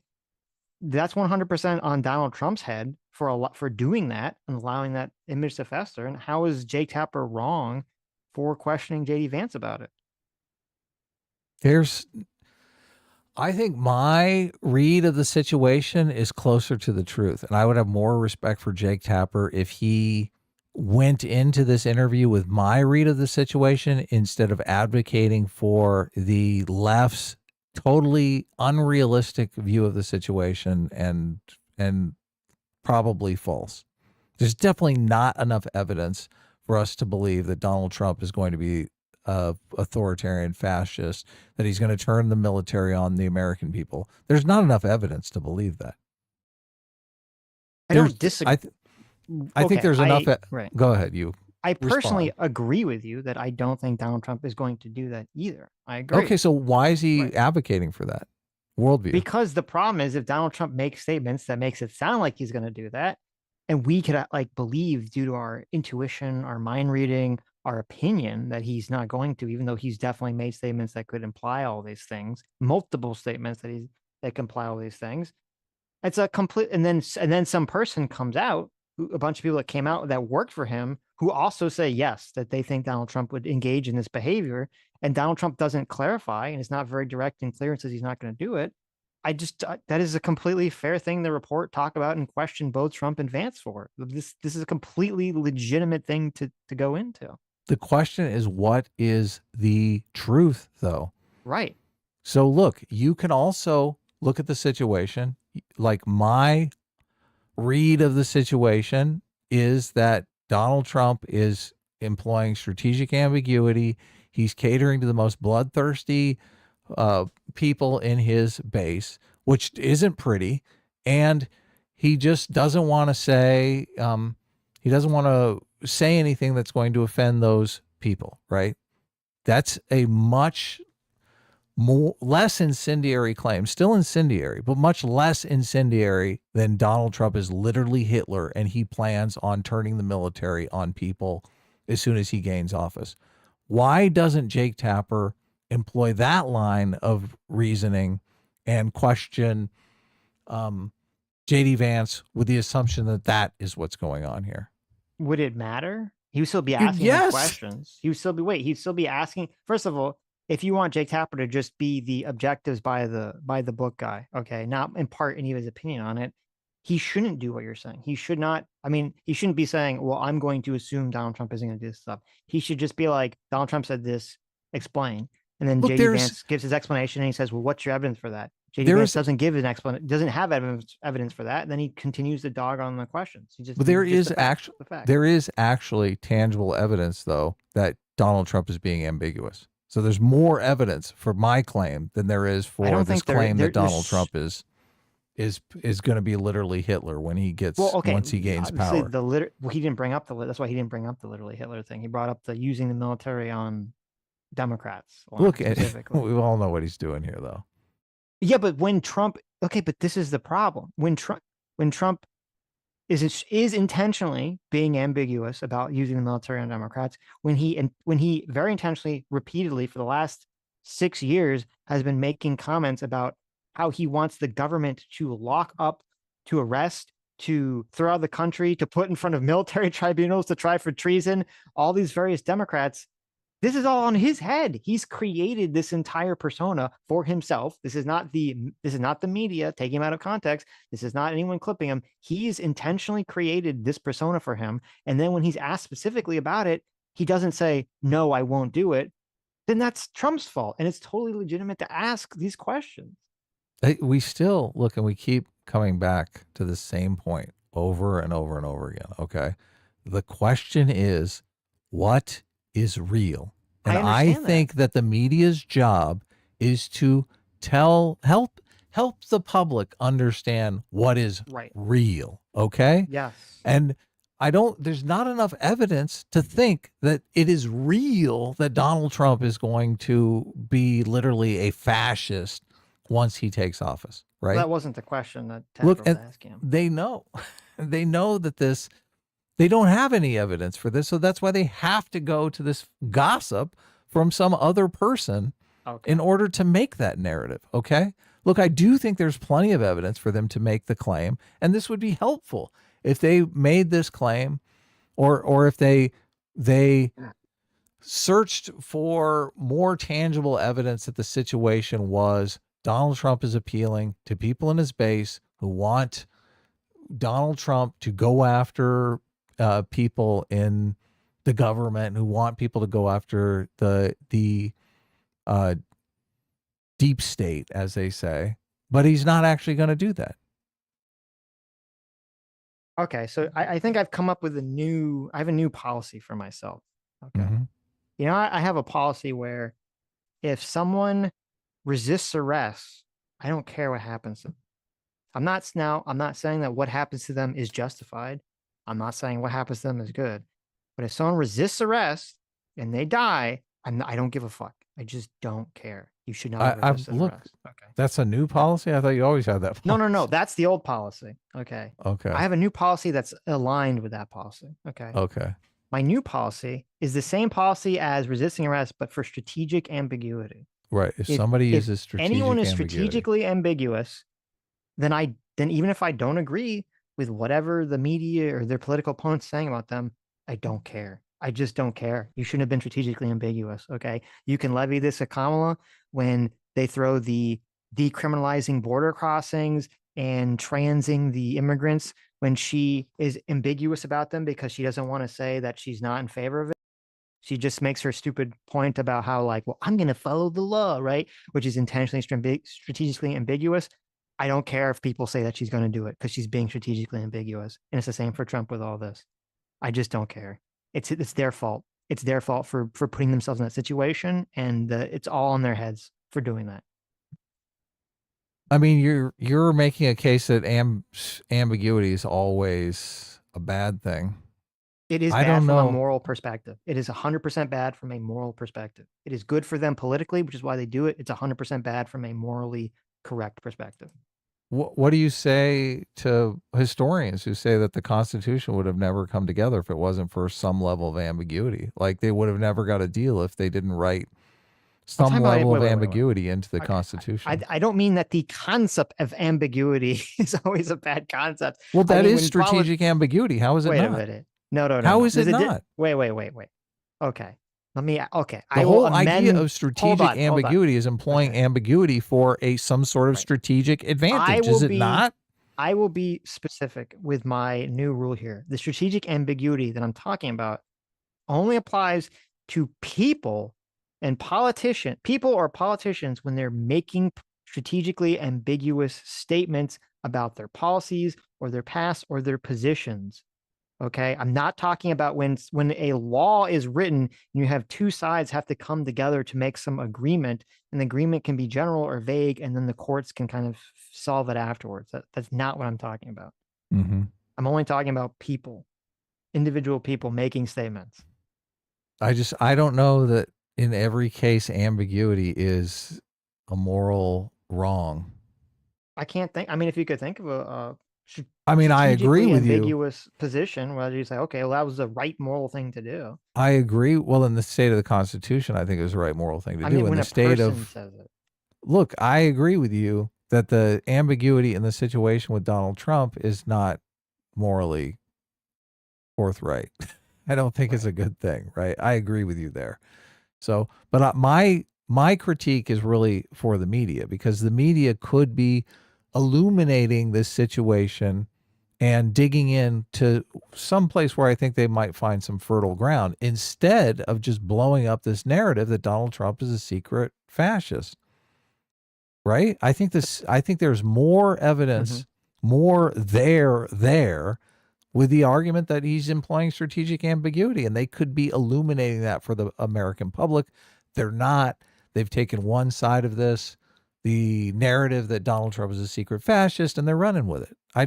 I mean, you have to agree with that. I think no, I don't have to agree. This is what if you had the most objective, wait, stop. Because you are using your opinion, okay? Of and course. Your gut, right.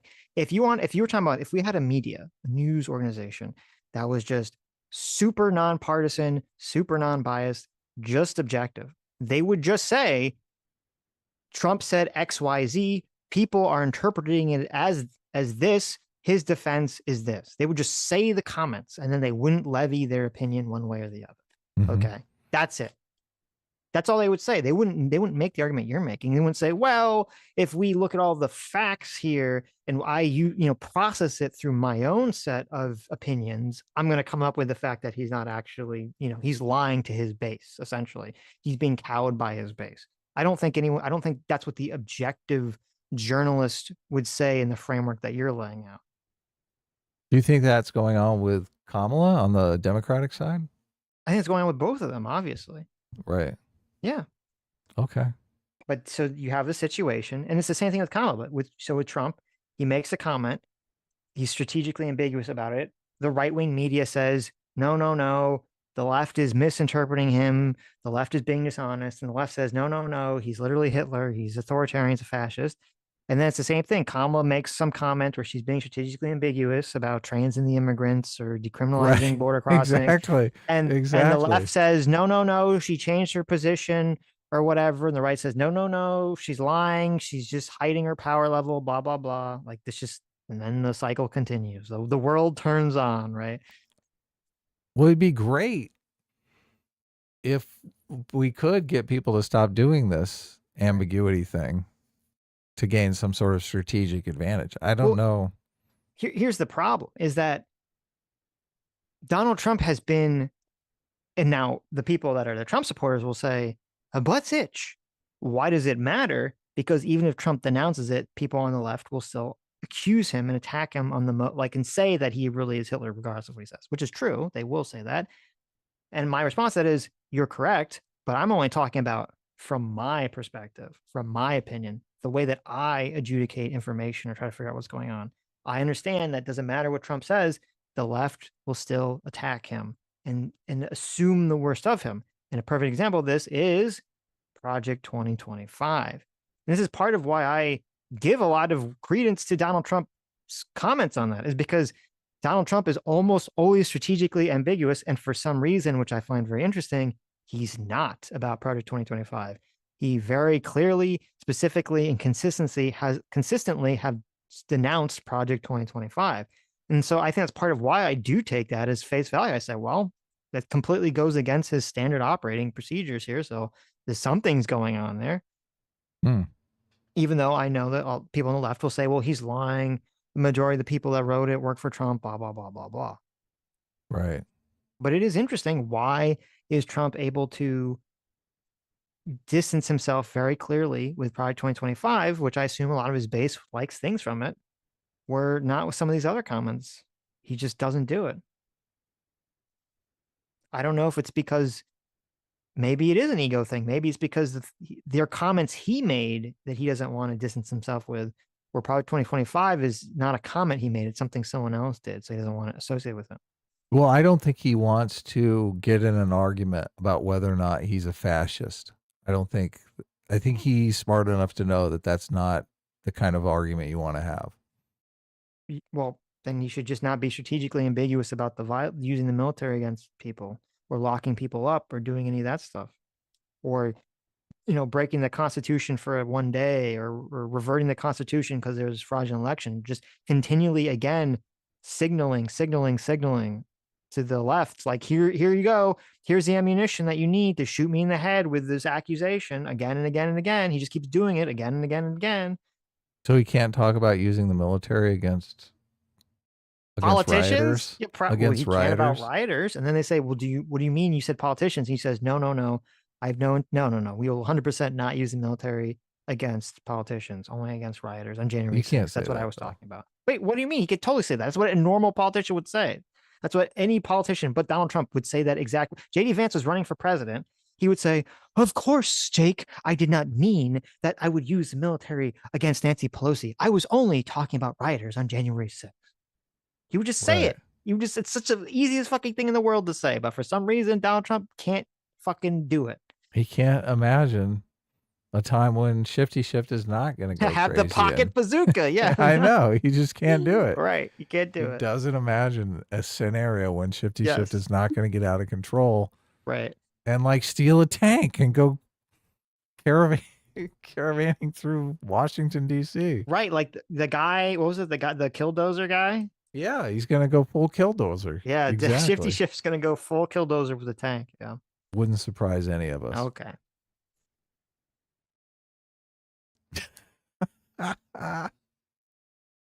God, I love this interview.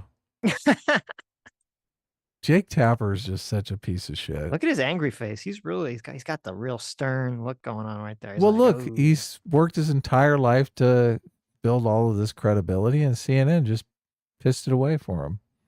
I don't think so. I think most people are going to look at this that are not the Trump stands, and they're going to be very happy with this interview. Jake Tapper he's in a tough spot here because he knows he's at the top of Trump's enemy within list. He knows it. He's like, no. Shifty Shift is at the top of that list. Okay. True, but he's right under Shifty Shift. He's definitely up there close to the top. So Jake Tapper's thinking, God damn it, Trump is going to be president. I'm going to find my ass in jail. Mm-hmm. I don't have enough money to hire an attorney. Here's interesting. So, because we were talking about the Russia probe. So I found this interview where Jake Tapper was on Seth Meyers in 2018. And it's when the Mueller investigation is wrapping up. Mm-hmm. And Seth Meyers asked him, do you think when this is all over, do you think the people will be disappointed or satisfied in terms of the result? Who did they ask? Trump or Tapper? He's asking Tapper this. Okay. Interesting. He says, do you think people will be satisfied with the result? Right. And then Jake Tapper responds, well, there's certain left-leaning cable hosts that I think will be very disappointed.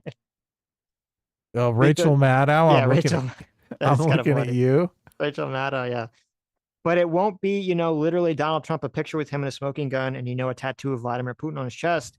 But I do think it won't be good. Yeah, I think it'll be ugly. I don't think it will necessarily affect him per se. And he won't be indicted because his Justice Department guidelines, as sitting presidents are seldom, I think, never indicted. But look, in the end, here's your honest answer. None of us have any idea. There you go. Wow. So Wow. Look at that narrative they spun. deep. That Donald Trump has a tattoo of Vladimir Putin on his chest. What a fucking... Did That's you why believe that Jake Tapper said that Donald Trump had a tattoo of Putin on his chest? Can you believe he said that? Look, The spurless accusation.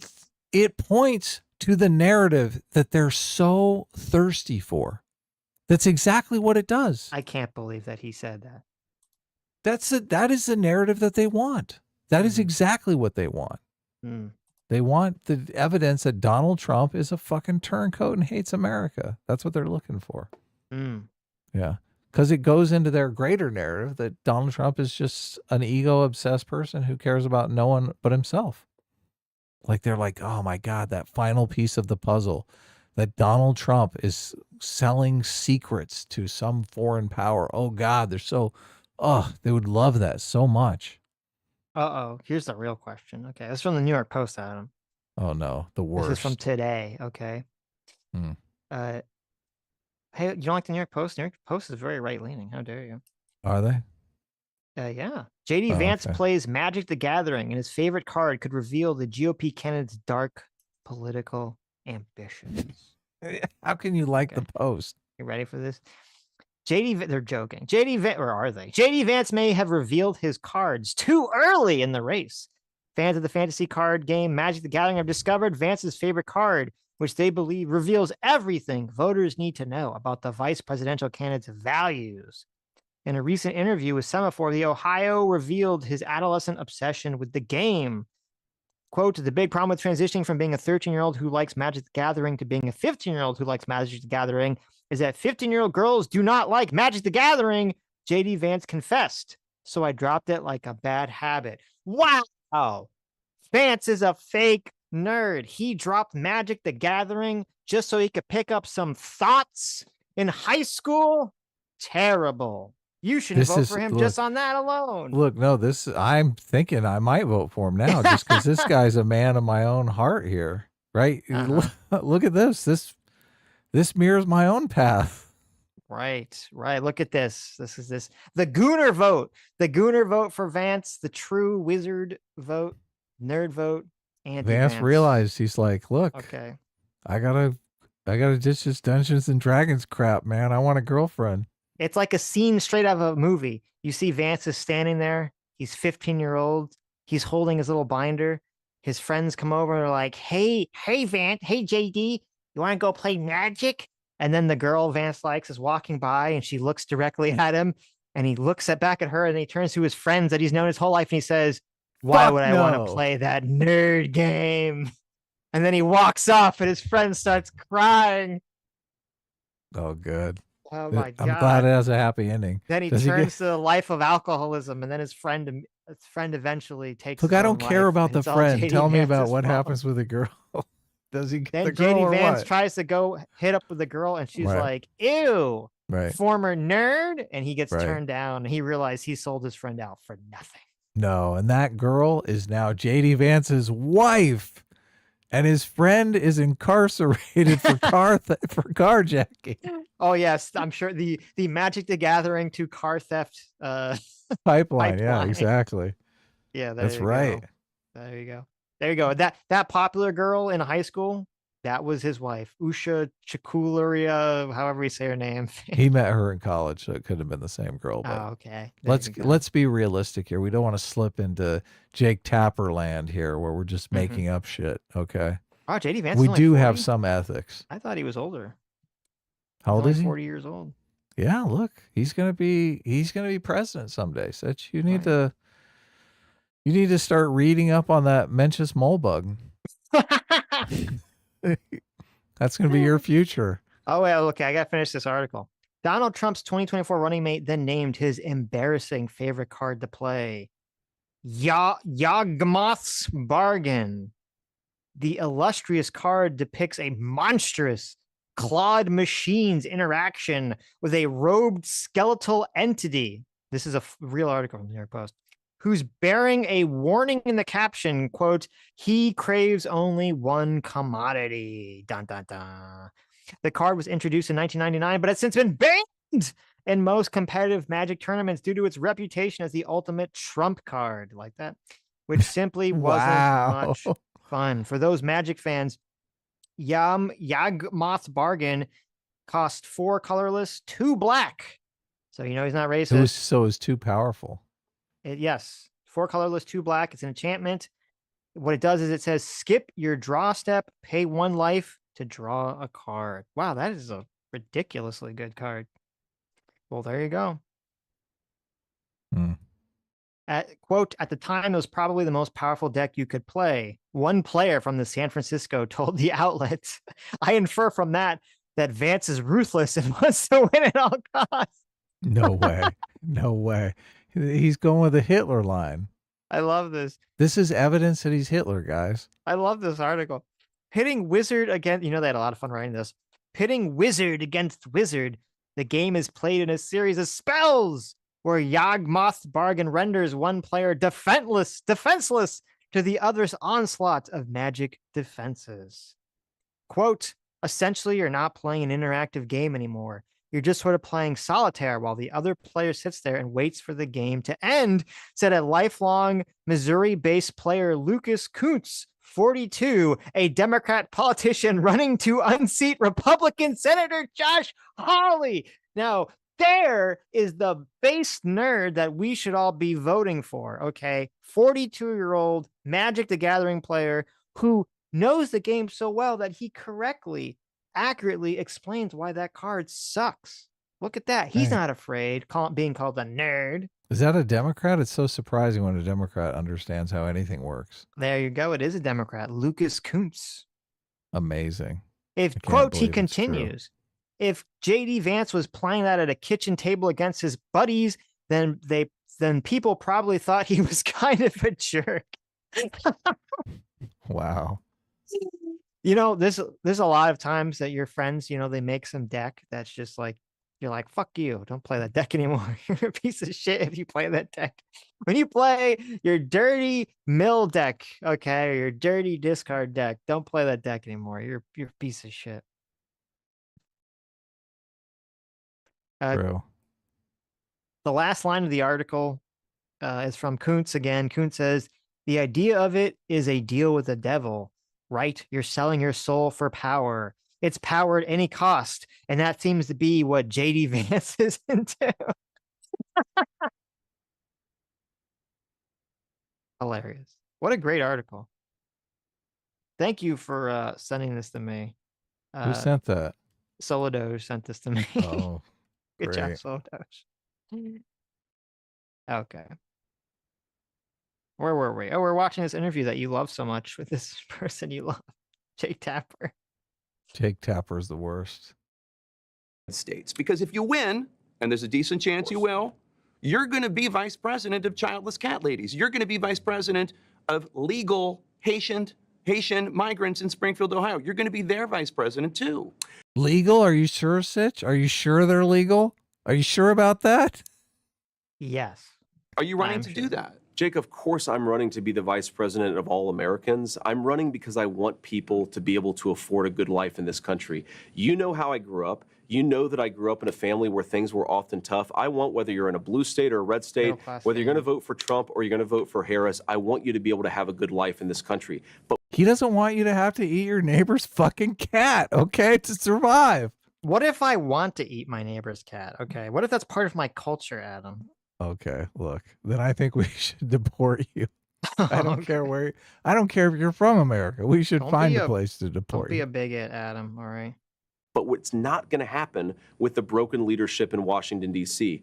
Let me give you a statistic, Jake, because here is what the leadership of people like Kamala Harris and Nancy Pelosi, and yes, Mike Pence, over 30 years in this country, has led to. A person with a bachelor's degree lives 7 years longer than a person without a bachelor's degree. There are a lot of people who have gotten rich and powerful off of American decline. Some of them have had R's next to their name. Some of them have had D's next to their name. And the first person who I believe is really putting the interests of the American people first is Donald J. Trump. So yes, we're going to be the president and the vice president for all people. The only way to do that is to reject the failed consensus.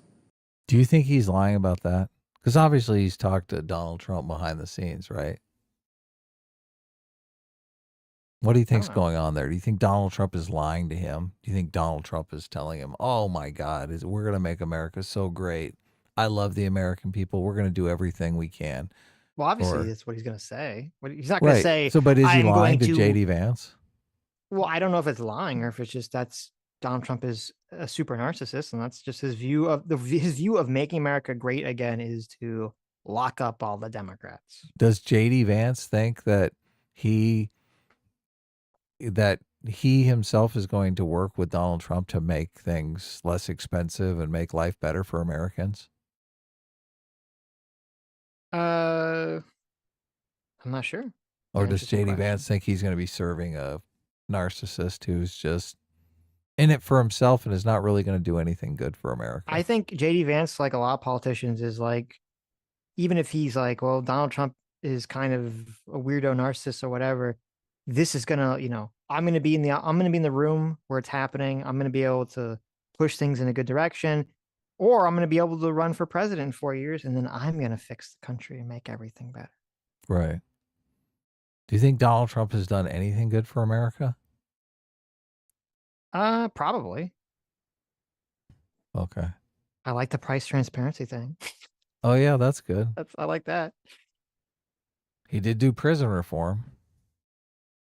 I don't know enough about that one to Right. know whether I like that or not. Sitch is like, he should have probably kept him in prison for longer. Probably should have kept him in prison. Yeah.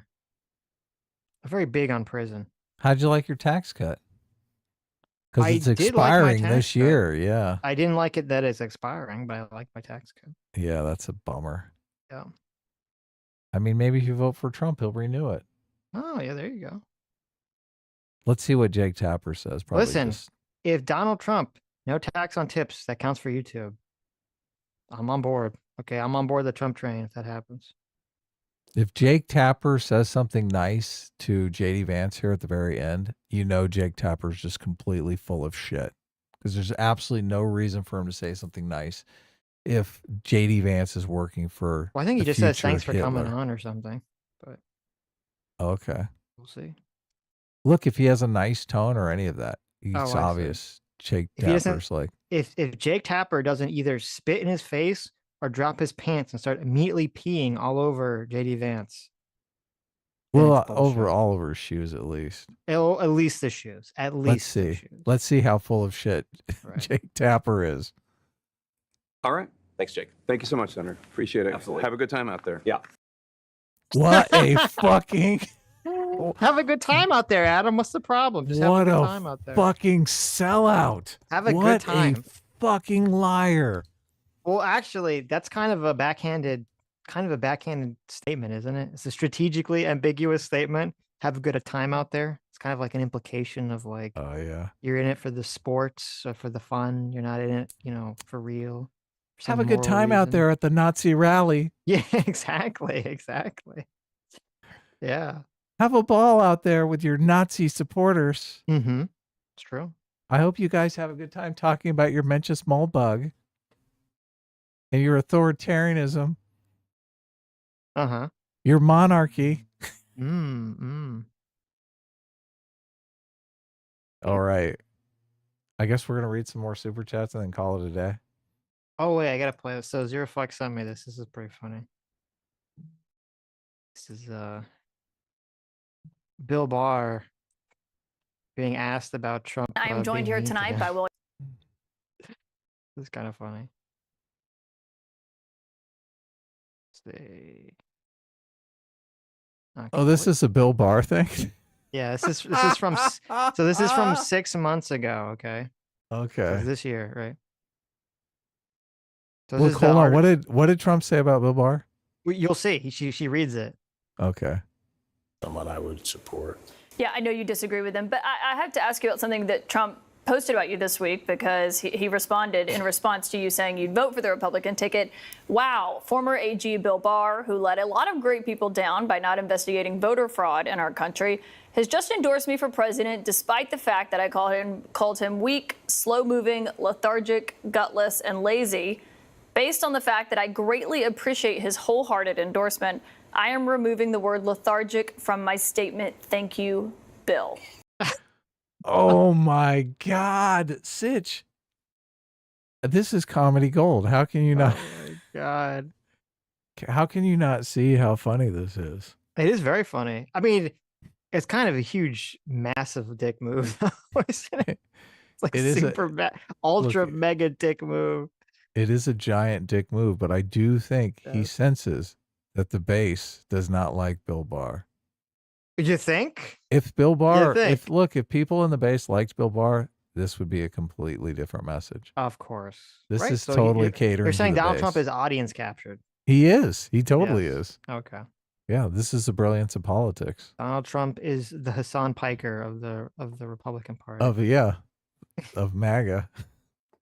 I do think, see, but to me, this is actually, even though it's funny as fuck, and Bill Barr is still going to vote for him anyway. To me, this is like a massive indictment of the shittiness of Donald Trump's character.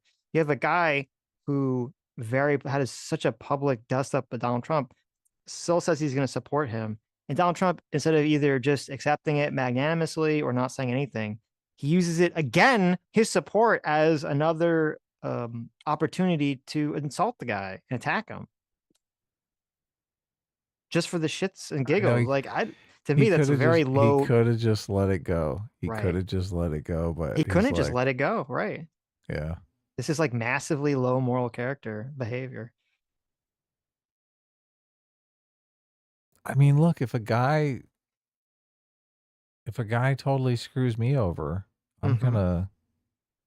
going at him with both barrels. So I don't. Okay. Wouldn't you? I mean, look, you're. If I viewed someone as screwing me over, but then they later were supporting me for president, I would either not say anything, or as I said, I'd be magnanimous about it. And I'd say, something like, even though you could 100%, this is how like a normal person would handle it. Okay. They'd say, this is very telling that even though me and Bill Barr had such a very public disagreement and fight, he knows that what's more important for the country is that, I win and that Donald Trump wins, and that Biden, is such a threat to democracy that he supports me anyway. Right. Like, there's a way to talk about this without being like a huge piece of shit about it. Yeah, I mean, it's tough. I would have to look at the person. I'm definitely I lean more towards let bygones be bygones. So I think I'm getting caught up in the fact that this is just hilarious. It is funny, but that's Yeah. really fucking shitty though. It is shitty. It's totally shitty. So yes, you are correct. It is shitty, and it probably would be better. He's going for the joke just because it's funny, when probably the better thing to do would be go for uniting the coalition, right? Well, I think the problem from a political standpoint, even though obviously no one is, everyone basically is going to love this, is it definitely, this plays directly into the narcissistic, egomaniacal label. Well, now Like I know. 100%. Oh, I totally agree.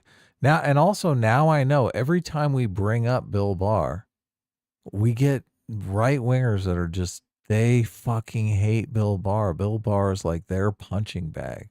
Right. And I always think, like, why is Bill Barr such a hated, reviled figure on the right? Well, Now this you is know. why, right? Now you know, yeah. This is why it comes from the top, right? Yeah, it's top down. Yeah. All because Bill Barr wouldn't. Oh, yeah, that's bad. He's like, he wanted Bill Barr to basically just start suing people over the election. Just start digging. Just start digging and keep digging until I'm still in office. Right. Yeah. Ugh. But anyway, let's see what Bill Barr's response to all this is. Yeah. It's classic Trump. What's the question? What's your response? Well, I mean, obviously, what I said was that I'm very disappointed that this country is stuck with this choice between two people who I don't think either of them should be president of the United States. But given that binary choice, I feel I have to choose Trump. But he's mocking you. So What a. Oh my God. I see, but this to me, even though I would disagree with Bill Barr's logic here, this makes me give him even more credit, because then it shows that he is talking and voting based on a like completely impartial person, putting his personal feelings aside, voting just strictly based on what he thinks is like makes sense politically Yeah, and it's better for the country. and better for the country. So I do, even though I disagree with Bill Barr on a lot politically, I have to give him a lot of credit for this on a personal level. And it just, this is such like a Mean Girls type scenario where she's like, but look, he's mocking you. You can't vote Right. for him because he's mocking you. Well, It's that like, is, bitch, yeah, it's true. what? That's true. Though it's a very unusual situation. Most people would not do that, right? Most people would say, oh, I'm not gonna vote for this guy. He's unhinged. I guess she's trying to give him an out. Look, even the CNN reporter here is trying to fucking manipulate the situation. No, they're never just trying to get to the truth. They're trying to fucking sell you on voting Democrat. Right. Yeah. Mm. It's bad. I don't like it. I don't like it at all. No, sir. Look, let's don't like watch it. Did we ever watch the town hall that Trump did with this lady here? Oh God, it's so good. Didn't we? I thought we We did. might have. We might have, yeah. I mean, I saw it. I thought we watched the stream, but I can't Yeah. remember. I can't remember either. Trump completely destroys this woman. it's not about Yeah. me. I think that I've said this all along. If faced with a choice between two people, neither of which I think should be president, I feel it's my duty to pick the person who I think would do the least damage to the country. And I think Trump would do less damage than Biden. And I think all this stuff about a threat to democracy, I think the real threat to democracy is the progressive movement and the Biden administration. The Biden administration or President Biden himself? Biden's support for the progressive agenda. I think a lot of people hear that, and the case that we just talked about that went before the Supreme Court essentially, and say, how can you see that and say that Biden is a greater threat to democracy? Well, where are we losing our freedoms? How are our freedoms being constrained? They're being constrained by the progressive government. And Here you go, Adam. Look, you should have just listened to Bill Barr for your talking point. These are great. I don't need any talking points. Oh, okay. I'm about authenticity, Sitch. I don't There need you the Republican talking points. Okay. That's true. That's true. democracy, especially, from the Anglosphere democracies, the Five Eyes and so forth, the threat's never been for autocratic government on the right. But how A specifically right-wing is Biden strongman. threatening democracy? The threat to freedom and democracy has always been on the left. It's the collectivist, socialist agenda. And that is where we're losing our freedom. Parents are losing the freedom to control their children's education.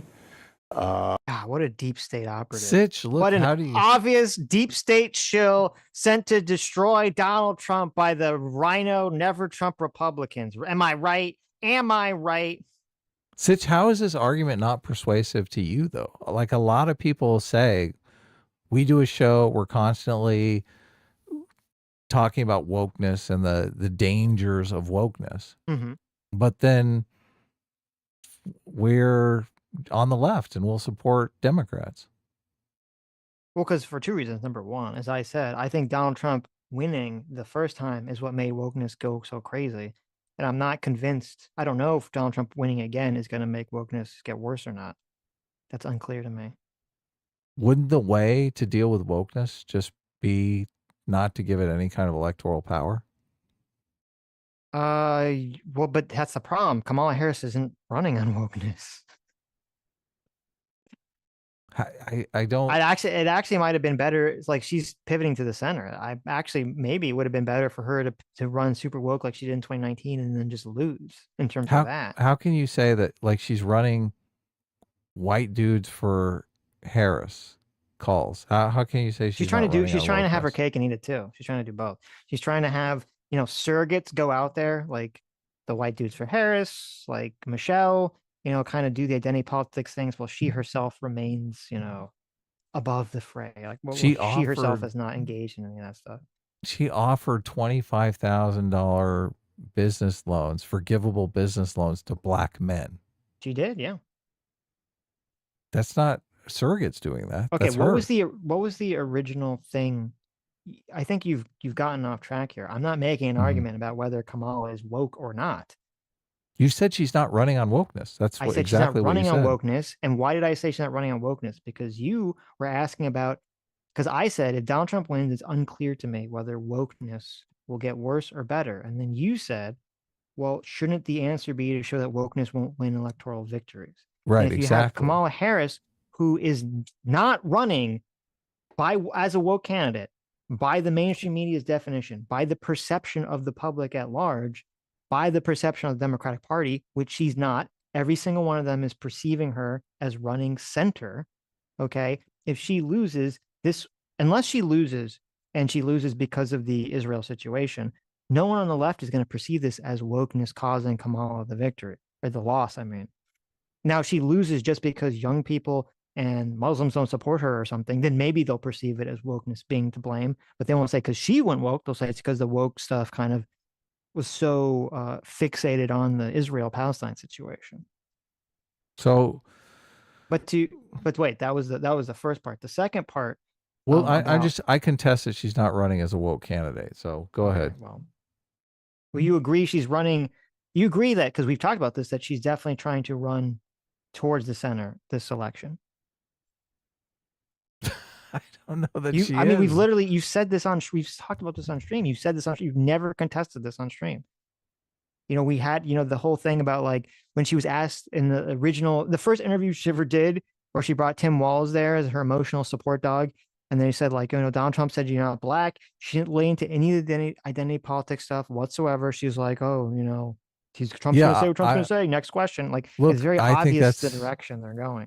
I think that's before she came out with the policy, the wokest of woke policies, that she's going to give $25,000 forgivable loan to black men. I think that was the turning point, and I think we had that live stream before that happened. We did. I think once that happened, I think once, they had the honeymoon once she was nominated. I think she thought, oh, this is easy. I can skate to the center. I can win. I don't have to be woke. I think as soon as her poll numbers started flagging, she started going woker and woker and woker. And now, which it's like the woke gloves are off. That's my read of the situation. Right. So when you say she's not running as a woke candidate, you're making it sound like she started off super woke. They didn't have a primary, so there's no reason for her to start off woke. Normally, they start off super woke because they're competing against each other on wokeness in the primaries, and then they have to pivot to the center. I see this campaign as completely different. She didn't have to do any of that. So she started off very centrist. She does her acceptance speech. She says, we're going to have the most lethal military in the world, right? And then as the campaign wears on and people start realizing, oh, maybe she's just an empty suit, she's like, oh, shit, I got to do something. So let me appeal to what's familiar to me, wokeness. The way that I see it is you have her in 2019 or 2016, 2019. Yeah, 2019. She runs like hyper woke. She's one of the wokest, if not the wokest candidate in the Democratic primary. Okay. Right. She's super ultra, mega woke, candidate here. And then, she gets the VP. She says a bunch of woke shit when she's VP about the BLM riots and all that nonsense and about equity. Yep. And equity. Right. And then she gets tapped for to be the president nominee for the Democrats when Joe Biden steps down. And she does this complete 180 pivot where now she's running as I'm not going to push my identity. I'm not going to do identity politics. I'm going to push against it intentionally. I'm not going to address it. You know, all these opportunities, she had all these opportunities to address it, and she doesn't do it. She intentionally doesn't do it. You know, in every interview, in every conversation, every rally, she doesn't push the identity politics thing, even though she does have the white guys for Kamala Harris thing. And we talked about that at the time. We even watched some of it and all that stuff. And she's sending surrogates out there to kind of do some identity politics stuff, but she's not doing it. And we even talked about probably the reason that she's not doing it is because who was her campaign manager? It was Obama's campaign manager. And Obama ran on the I'm not going to push the identity politics button either. So it's obvious that they were trying to copy that strategy from Obama. Okay. And then what happens is they say, oh no, you have a bunch of polling that comes out and it shows you're losing support among Black males. So then what is the response to that is literally trying to buy Black male votes by saying, hey, I'm going to allow Black men to, you know, get these loans that they don't have to pay back or whatever. Right. Which to me, I don't like is identity politics, but she's not doing that from some sort of woke ideological perspective. It's literally just like the student loan forgiveness. She's literally trying to buy votes. So it's a completely different philosophical, political reason for why. So it doesn't count as woke? I think it is woke. I just don't think it's going to be perceived again if she loses. I maybe you disagree. If Harris loses this election, I can't imagine anyone pointing to that policy and saying, well, if she didn't try to give Black men free loans, she would have won the election. No, I don't think they will either. Okay, well, but that's... I think she's making a campaign promise that right, but that's the entire context forces her to do some woke policy to keep her campaign promise. But that's the entire context of what we're talking about. If Kamala Harris ran as the 2019 version of her this time and then lost, I think you could very well see a lot of people say, oh my God, Kamala Harris lost. She ran on the super wokeness. Donald Trump ran as the anti-woke candidate. Donald Trump won. This is a stake in the heart of wokeness. In fact, maybe I would have even preferred that in terms of the long-term solution to the quote woke problem. But she didn't do that. She ran towards the center. So none of that's going to. So if she loses, people are not going to perceive it on the left or in the mainstream as she tried to run woke and it failed. That is not how a loss from Harris will be perceived at all. Is saying that not voting for Kamala Harris is misogyny? Is that wokeness? That is wokeness, yes. Okay, well, that's like what all the campaign surrogates are saying. Like you have Obama literally going out and saying that. Yeah, because they're floundering. No one's going to blame that for the loss. Okay, but my argument is she's getting woker and woker and woker as we get closer and closer to election day. Mm-hmm. And you're saying she's running as a moderate, and I'm saying, well, I don't see how you can say that when she's like endorsing all these woke policies. I'm going to say this one more time, and then we can move on because I'm not going to repeat myself for a third time. The context of this entire side quest, which you asked me about, was you put a very specific point where you said, is it not make sense to vote for Trump to show that woke politics won't win you elections? Yes, and then you said she's not running as a woke person. I said, yes, I said that would make sense if she was running as a woke candidate. Okay. Right. So you're saying she's not running as a woke candidate. And I'm pointing out all the woke policies that she's endorsing. Okay. So, when I say that is the contestant. So you either believe she's running as a woke candidate or you don't. So look, you don't have to say it a third time. Say it once. You don't think she's running as a woke candidate. Okay, we can move on. You're being That's fine. Obtuse. I'm contesting that. Obtuse here. You're being incredibly obtuse here. I'm being obtuse? Yes. Okay. Okay. Okay.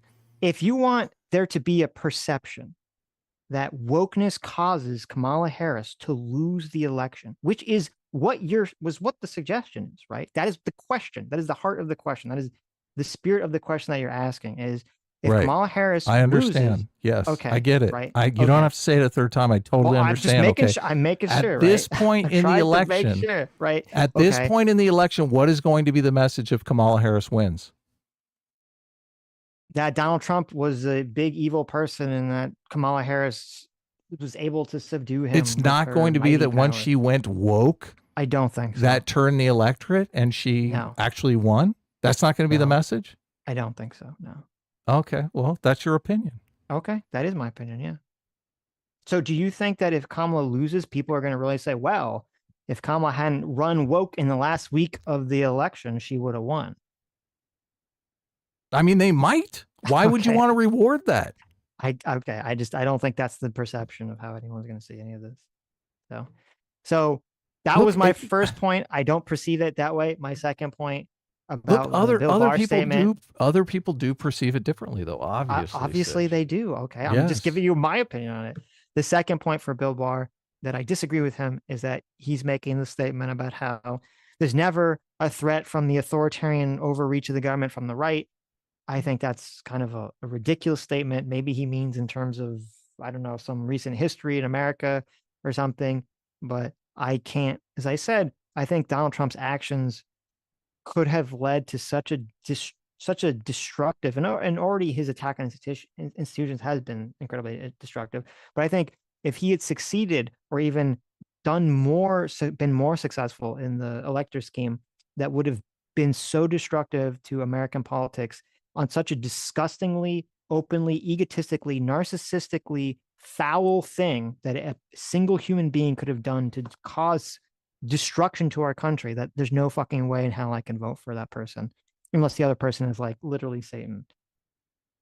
I understand that. The question Okay. was whether or not Kamala Harris is woke, and you said no. You don't No, believe no, no, no, Kamala no. I Harris already- is woke or running woke. Okay, I already finished that question completely, and I was finishing my original question that your original question. You said, "Why is Bill Barr's argument not convincing?" And I said two Right. reasons. One was the woke Okay, thing, I and then gotcha, I second gotcha. was this Yeah. other thing. So Yeah, because it's Had nothing to so do with the woke thing. egregious. it's The very sep- egregious. Yeah, Yes. the January 6th stuff is super egregious. So Right. I would just look. My reasoning is more, I don't have enough evidence to know what the outcome is going to be. So, but I agree with Bill Barr's reasoning here that the Kamala Harris, like, rewarding wokeness, even if she's only turning to wokeness late in the campaign, is not a good idea. And I won't vote for Kamala Harris because of it. So Okay, that's like, your both these prerogative. candidates seem inferior to me. So, Right. but right. Bill Barr he's saying, look, the wokeness is more dangerous and Donald Trump is a danger that we can contain. A lot of people believe that, obviously. You're voting for moral reasons. You're not, like, you basically have not really, like, maybe you have. Like, do you think if you could take the moral reasoning out of it, let's say Donald Trump did not do January 6th, do you think Donald Trump would you be voting for Donald Trump in that situation? Would Donald Well, I Trump still be wouldn't be better? voting at all. No, I know, but look, do Right. you think, let me rephrase, you wouldn't be voting for Donald Trump, but would you believe that Donald Trump would be a better president going forward? If January 6th didn't happen at all, I think my major contention, because I would be a lot more amenable to Trump, because I would say, okay, we have Kamala here, who was super woke, and now she's trying to run to the center, and she's kind of run as this like platitude machine. So I feel like I would not feel like I have a good sense of who the fuck she is, what the fuck she is, what the fuck she's even going to vote for. So that would be Yeah, so that's I'd a huge definitely problem. right. So I definitely be leaning more towards Trump, and then my only concern would be just because I do think that what Trump did with the first impeachment was reprehensible, and I'd have to try to decide, am I going to overlook that because Kamala is this unknown, and I very well might. I feel like I would lean probably slightly Trump if it wasn't for January 6th. Right. Yeah. So I think I think Donald Trump is a better choice. I obviously could be completely incorrect if Donald Trump gets into office and starts immediately, puts up some Department of Justice head and gets him through the Senate that's just going to go after his enemies. Then, I mean, obviously that's a tragic future for America. So, but I honestly don't think that's going to happen. So, and we'll see. Look, if he wins, if I do think if Kamala wins, I do think like it's going to be more wokeness, completely more wokeness. it might be. the thing with the Donald Trump not voting for him on because of January 6th is not just it's not just like a well, this is a moral claim. It's if a person is willing to do that, why would I trust like if a person is that selfish to do that doesn't give a fuck about America so much to do that action, why would I trust them with anything else? Well, I would That's my point thought. more to the delusionalness of it than Right. Yeah, but that's not a the good thing either, selfishness of to it. be so delusional. No, it's a completely guess different it's a- claim though. That is true. That is Like true. it's much worse if he's not Right. delusional and because that makes him super selfish, right? He actually knows he lost the election and he's Right. still going to create all this mayhem. Like if he's delusional and he thinks he won, then obviously he's Well- doing it for his supporters. He's not necessarily selfish. I mean, if you're just delusional, if you're so narcissistic that it makes you delusional, I don't know if that's better. yeah, look, the Trump problems are voluminous, as I like to say. Yeah, that's right? a good one. Yeah. Yes, they The certainly are. the Kamala problems are voluminous. Okay. Right. It's a tough. This is why I think it's a tough election, and I do think it is is. tough for a lot of independents out there. Mhm. I wish it was easy. It's funny that you brought this clip up because I mean, it gives us a Well, it's a very chance to interesting touch on the clip. wokeness. Yeah. Right. Well, and the wokeness situation, which Mhm. No, I don't think he's really talking about wokeness. Well, I don't know. He said progressive policy. Maybe he is, but it sounds like he's talking about something more like historic, dating back further than woke stuff. But right. They're leaning in like Michelle Obama was leaning into it in that fucking speech. And I was like, oh my God.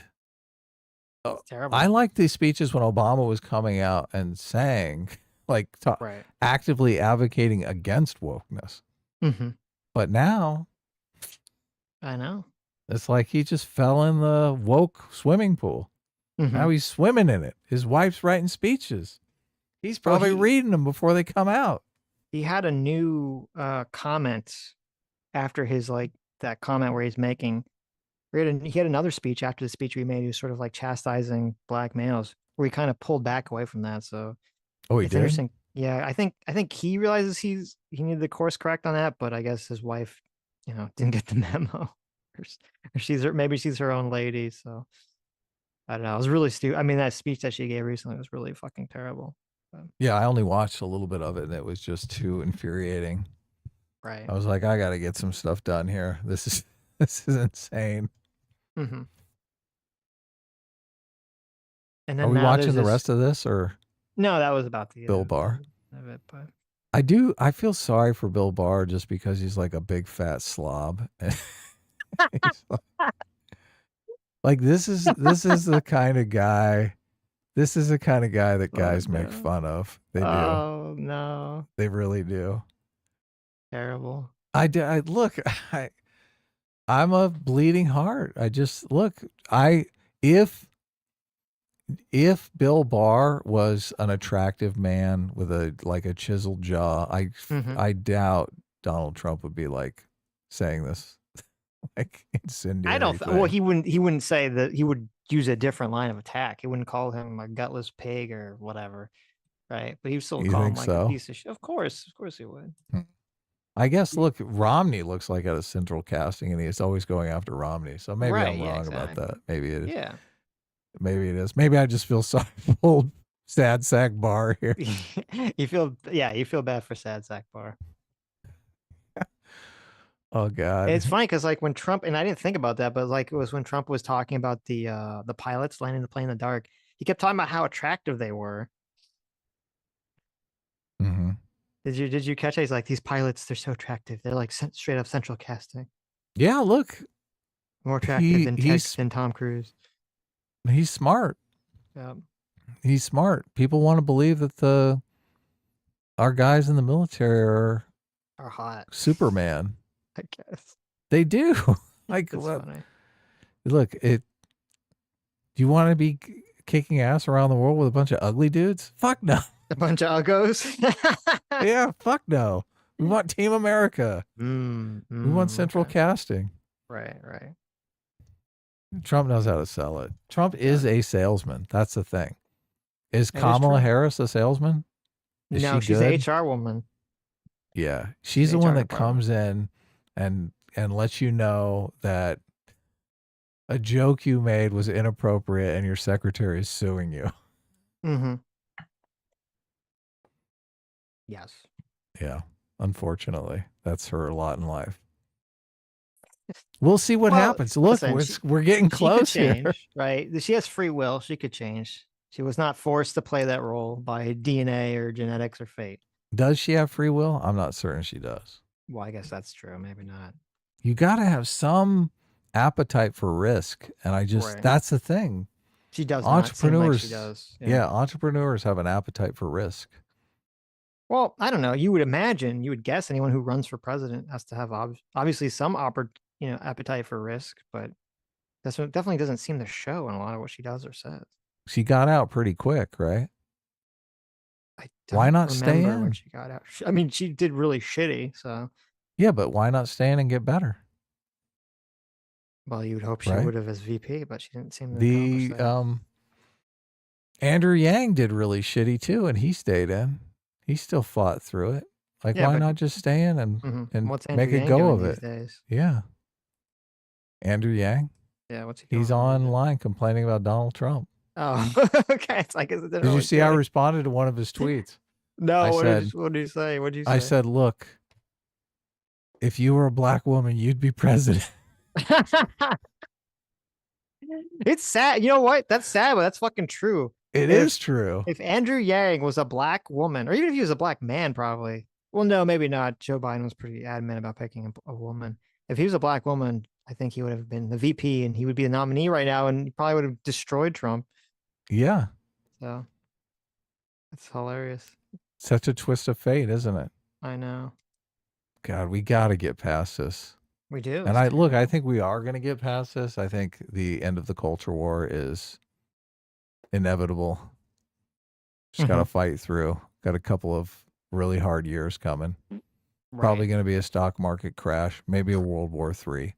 But look, once we get past it, it's going to be blue skies. I'm telling you. The Civil Blue skies. War. What was the sunny days? Sunny days are ahead. The Civil War was a terrible, terrible time. Catastrophic. Millions of Americans died. Bloody battles. We ended slavery. It was all worth it in the end. So get ready. I hope none of our fans have to die in World War III. But look, if it happens, know that you died creating a better world. There you go. Once we get on the other side, it's smooth sailing. Yep. The golden age. Sunny There days. is. Sunny days are ahead. What is that from?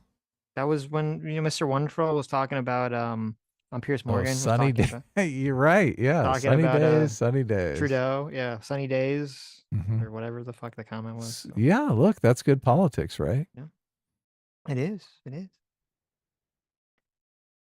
All right. Sodoge for $2 says Adam for $4. Thank you. Says Adam, there's no part in the oath of office for both officers about following the president. And the oath for non-commissioned officers specifically says not to follow illegal orders or unethical orders. If Trump truly felt the military officers were not following orders, he could have used the UCMJ and the court-martial process to get to the truth of the matter. Blind loyalty to the president is not part of the American military. Interesting. I think is that in response to the flying to Afghanistan? Yeah, and couldn't you just say like killing other soldiers is unethical? I mean, how do you get around that? Well, I mean, I would say on the flying to Afghanistan thing, I don't know if it's so much that if that's what it was in reference to, I don't know if it was in reference to something else.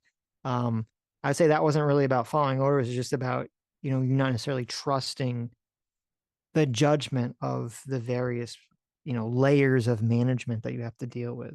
Vance said Milley didn't follow Trump's orders, specific orders on withdrawing from Syria. So, Oh, really? Oh, okay. So maybe it's in regards to that. Yeah.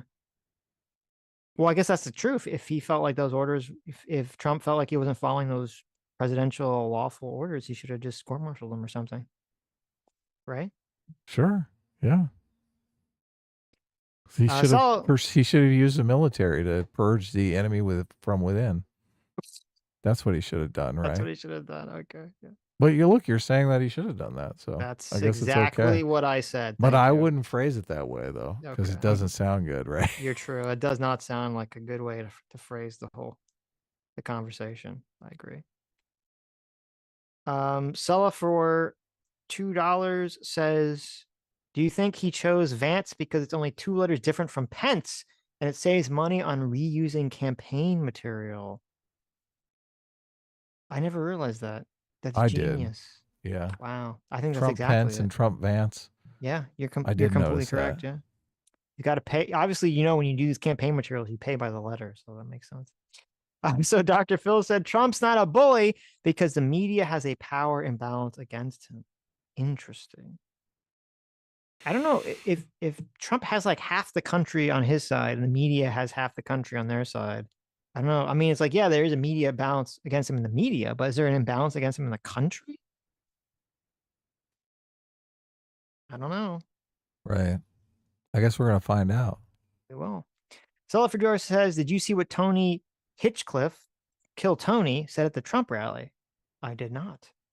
How do you respond to the argument? How do you respond to the argument that it was good that the military wasn't deployed during the riots because it would have escalated the situation? Well, I mean, first of all, I think the military should have been deployed at both the BLM riots and January 6th. I'm assuming it was a Trump rally. He's only talking about January 6th. I don't buy this whole escalation thing, especially with the BLM stuff. I guess we won't really know, even though I still think they should do it just to protect people's businesses and the cities and all this other shit, and definitely to make, the country better. But with January 6th, as soon as, what was her name? The woman that got shot. As soon as that woman died and the armored riot police showed up, everyone chilled the fuck out.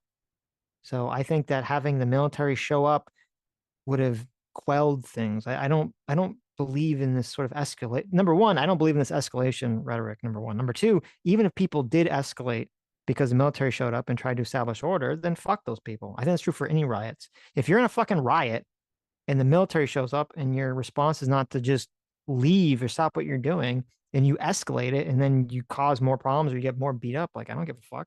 Fuck you.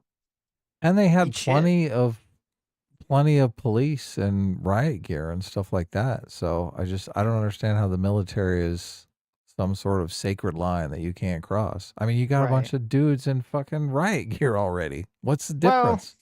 Well, it's like a sort of, I guess it's like, traditional cross the Rubicon sort of thing. Like I get it. Well, I mean, if they're going to start shooting into open crowds, yes, right? But if they're going to try to establish peaceful law and order, right?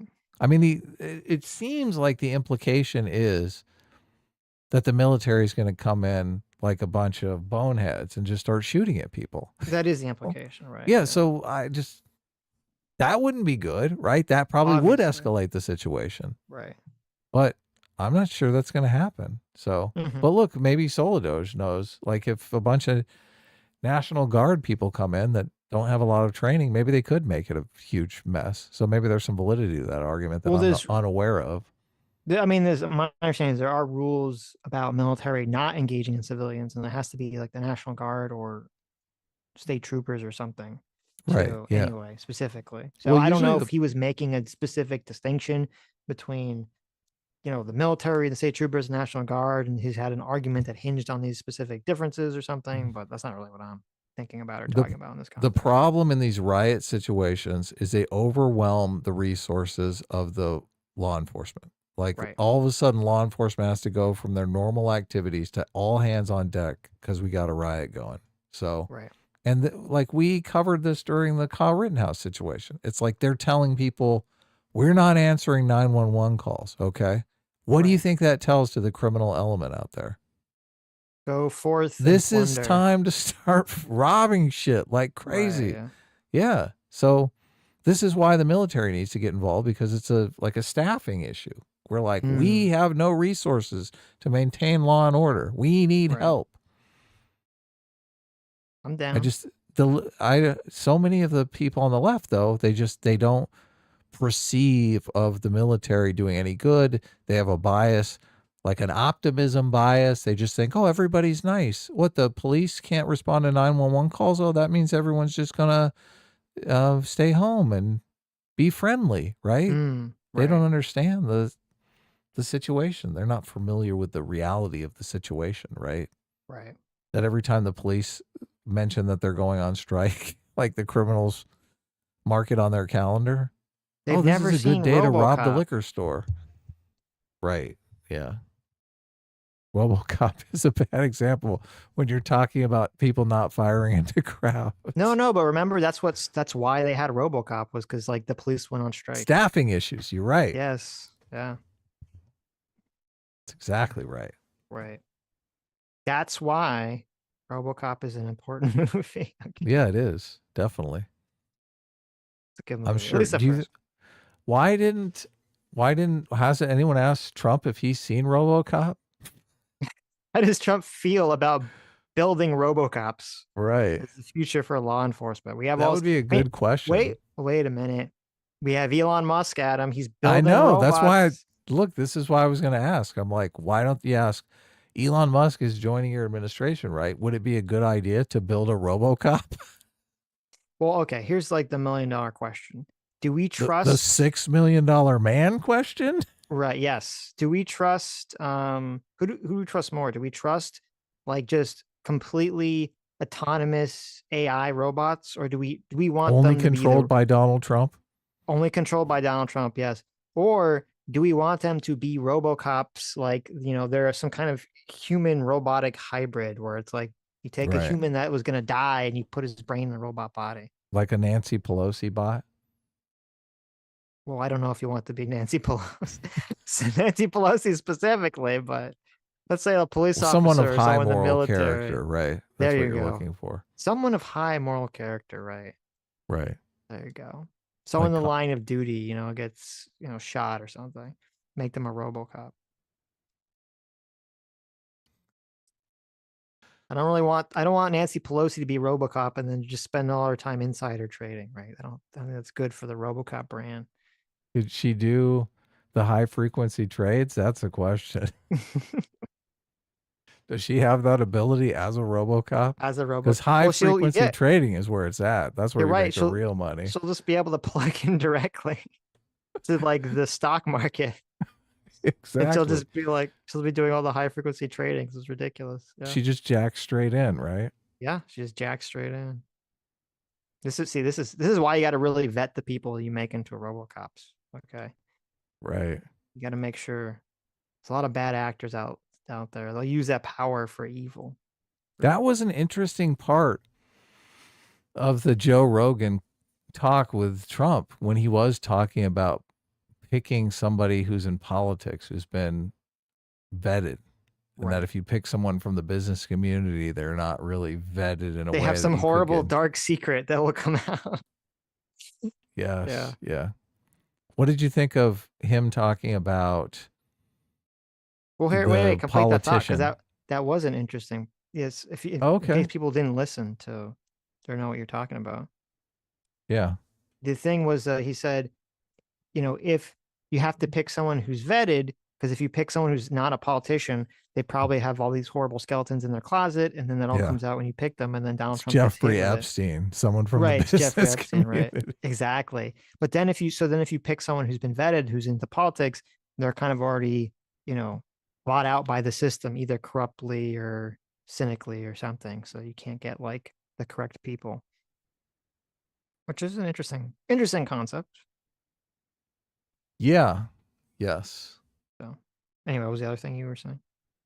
I don't recall. Okay. Oh, he was talking about this guy who was a politician who was a survivor that he had given campaign contributions to and kind of supported, helped him out along the way. Mm-hmm. And then he had to get some sort of, I don't know, like permission to do something. I don't know. What do you call it? Some sort of license. Mm-hmm. And he asked the guy for help in obtaining the license. And he mentions that it's like somewhat a controversial type situation, and the guy completely didn't help him and when he could have helped him. So a lot of people are looking at this and thinking, oh, this is like nefarious. Trump didn't help him. Or the guy didn't help No, the Trump. politician didn't help Trump get whatever license it was that he was pursuing. Oh, I don't remember that part. In one of the books I read, Mhm. written by one of his project managers, she goes into a lot of detail around these various projects and the political situations that open up around doing large developments. So it didn't seem that nefarious to me what he was saying, because I was like, oh, okay, it's probably some sort of license that involves environmental impact, Mhm. right? I guess. So- I mean, we don't have to know more, like the specifics. Yeah, I think I'm to surprised. I adjudicate, so. guess I'm surprised. Well, I guess this is part of the softball of Joe Rogan, right? If I was Joe Rogan, I would have said, Then like, whoa, whoa, whoa, whoa. yeah, What I are you would've said, talking about? yeah. So Right.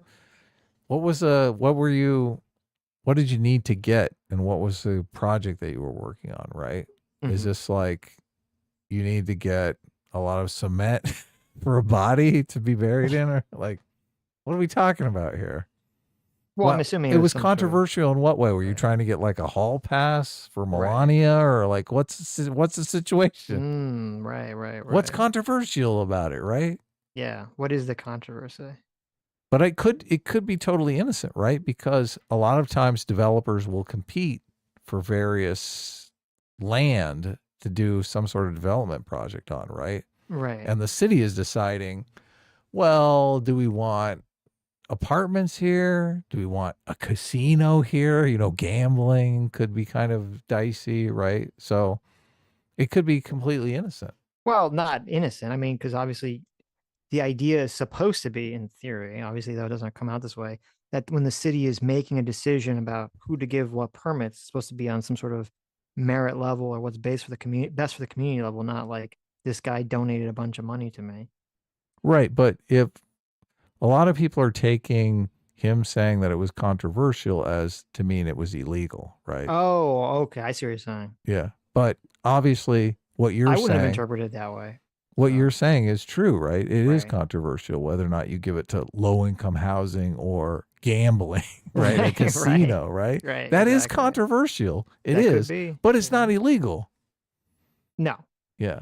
Well, if you So- pay, getting paid for the permit would be illegal, but making the judgment call isn't. It's not an illegal action. It's not like he was doing it for the mafia or something, right? Is what you're saying. Right. Yeah. Yeah. Okay. This is how government works. I think no one likes it, but everyone's familiar with the Of reality of the course. situation. Yeah. Of course. This is where Trump is so good at speaking to those moral intuitions, our moral outrage over the fact that this is the The way it works. situation where, fat cats downtown are deciding whether or not to open a casino on the waterfront or affordable housing based on what kind of campaign contributions they got from Donald Trump. Mm-hmm. We all know Trump wants to build Donald Trump was the champion of affordable housing. Yeah, so let's not get this mixed up. Right? Obviously, Donald Trump was on the side of the affordable housing for the He poor already people. had casinos in Atlantic City. He didn't Right. need casinos Oh, on that's the true. That's a good waterfront. point. Yeah. Yeah, that's true. He needed wants- affordable housing for the casino workers. What if Kamala Harris becomes president Mhm. and Donald Trump says, I've decided I want to help you build those 3 million homes. He completely becomes part of the Harris administration. Wow, look at that. That'd be interesting. She takes him in. She's like, look, we need to bring the country together. I know I totally clobbered you in the last election, and you're a one-term president, which most people think are losers. But come work for me, and you can build homes. They What do just you have think to be is affordable. what do you think of the chances of that happening?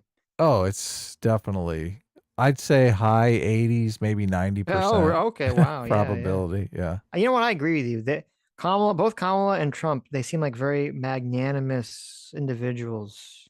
You know, As who long would as put look, aside their own personal differences for the country. as long as he's only building those homes for black men, Oh. then I'm sure Kamala Harris will be fully on board with it. Yeah, that's true. That's true. Look, At it'll be first, I didn't penance really for all believe that what you were birther saying, stuff. but now, yeah. It'll be penance for all that birtherism stuff. Whoopi see. Goldberg and Oprah they'll negotiate the Trump deal. for that. Yeah. Yeah. Okay. Let's I like read it. some let's read some super chats. We'll What do you read some say? supers. Okay. I like this idea though that you're cooking up here. I'm just trying to bring the country back together, okay? Okay. Okay, let's see. Where was I? Oh God, I can't imagine Walz. Ugh.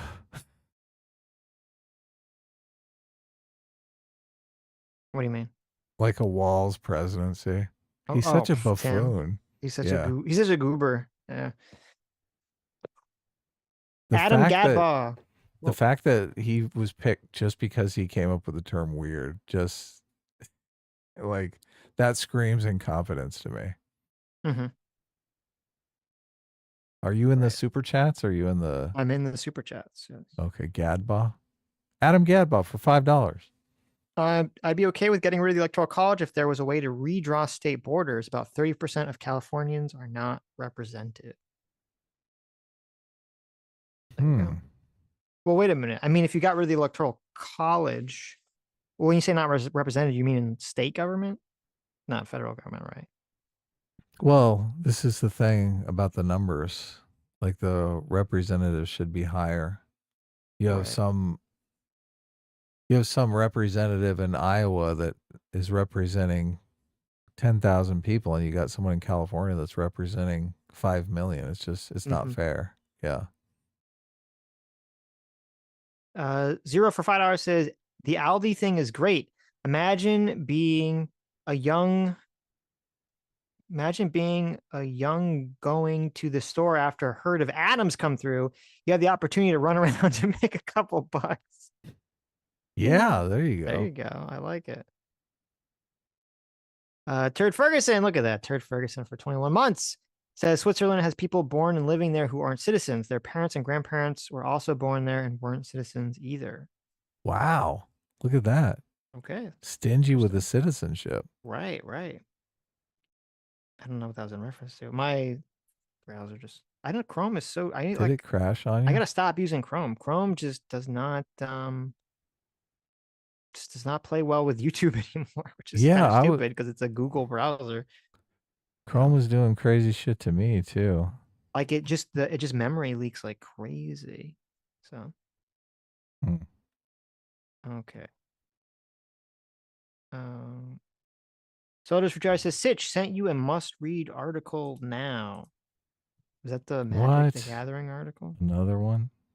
Oh no. The Magic the Gathering one was great. That was pretty good. That was actually a must-read. So yes. That was the Magic Gathering, yes. Thank you. Thank you, Soldiers. Based article. Stooge McDuck for 17 months says in Australia for years you have to put in a gold coin to get a cart in select places, especially in malls, as people use them outside the supermarket. People use shopping carts in malls? That's weird. No, people take the carts and heist them. We get that too. Well, I know sure that, you do. but that's a shopping different cart ladies, right? Right. You have to put a gold coin. What do you mean a gold coin? Like it's literally a coin, like a gold doubloon. You have to like find some pirate treasure just to get a fucking shopping cart. That's crazy. Or is it like a little token? Can't be real. You have to like put $1 and get a bunch of tokens to go karting. Salad Dre for 11 months says, "Woo! Just won my local Magic the Gathering Standard Showdown. Well, congratulations! Look at that. Based. Now to listen to the best show on the YouTube's S-Class. The best class. Well, thank you. And congratulations again. This show is the best. I love this show. This show is amazing, Sitch. Oh, look at this. You got Kamala up here with the blunt in her mouth. Okay, look, she's telling us about the border The crisis. border crisis. I like it. I like it. Yeah, What do you think? that's a good. Sometimes I look. do a little light graphic Where did you design. find? What is this video from that you got this like amazing pause? This is from the Fox News interview. And I okay. paused it on this and I was like, holy shit, this is like, I couldn't stop perfect- laughing. Every time I look right. at it, I laugh my ass off. So, All right. and then, yeah, I just thought I'd throw it up just for some fun. Look, I did a blunt and shades with Trump the other day, and I saw someone on Twitter had my thing. It's their avatar. I was like, oh, that's sweet. That's funny. I try to keep the show interesting. Did you see? Did you want to bring up? Someone made the little soy jack of me complaining. Oh yeah, about we the should bring shopping that up. We should bring that up, definitely. Yeah. Dev do fucking that. retweeted it. Jeez. Thanks, Dev. Did he? I He did. retweeted it because it's just badass, obviously. Yeah. So There you go. Haunting in Des Wall specifically for $5 says you may have been late on the comic, but you still came out streets ahead of the trucker video. Speaking of Dev, that is oh really? true. He's supposed to do that? The comic looks Also- fucking amazing. I got the hard copy proof, which is just like a big proof with 8 pages on it. And so there were some things that I was curious about color wise and also technically wise on the bubbles. So I need to make a couple minor changes and then everything's good. But Nice. Also, stop trying to make streets ahead of thing, Pierce. The DM Viper for $5. The Electoral College is a check on cities absorbing all the population. You can basically tell everyone to move to a city or get fucked. There you go. Manny. Well, that's not. they still go to the population centers when they go to the state, though. Obviously, they always go to Right. the biggest population center in the state. Yes. Yeah. Yes, exactly. That's why I talked about it would make more sense for people that make the argument about the Electoral College. If they want to be philosophically consistent, they should be advocating that the Electoral College votes are broken up accordingly. So, Manny Fresh for $2 says, I'd vote for Vance over Trump. I feel like a lot, well, I actually don't. I take that back. I feel like a lot of people wouldn't do that, but good for you, Manny. Hunting and Des Wall Spook officially for $5 says the catch-22 for the media is that an adversarial conduct plays into the quote, I'm between them and you narrative. They keep stumbling into that frame. That's very true. An alien for 11 months says this discussion about the Electoral College at the start is why Republicans insist on not calling the USA a democracy. Oh, there you go. An alien for another $10 says Adam's argument only seems to make sense if you're trying to achieve an absolute democracy. That is the only way I can see it being preserved as unfair. I don't think Adam is making an argument in favor of absolute democracy intentionally, by the way, as class an A team reigns supreme. How am I making I'm making a case for the opposite? Obviously, if there's a democracy where 70% of the people want some policy that is negatively impacts 30% of the people. I mean, an absolute democracy, you'd be in favor of that, right? Sure. I'm saying that to keep things competitive, you have to have two parties, two healthy parties that are advocating for various positions. I'm worried about a one-party state. Okay. I agree. That is what you're worried about. This meme, we have the Walmart employee saying, thank you for saving my job. Me saying, no, Adam, you can't do that. And you saying another job created as you leave the shopping cart directly in the middle of the street. I know.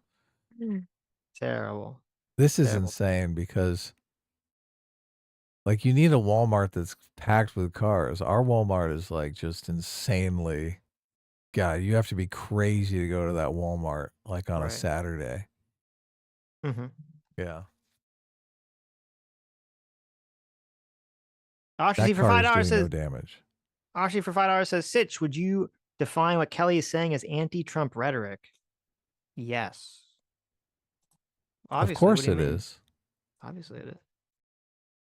Rhetoric just is, I guess we were kind of getting stumbling around in the definition of rhetoric about what does rhetoric mean? Does that mean it's something true or not? Which we probably shouldn't be doing because rhetoric, you can't use rhetoric to mean something that is true. Rhetoric just means sort of a persuasive way of saying something.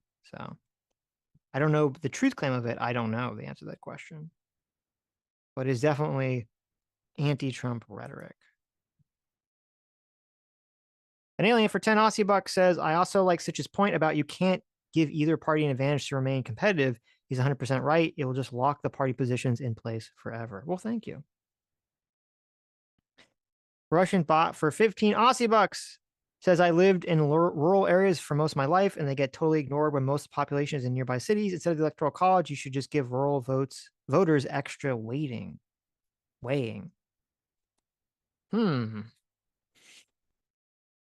I mean, that's what happens in the Electoral College. Right. So that's a technical system for that happening. I guess. Well, if you wanted that, it would be what I was saying, where you would theoretically, you could do a system that's kind of similar to what I was suggesting, I guess, where you get rid of the Electoral College by state, but you just basically separate population areas of the country into their various districts, and then you weigh them based on population or something, which would be similar to my original suggestion of keep the Electoral College, but just split it up.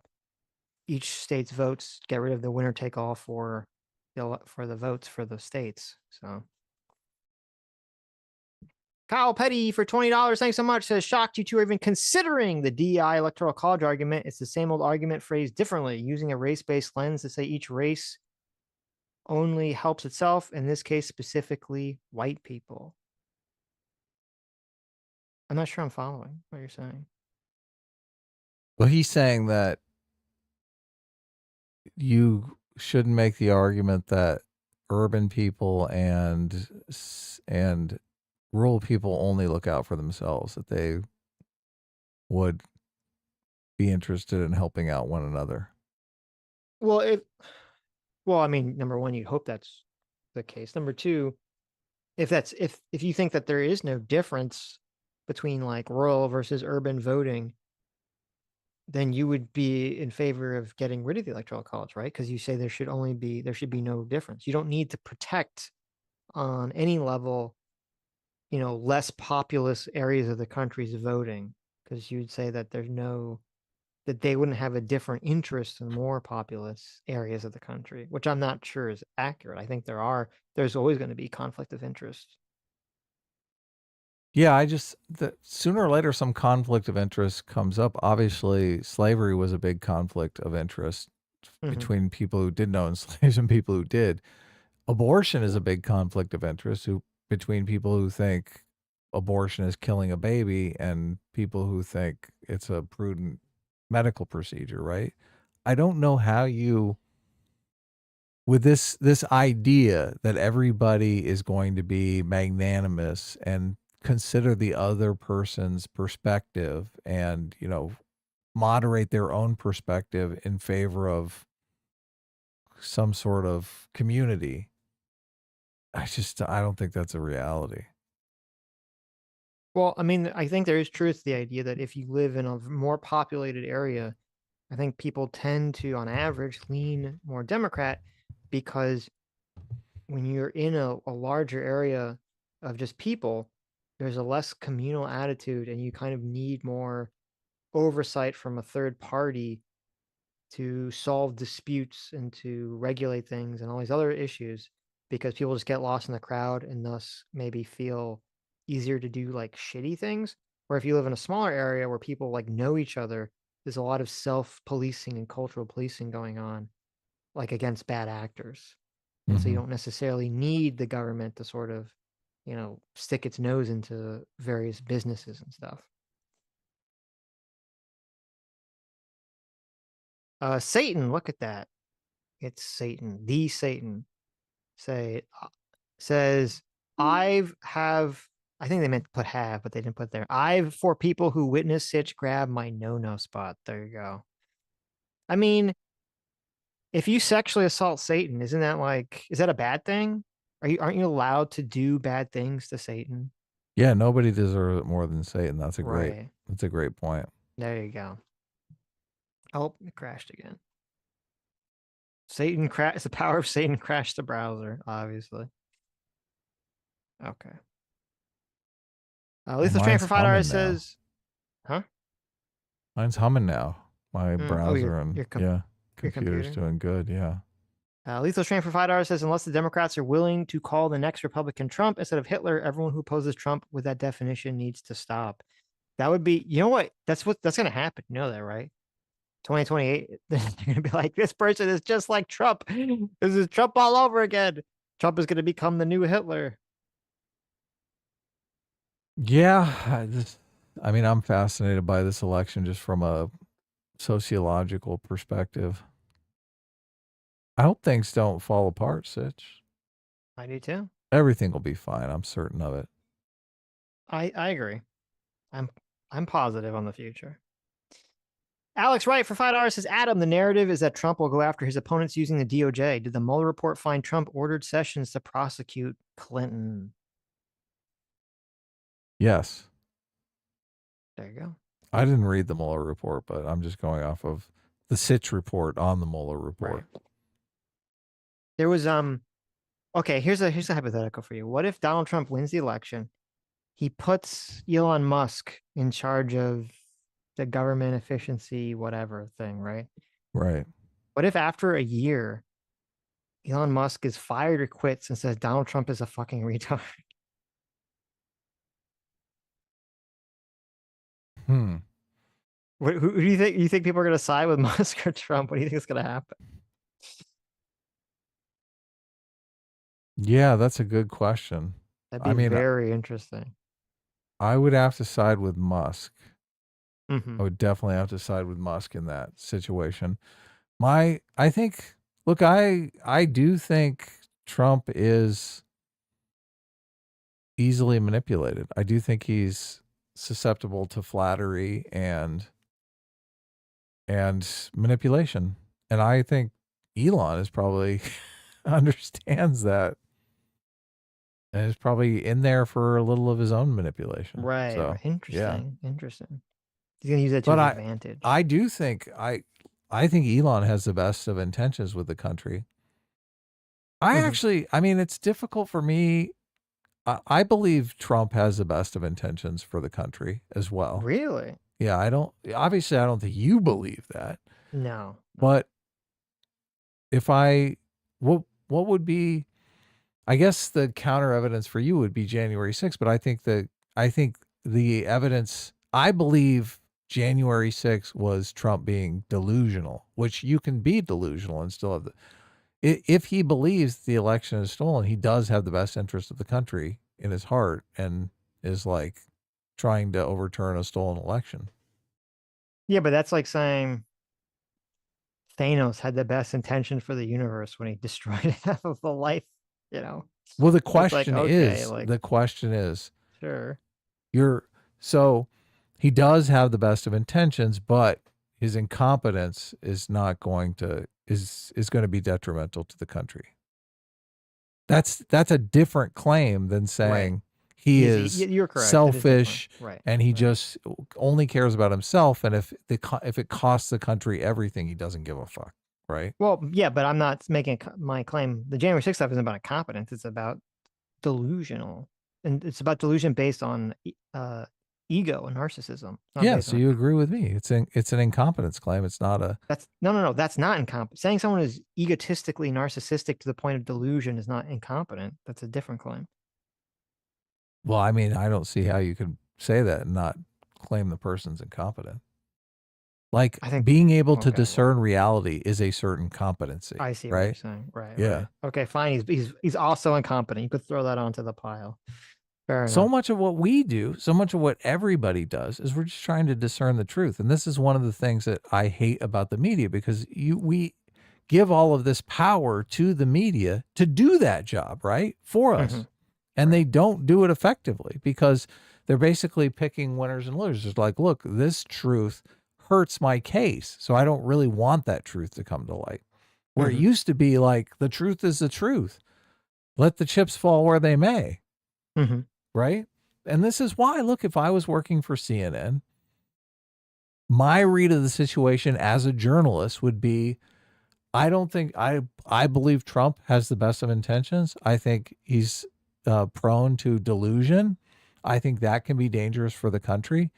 And I would test my theory as a journalist against the facts. So that's kind of the case that I would be making. So I would be asking JD Vance, I would be saying, look, is Trump employing this kind of strategic ambiguity to gain an electoral advantage? It's not as nefarious He as can't answer that other question, people would. though. Yeah, That but would destroy the strategic ambiguity if he answered the question. but it would be a more interesting conversation. That is true. It would be Yeah. more interesting. Yeah, I agree. Yes. So, and I think it would be closer to the truth, because then as a journalist, I would be saying, this is my read of reality. This is what's actually happening here.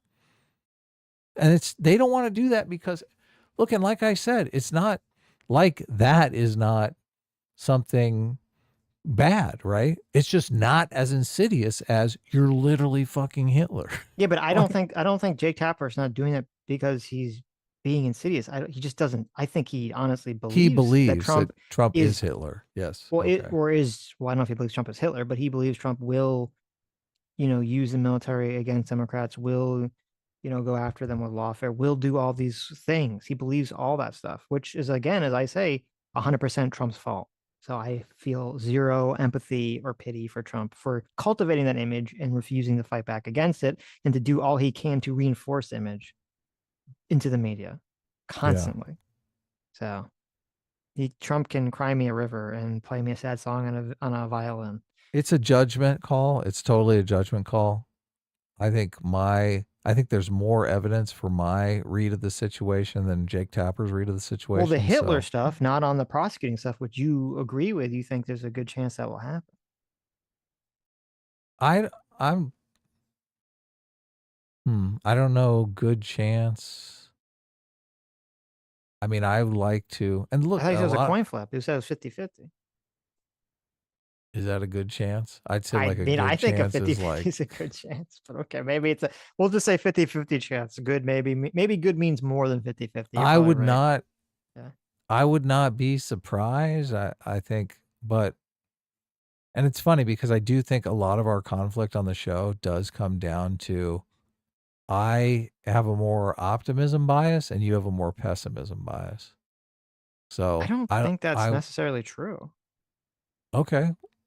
But that's my read of the situation. Okay. But look, if you want to argue that you're I think more optimistic, Right. I'd love to bring you over to the optimism side. But my optimism bias wants to think, okay, Trump is going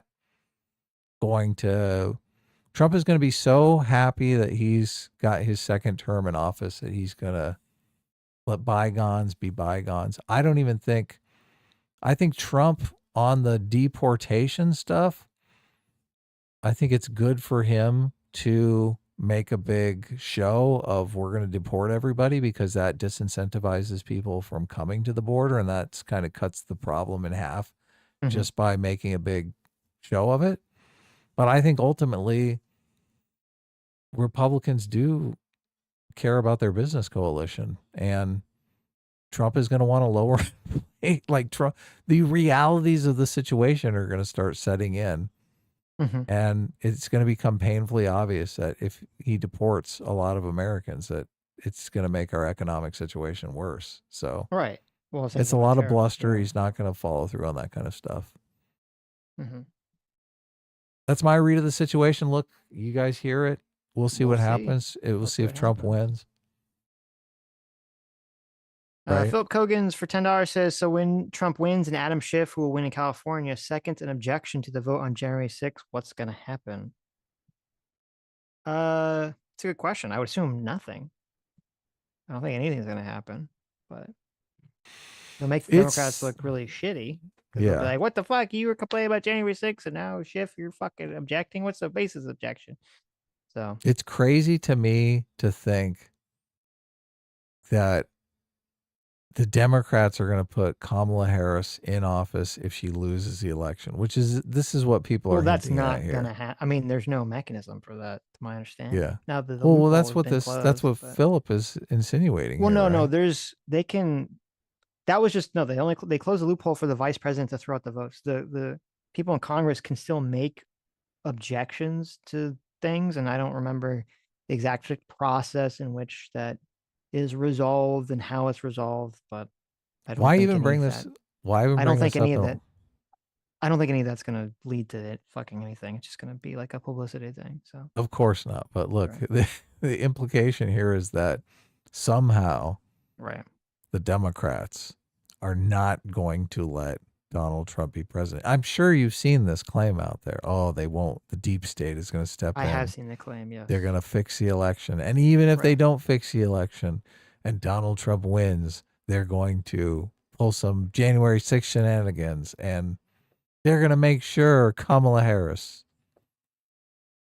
Mhm. I can't imagine that world seems highly unlikely to me.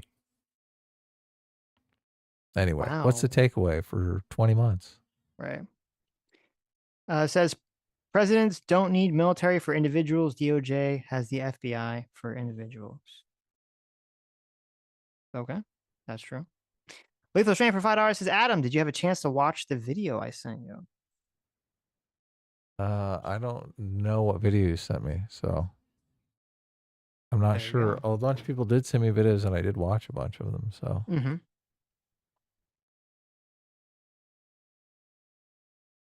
Drew the Dogman for $2 says Liz tampered with the January 6th witness Hutchinson. Really? Let's see.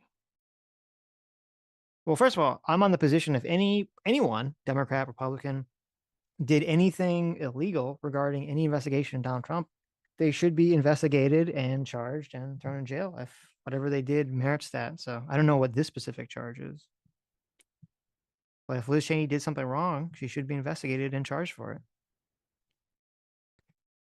Lethal Strain for $5 says JD Vance is displaying his plot armor for a future story in real time. I like it. Lethal Strain for another $2 says his main character plot armor. There you go. A long story short for $5 says the first 100 years plus we funded the government with tariffs and no income tax. There was no inflation. Prices went down. Well, that's a good point. Long story short, except there is a small problem, which is that for the first 100 years, we didn't have fiat currency. Our they were on the currency gold standard, right? was on the gold standard, so that doesn't really apply to this current So situation that we exist in right now. We were forcing all these countries to give us their gold. Give us your Right. gold. Right? Yeah. So that Now, changes the entire what do we want? equation. Give us your paper. Right. You don't really need to worry so much about inflation when everything's pegged to a specific amount of precious mineral. Loser Doman for 5 Canadian says Sitch treats Trump like an ex-girlfriend that cheated on him. Also, A-Team reigns supreme. There you go. Thank you, Lucifer. That's pretty good. Terrible. Is that unfair, Sitch? That's very unfair. It's very unfair. How dare you, Lucifer? Bad dog. Bad dog. Duke Norton for $20. Thank you so much. Says my girlfriend's husband was going to vote for Kamala, but we sat him down in his favorite corner chair and convinced him to vote Trump. S-class is the best class. An A-team's going to have to clean the corner chair stains. Terrible. Oh my, fuck you. Terrible, terrible. I was with you when you were talking about converting the dude, but Wow. Awful. Look at that reversal. John in Iowa for $10 says, sorry, but your conversation about the Electoral College is retarded. Love you guys, but complete miss. I'll tune in next week. God bless. Well, thanks for $10. thanks for the $10. Yeah. Satan for $5. Oh, Satan's Satan back is again. Satan's very mad. He wants says more if only touching of his hoo. I know. His hoo. Well, listen, I understand why Satan is very upset. Satan is very upset that I sexually assaulted him. Okay. And didn't pay for breakfast afterwards. I called him a whore and I slapped his ass and told him to get out of there. Get out of bed. I had work in the morning.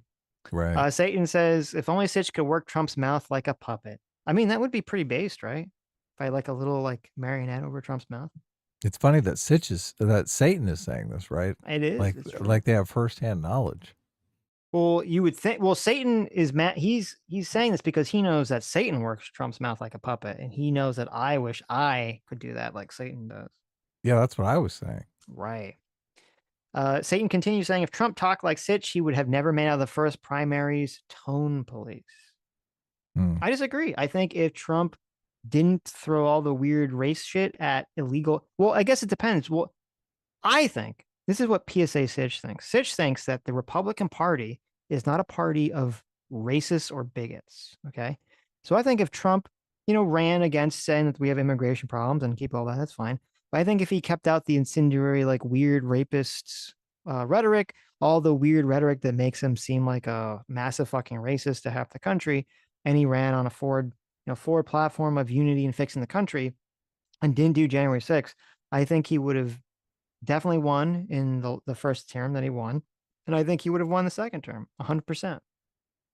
Now, it makes sense to me, and I completely understand this, that Satan, that this person, the literal Satan, believes that the Republicans in America are all a bunch of racist bigots and thinks that Donald Trump needs to get their vote by being racist or by dog whistling. So it makes sense that Satan would think that. But I, PSA Sitch, do not think that. So here's shame a on you, counter Satan. argument for you. You can look at A Well, I counter just- argument well. for the racist. You remember James Carville said that taxing millionaires and billionaires will get you like 30% of the Democratic electorate. Right. Yeah. Right. Yeah. So apply that to the Republican electorate and just Mhm. think of it as throwing politicians in jail or firing I see. politicians. Interesting. Yeah, exactly. Interesting. Right. Yeah. So I think that's kind of the same thing that's going on. It's like we're gonna fucking murder the people we hate, right? Yeah, but here's That's the kind of what problem. they're playing into. Here's the problem. So if we're talking about, because we're talking about the lock 'em up charges, so we're talking about the second term Trump. Trump already has solidified so much support for the Republican Party. You really think that if in the primary or in the general election, if Donald Trump didn't have this, I'm going to lock people up attitude, you really think that there would be a bunch of Trump people that wouldn't vote for him? I don't know, because so much of it is believe it. also motivation as well. It's like, yeah, they support Donald Trump, but are they going to go wait in line to vote for him? Are they going to re-register in their new address? Or there's all these things that are friction to them I would actually say- voting. Here's why I disagree. I would say that that 30%, if we use that same number, 30% of people that are like the very diehard Trump supporters who are like the lock 'em up crowd, they're the diehard Trump supporters. That's why they like that attitude. Those people are going to come out to support Trump no matter what. He doesn't Yeah, I need don't- to win them. I'm not sure that that's true. Mhm. Like you wouldn't say the 30% of the Democratic Party that want you to tax the rich are diehard anybody supporters. It's Yeah, but like that's a because the policy that policy- they're in favor of. Right, but the problem with making that policy comparison is that that's a policy based. You're talking about a policy based on something economic, where the Donald Trump thing is based on a personal situation to him specifically as a candidate. So No, it's look, not really applicable. Locking up politicians is not applicable only to Donald Trump. No, but it's most people locking them hate up. politicians, and they Well, want that's like fair, but when Rick Perry talks about eliminating the Department of Education, they're like, "Oh yeah, that's great. Fucking fire them all. I fucking hate them all." do you think that George Bush would have gained? I mean, he won, but do you think? Well, so I guess maybe we shouldn't use him. Okay, do you think McCain would have beat Obama if he ran on like locking up Maybe Al that's Gore a good. or that's a great point. Obama Yeah, for maybe. being I don't secret know. Muslims? I'm skeptical. I don't believe this. The Didn't thing with Obama run on taxing the rich? Okay, I'm going to say this one more time, and then we can move on because I think we're at an impasse here. Taxing the rich is just a general policy for Democrats that Democrat voters support. Locking up Democrat politicians has never been a general policy that Republican voters just support. It's a specific policy that's specifically about Donald Trump and about the reaction of Donald Trump and the perception that there was It doesn't- unfair investigations and lawfares against Donald Trump. and his most vehement supporters, specifically Donald Trump supporters, want Democrats locked up. Those This people, point that you're making since- is completely irrelevant to the point that I am making, though. That's Okay, why it's it is irrelevant. It doesn't have to be a policy prescription for 1,000 years time immemorial for it to be effective now. I'm It not doesn't saying that. matter. I'm not saying that. What I'm saying is that I assume you would agree that the people that want Donald Trump to arrest Democrats are the most extreme. No, I or disagreed with that. Maybe strong I Trump should tell you for the supporters. third time that Okay, I've so what's- disagreed with okay, that. so you think- maybe you you should think- listen to me for once, okay? Do so I have do to tell you a fourth time, a You can fifth tell me time, fourth- a sixth okay, time, so you- 17th so time? you- I'm saying that these two policies are completely different from one another. Maybe you should Okay. like clean your ears out with Okay. a Q-tip or something, okay? Okay. So you think that there's a so this is maybe where I There is disagree a with you. You think contingency there's a of people contingency who of want voters to who fire only- fucking politicians. who only- like, wake wait. up, Sitch. Okay, Wake so you up. think Am I getting to you? Let me grab you by the fucking... Look, it's not a Donald Trump thing. It's a fucking human nature thing. Just like it's a human nature thing that people want to tax the fucking rich, okay? Well, I think that's retarded. So that's my Hanging response. politicians in the street is a human nature thing, I think okay? that's I And think if that's Trump retarded. comes along and he picks up 30% of the population because he's like, yeah, we're going to hang these motherfuckers in the street. It doesn't matter if it's a policy that goes all the way back, okay? It doesn't matter. So you think that And the it's not people, unique to Trump. So you think that the people who are motivated by locking politicians up, this 30% of the population that's motivated by locking politicians up, they wouldn't support Trump for any other reason. For all the other Trump policies about gutting, the Oh my government, God. about the government being bad, You about finally stopping wars, look. by You by being finally isolationist. understand the You don't argument. think- Yes, you there don't you think go. that they You would got support it. Trump You for got any it. of- I'm okay. glad you Okay. listened. Right. You Okay, figured well, it out. I think that's a ridiculous position. I don't think that there's a contingency of voters that exists. I or if they do, suspected. there's some minuscule amount. I suspected. You would There you think go. that. I Okay, did. well, I'm I glad you totally suspected. suspected that. But look, Right. that is the argument. Okay. Well, there you go. That is an argument. So, and then going back to the super chat, there's Right. if this is true, if this is a true feature of the world, obviously we're Right. contesting it. You don't believe it. I think it might be true.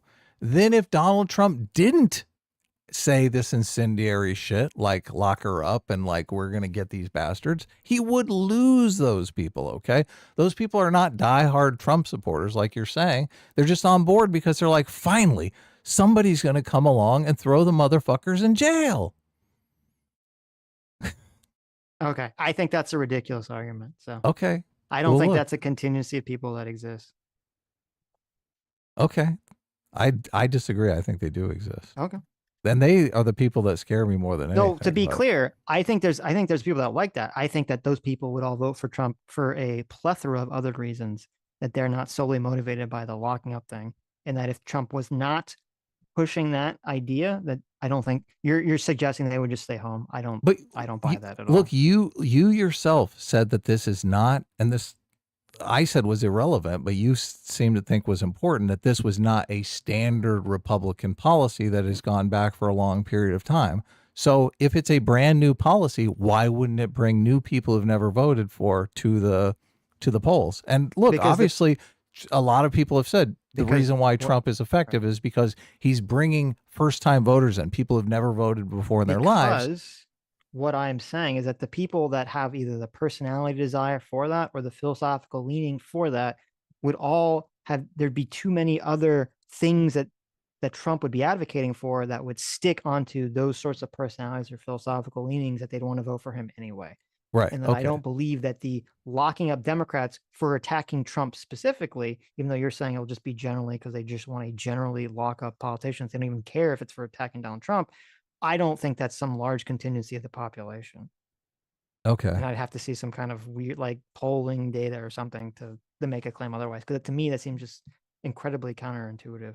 Well, look, the thing that made me think about it was just James Carville so matter-of-factly asserting that, taxing billionaires, through the nose really motivates Democrats to go to the polls. Yeah, but So- why do you think this issue I mean, you could just push any issue that's never really been pushed before and say, well, you're going to get new voters out there. I mean, I Why do guess. people like this? Because people hate politicians because they see a third of their paycheck being taken away No, by no, the no, government, and they I understand that. want but- those people to suffer. Okay. And so, and they don't really care who's suffering. It's just like kind of blind. Like, so if Kamala was saying she was going to lock up a bunch of Republicans, then they'd be like, "Well, I'm going to vote for her." Yeah. They just want to go after anyone. Well, obviously. But see, that's why I don't buy this argument. She would pick up the left-wing people Oh, I that see. want to lock Right. up. Look, obviously there are a lot of anti-American left-wing people too, Mhm. right? Right. She would pick up those people. I don't know. This is what I'm saying is that you're right. Those people are going to lean left or right, and I think all those people are going to vote anyway, regardless. So I don't know Anyway. that they are. okay. But look, Lethal we Strain for disagree. $5. There we go. Lethal Strain for $5 says Tapper is mad because Trump made him talk about Arnold Palmer's junk. That is true. That's the real problem. Yeah. So Oh, Tapper. And look, he didn't talk about Tapper's junk, right? So we He all didn't. know what He happened wanted to, there. right. That should have been Tapper's closing question Said, to JD here's a Vance, picture of like, Arnold Palmer's penis. Have you seen it? Has Donald Trump told you about Arnold Palmer's penis? No, he should have said, listen, why wasn't Donald Trump talking about me, Jake Tapper's penis? That's Oh, I see. Well, I mean, has Donald Trump ever been in a room where he's looked at Jake Tapper's penis in the locker room. in the locker room? Yeah, have they ever No, been in a locker probably room not. together? So, what's the takeaway for $5? Says JD tried to warn Tapper, quote, "You did Russiagate, but let's talk about the issue: avoiding the eye of Sauron." Don Tapper. There you go.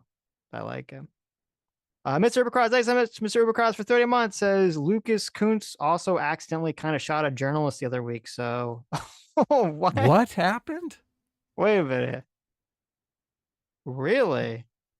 That's Who- hilarious. That's the who- Magic the Gathering guy. He accidentally shot somebody. Oh no. Well, I mean, wait a minute. Did they deserve it? What kind of journalists? Okay. Was it a Fox News journalist or a CNN journalist? Right. Yeah. Does that matter? TV reporter injured at a campaign event. Let's see. A TV news reporter was struck by a cannon's bullet Tuesday while covering a campaign event. KSHB reporter. What is that? Is that some local affiliate? Oh, that's the local. Oh, boo. Local Kansas City news. So we can't make a moral judgment about whether it was good or not. This reporter got shot. What was the affiliate? Was it ABC, CBS? Fox? KSHB. What the hell is that?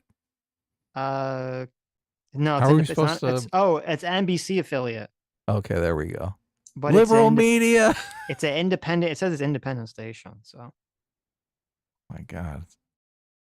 Ryan Gamboa was covering a shooting range event for Democrat Lucas Kuntz when he was struck in the arm by shrapnel. Kuntz is a Marine veteran running against U.S. Senator Josh Hawley, has been firing at targets when a bullet fragment ricocheted off of one of the targets and struck the reporter in the arm.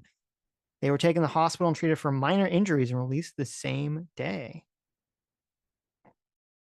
Interesting. Well, I'm curious. I don't know about the incident. Was it Kuntz's fault? Was he shooting targets in a haphazard way, or was it a freak occurrence?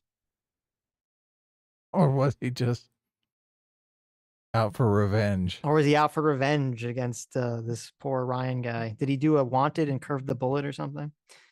So interesting. Okay. Loser Doman for 2 Canadians says talking trash about my favorite winning deck. Shame. Oh, there it is. Lucifer. That's the real thing. That's why Lucifer the Doberman is. Uh-oh. He doesn't like that I'm shit talking his disgusting mill decks. Is that what the disgusting thing mill is with a decks. mill deck? You've just Just got that. cards in there that are like kill cards. No. Mill decks are where you make them discard. Is where you make your opponent discard cards before they ever even draw them. Hmm. Kill decks are totally fine because you can do things to stop, to protect our creatures and shit. Well, I meant kill as in a card that's so powerful it just kills the game. Oh. I mean, there's lots of different cards like that. Mill's just a very specific strategy for winning. which a lot of people, myself included, find very obnoxious. Right. So, JMac for $50. Thank you so much, JMac. Says this is slanderous horseshit. Talking about the New York Post article. There's plenty of counters for a 6-drop enchantment. That's not a game-winning card. Maybe in Modern or Legacy, but those formats are already full of busted crap. Any Magic player crying about that card is a class A bitch. There you go. That is true. It definitely has counters, obviously, and it is expensive. So 2 black and 4 colorless is an expensive enchant that can be naturalized or exiled for 2 mana. So You guys and your Magic the Gathering. I know.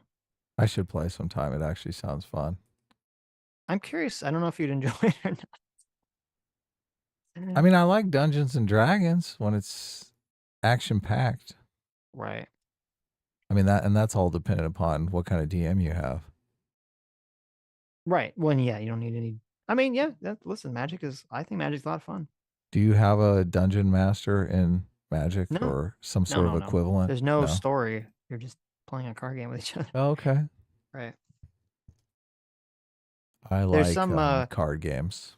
Magic has been doing these things where they've been doing all these like weird crossovers to try to get more people to play. So like they did a like a Lord of the Rings crossover and everything, which makes sense, sort of. Some people didn't like it, some people liked it, and now they're talking about doing. So this is somewhat contentious. They're going to do a SpongeBob SquarePants crossover With Magic the Gathering? with Magic the Gathering. Yeah, That seems completely off brand. it's very strange, very strange. So I guess we'll see how that runs. But though they also did a Hatsune Miku one, so I guess they just do kind of like these funny, silly ones every so often. Mm-hmm. So who knows? Could be fun. I mean, honestly, it could be kind of hilarious. I might be interested in playing SpongeBob Magic the Gathering just to see what they come up with. Alex Wright for $10 says Sitch, given Executive Order 13957 and his deep state rhetoric, is it dishonest to say Trump would mass fire civil servants and replace them with people from the presidential personnel database, which is Project 2025? I mean, I don't think it's dishonest. I think it's definitely, I think this is a high possibility or high probability will happen. So now, I mean, he says he doesn't know anything about Project 2025, the whole thing, and that's an element of Project 2025 that he has sort of seemed to echo wanting to do in the past. But I don't think you should say like he's just going to do all of Project 2025. You can be specific about that specific thing and say there's a high likelihood that it might happen. He did say in the Rogan talk, though, that he made mistakes in hiring. Mm-hmm. So I'm not sure that he's just going to turn all of his hiring decisions over to the people who are wanting to fill those positions. I don't know So if it's what's fair the to call solution? Is to just not fire those people because he doesn't want to hire new people? Well, the Project 2025 people want their people right. put in place. And I don't know that Trump is going to, like, even him saying about the, political people have been vetted to a certain extent. Like, you can pick people that are going to get you in trouble. I think he specifically says, this isn't going to end well. Like, he seems to have a sense of if you put the wrong person in the wrong place, it's going to give you blowback. And he has done his best to distance himself from these Project 2025 people, probably because he's like, yeah, these people are going to put a bunch of yahoos in that are going to make me look bad. I don't think that's what's going on here, but what do you think is going on? Well, I mean, it seemed like, I don't remember if McMaster said this or one of the other Trump books said this, was that, a lot of this Trump wants loyalty to himself first and foremost. So it does seem to align that he would be totally down to fire a bunch of what are supposed to be nonpartisan civil servants in all these administrations to replace them with people that are presumably going to be partisan hacks who will just support him first and foremost, as opposed to, whatever they're Right. supposed to, the nonpartisan positions it's supposed to be right now. But you would have to have some assurance that they would actually support him, though. And I'm Of not sure course. that you're going to get that just from these Right. Project 20. He's going to worry that those people are going to support the Project 2025 people and not Right, him. right. Yeah, but so he Yeah. might have his own list drawn up of people. He's not going to necessarily rely on Project 2025 to figure out who to staff Right. his position. It was interesting. Like in the Rogan stuff, they dived into this. He's basically saying, you pick people, the people pick the people beneath them. Right. He's Yeah, like, there's you like do the big 10,000 picks. positions. You pick 200, and then the 200 pick the 10,000 Right. underneath them Yeah. or whatever. Yeah. So he's focused on the 200. Well, that's like you have to do that because there's so many people. He doesn't know 10,000 people to put in those positions. Right. Yes. So. Lethal Strain for $10 says Harris is most likely a throwaway candidate if she wins. Cool. If she doesn't, Trump is out of politics forever. America will last through any president. Which do you think is preferred? I mean, you're correct. I don't really know. I don't really know which is preferred, honestly. I think Trump is a better pick, but Mm-hmm. I think Kamala Harris I think she's completely unqualified. I think the military is going to just run over her. They're going to do whatever they want. Yeah. I mean, I'm more, as I said the other day, I'm more morbidly curious to see if Trump wins, because it's kind of a sink or swim moment. We'll actually have an answer to the question of what the second Trump term will look like. Will it be really bad? Will it not be really bad? Will it be really boring? Like, we'll actually get an answer to this question. Now, obviously, if it's really bad, and in terms of bad for the country, then it's, probably not worth answering the question. But, if Kamala wins, the forever enigma of what would the second Trump term look like? Who was right?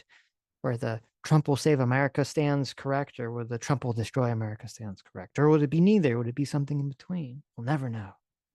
Yeah, it is. It's going to be like a giant cliffhanger that is never Right. resolved, right? Right. We yeah. got to find out, is he really Hitler? And then people are like, are you going to risk it? Are you going to risk everything to answer the cliffhanger? It's like, I don't know, maybe. So I think so. Why not? right. Look, if I thought that narrative was true, obviously I'd say we shouldn't do it, but Well, yeah, obviously. I don't think it's close. I don't think it's remotely true. So Mm-hmm. Trump might do a bunch of horrible shit as far as going after his political rivals and stuff like that, which would be bad enough, but I don't think he's planning on rounding up gay people and incarcerating them or anything. Mm-hmm. Yes. Lethal Strain for another $5 says Harris went absolutely woke. First ad was with drag queens. Google it. Really? I remember this. What was her first ad? I feel like we talked about it, but I don't remember. I'm what not it sure, was. but I don't remember seeing drag queens. I already know there's going to be a bunch of people who are like, oh my God, Kamala's so woke. I can't believe Sitch is saying she's not woke. I didn't say she was woke. I said she's running towards the center, which you all agreed on until very recently. So it's not like you can't say that's like a ridiculous position for me or anyone to have when everyone said this and agreed with this until like 2 weeks ago or a week ago. Right, but the facts on the ground change though. That's I why. understand that. Yeah. So I think calling her a centrist candidate now is like laughable. Without without exploding the entire fucking argument again. I know. If she runs woke in the last week and no one perceives that as that being the reason she lost, then it doesn't matter to my point at all. Yeah, but I don't see how people would not perceive that though. Because most people are going to say, well, people were already locked in before the last week of the election. They're going to think her running woke in the last week isn't the thing that's the thing that ultimately costs Kamala the election. I mean, I guess it would depend on when they're going to look at demographics of the voter. They're going to look at the exit polls. And a bunch of people say, well, I was going to vote for Kamala, but then she went super woke in the last week. Then yes, then boom, then you have something. Then it's good that she lost. I just don't think that's going to happen. We'll see. Obviously, that would be a good smoking gun type evidence that I would like. I do think, obviously, We're going to have everyone on the right is going to say, get woke, go broke. Kamala went woke and she lost the election. Everyone on the left is going to say, oh my God, she went woke, but too late, not woke enough. She needed to start off woke. And if she would have went woke all the way through, she'd be president right now. Well, there like, you that's go. going to be the See? two That movies. That will Yeah. happen. Yeah. It's the kind So of, look, you that's agree the with problem. me. No, I'm saying that if you go woke at the last minute, then it doesn't really help the narrative one way or the other in terms of. It does help. It does help the It narrative on does the not. right. No, it does not help. No, it doesn't. The entire point, the entire question was, if Kamala is running as the woke candidate and then she loses, is that not going to help destroy wokeness forever? And I said, yes, but she's not doing that. And it's not going to be perceived that she's doing that by anyone, except for the people on the right who don't care. They're not going they have no sway in this conversation about the destroying the power of wokeness at all. It doesn't matter. But if Trump becomes president and like immediately starts writing off executive orders, no trans women in sports, no CRT in school, no no puberty blockers for kids. Like if he starts doing that, that's going to make a bigger dent in woke than anything. It might. It very well might. Yes. That's a completely different argument. But that's the argument I made in the very beginning. I said, listen. That wasn't the argument. It was. I said, isn't denying wokeness any legislative power? Isn't that the real way to get rid of wokeness? That's what I said. Oh, no, you're correct. That is what you said. Yes. That was I the said, argument. Right. And I said, you're correct. That is what you said. And I said, which I've said multiple times on stream, which is that, yes, if Trump wins, obviously there's going to be I think you're going to see an inverse. So it's not about the perception. Issue. Wait, stop. You're going to see there's an inverse in something, which is that legislatively, Donald Trump is going to do all these things to stop wokeness, which is fantastic. And that is all great. The problem is if the reverse of if the exact same thing that happened when Donald Trump won the first time, which is that the cultural elements of wokeness, all the private institutions and all the state institutions go into hyper woke overdrive to compensate for Donald Trump winning, which is essentially what happened in 2016 and 2020 with all the BLM stuff. If that doesn't happen, which is possible it doesn't happen, maybe that is going to happen. No, that is going to happen. You're right. Okay, well, if that happens, then is it better for wokeness that Donald Trump wins? I don't know. That's why I said I'm not sure. If that doesn't happen, it is because listen, Donald Trump. Wait, no, it's not better. If culture gets hyper woke again because Trump wins, that's not better for wokeness. No, it is. Listen, because Donald Trump starts firing off more executive orders, right? You got to have equal left and right in news media. You have to have equal left and right in academia. You have to have equal left and right in medical school. Okay. Like he starts, Mostly, I guess. he starts firing off executive orders about merit over race. Look, he's still got the power. Yes, the culture is going to be very upset.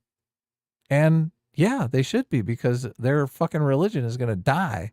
We'll see, because the religion is not going to die. If that happens, well, it's not going to die a quiet death. I think it's going to. It depends. There's two completely different opposite positions. One is the position you're laying out, where the culture goes back to being hyper woke. I don't think Donald Trump could pass all the executive orders. I'm not sure it's going to really help. I don't know what that future is going to look like. It's also possible that it doesn't go hyper woke because people are just fucking tired of it. So Donald Trump passing a bunch of executive orders to stop wokeness, and then the culture doesn't go back to being hyper woke, and then you just have a completely net positive. So that's what I'm saying. I've said this from the beginning. I don't know how that's going to play out. I can't really foresee that, and I don't think anyone can really foresee that. I think already the culture is trending towards coming to terms with the fact that the media has been lying about Donald Trump. So that is true. True. And that is a step away from wokeness. It is. So it is. Yeah. But it is. But if he wins, I don't know. TDS is very strong. No, I agree. Look, total backlash. So. Look, I have a bunch of people in my life that have chronic TDS. So look, I know the power of TDS. Yes. So it depends. It really depends if people say, Harris lost because she was a bad candidate. She was a terrible candidate, blah, blah, blah, blah, blah, which I feel like they're going to say to some extent. But then also there's going to be the, people voted for Trump because Trump is racist. everyone, now he's got Elon Musk. Elon Musk is running Twitter. Twitter's full of racist, horrible people. I don't. Look at all the Nazis on Twitter. We need to do things. We need to bring back, wokeness to sort of combat all the horrible, evil right-wing trolls. I don't know how that's going to play out if Trump wins. I have no clue. I don't know how you're going to have less wokeness if the Kamala Harris is in power and you have all the woke people pushing her to do woker and woker policies. Because it's the same thing that happened with Biden, which is Biden himself is passing woke legislation, which is awful, but culturally wokeness is getting weaker and weaker and had been getting weaker and weaker and weaker under Biden's term. So you have this sort of like inverse thing happening. Right. Because wokeness exploded under Trump because it was used as a rationale to the left as to why Trump won, and then it doubled as a weapon to be used against Trump. And so the question is that does the left need that crutch of wokeness again to both rational Donald Trump in the fight against him? Maybe they won't. Maybe people are tired of it. Maybe they feel like because he didn't have he doesn't have another term, they won't need it. I don't know. We'll see. We'll find out. They're already pivoting to it now that Kamala. Well, then that's not a good sign. Kamala Harris is going to lose. They're already pivoting to it in the dark last days of this election. Well, that's not a good sign. Then. If you don't vote Kamala, you're a sexist pig. They're completely setting it up. I know. That's not a good sign then, if that's the case. It isn't a good sign. If we go back to BLM levels of wokeness, if Trump wins, I don't know. I'm not sure it'll just subside. Maybe it will just subside after Trump, or maybe it will be more a permanent fixture of our lives. We'll find out together. Amazing. I was scrubbing through I think it says Kamala Harris first presidential campaign ad. I don't see a drag queen. I see people waving rainbow flags. I'm not sure I see the drag queen that you're talking about. What? But they look like non-drag people. They're just like a bunch of random old people waving flags. So maybe I don't know if this is the right ad that you're talking about. A lot of people think Kamala is woke ideologically. Kat Bratchman says Kamala agrees with wokeness more than Biden. Biden used wokeness to appease woke voters. Kamala will use it because she loves it. She loves it. That's possible. Maybe that's another really that's another that's another thing people are afraid of, especially in this election cycle where she's like kind of, you don't really know what you're getting with her because she's been so kind of concealing her policies. Right. Not policies, her vibe, her true beliefs, maybe. Yeah. She seems very it's unclear what she believes. So yeah, I don't think that's an unfair position. So because of the way that she's run her campaign, the way she's been in the past. Satan, look at that. Satan, who thinks half the country is racist, for $5 says free money for blacks is running to the center, bro. Let me finish. There you go. Lethal Strain for $5 says, do you need to be more or less black? Do you need to be more or less black than Harris to qualify for benefits, since we all absolutely agree that she is biracial? I like that. Recovery Mode for $10 says, this is a problem I have with Republicans. They idolize Trump like a preteen girl admires her celebrity crush. He could literally say he is Christ reincarnated, and Republicans would genuinely believe him. You're correct. Uh-oh. Lethal Strain for... Oh, hold on. It skipped ahead. Lethal Strain for $5. Thank you. Says, you literally just described the Kent State where the National Guard killed 4 students in 13 seconds. Yeah, I was thinking about bringing that up. I'm assuming that's why there is such a hesitancy to bring in the state troopers or anything like that into these riot situations, is that everyone is trying to avoid the Kent State Part 2 situation. What happened? Was it just incompetence?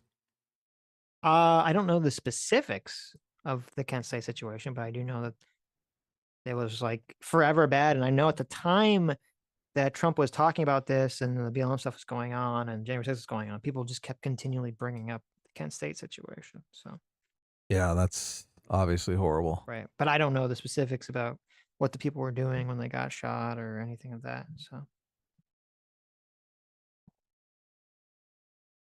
Renoro Zoro was here for $10. Says, as a dude who's worked as a cart lot attendant, the worst sin is leaving your shopping cart in front of a fire hydrant. Second is people who park next to the corral and leave their cart a few feet from it. Well, I would never do that, obviously. That's pretty bad. Come on, I'm not that lazy. Right. Angry Bellsprout for $5 says, my friend's dad had a great A-team argument. If you date big girls, park in the back so she gets a walk. Park far enough away that there won't be a place for cars. There you go. I like it. There Good you one. go. Yeah. Right. You're getting your girl's getting some exercise, right? Right. Kamala Harris had a short spot on RuPaul's Drag Race. Oh, maybe that's what they're talking about. Yeah, I'm not sure. Where were we? Wonton Tiger for 10 Canadian says he wants to be the best. That doesn't mean big D word. It means most successful. Depending on how you feel about the man, that can mean a few things. Instead, it's created fear of different caliber. That's Trump, I think he's talking about. Right. I assume, yeah. Lucy Thunbug, thanks so much for the 5. Get the memberships. Cap Ranchman, thanks so much for the 28 months. Says, happy Halloween. Love you guys. Love you, chat. Unless you make me look silly and stream again before Halloween, then I'm a mad. So when is I think we Halloween? are going to stream before Halloween, right? What day is Halloween this year? The 3rd, but we're going to stream on Tuesday, right? The 29th. So And the Wednesday, the 30th. I guess we'll have 2 streams before Halloween, but it's okay, Kat. Happy Halloween. Okay. Okay, guys. I had a conversation with someone. Mm-hmm. And I talked about how I liked Nightmare Before Christmas, and they looked at me. Okay, or I guess they replied to me in shock. Okay, Right. that I like Nightmare Before Christmas. Now, this person that I was interacting with, they claimed to be a fan of the Sitch and Adam stream. Okay. Okay. Have I not expressed my love of the Nightmare Before Christmas many a times on stream? I think you have, yeah. It Right. comes up, and I Have I have not even sung parts of Nightmare Before Christmas songs on stream? Chat? Do you Yeah. recall me talking about this, chat? I told a personal story about Nightmare Before Christmas because I was working for Oingo Boingo at the time that movie came out, and That's right, you did. Danny talk about Elfman that, was yes. very upset that they hired a voice actor to replace him in the movie. Danny Elfman actually sings all the songs in that movie, and that movie is obviously, what is it? A musical, right? Right. Big ding against it. Fucking musicals. What the fuck? You were correct. This was my mom. I was having this conversation with my mom. Yes. And I said, Mom, I thought you watched my stream. I'm so upset. And she's like, you never talked about that, honey. Your mom watches the streams? That's, oh God. Of course she does not. Yeah, watch the that would be streams. like when we That'd be start awkward. talking about, That'd be awkward. yeah. Yeah. I mean, we've talked about a bunch of stuff on this stream Right. that's probably not mom appropriate. friendly. Yeah. Yes. Sitch, remember that time you were talking about sexually molesting Satan? I don't Right. approve of this. Remember that time that Adam was talking about how to get a girl? Hmm. Okay, anyway. Lethal Strain for $5 says, yes, people absolutely think politicians should be locked up. Pelosi's 90% on stock picks. They should make Look at that this. illegal. Lethal They Strain should make coming. that they should just make that illegal. Lethal Strain, are you voting for Donald Trump by chance? And is this the reason that you're voting for Donald Trump? That he's going to lock people up? Would you vote for him Right. either way if he was not? No, here's the question you have to ask. Okay, We should just put a poll up. Why not ask? Here's the poll. Okay, here's the way to phrase the poll question, Adam. You say, if Kamala Harris said that she was going to arrest Congresspeople for insider trading, and you're a Trump voter, would you switch your vote to Kamala Harris? Yes or no? Hmm. That's the question. Well, I think single issue voters would be like, the locker up, the lock 'em up vote. But Trump has already kind of cornered the market on those voters, right? The Right. single issue lock the bastards up voters. Trump has already taken all of them in. So why would they switch to Kamala when they're like, well, Trump already says he's going to lock everyone up? Right.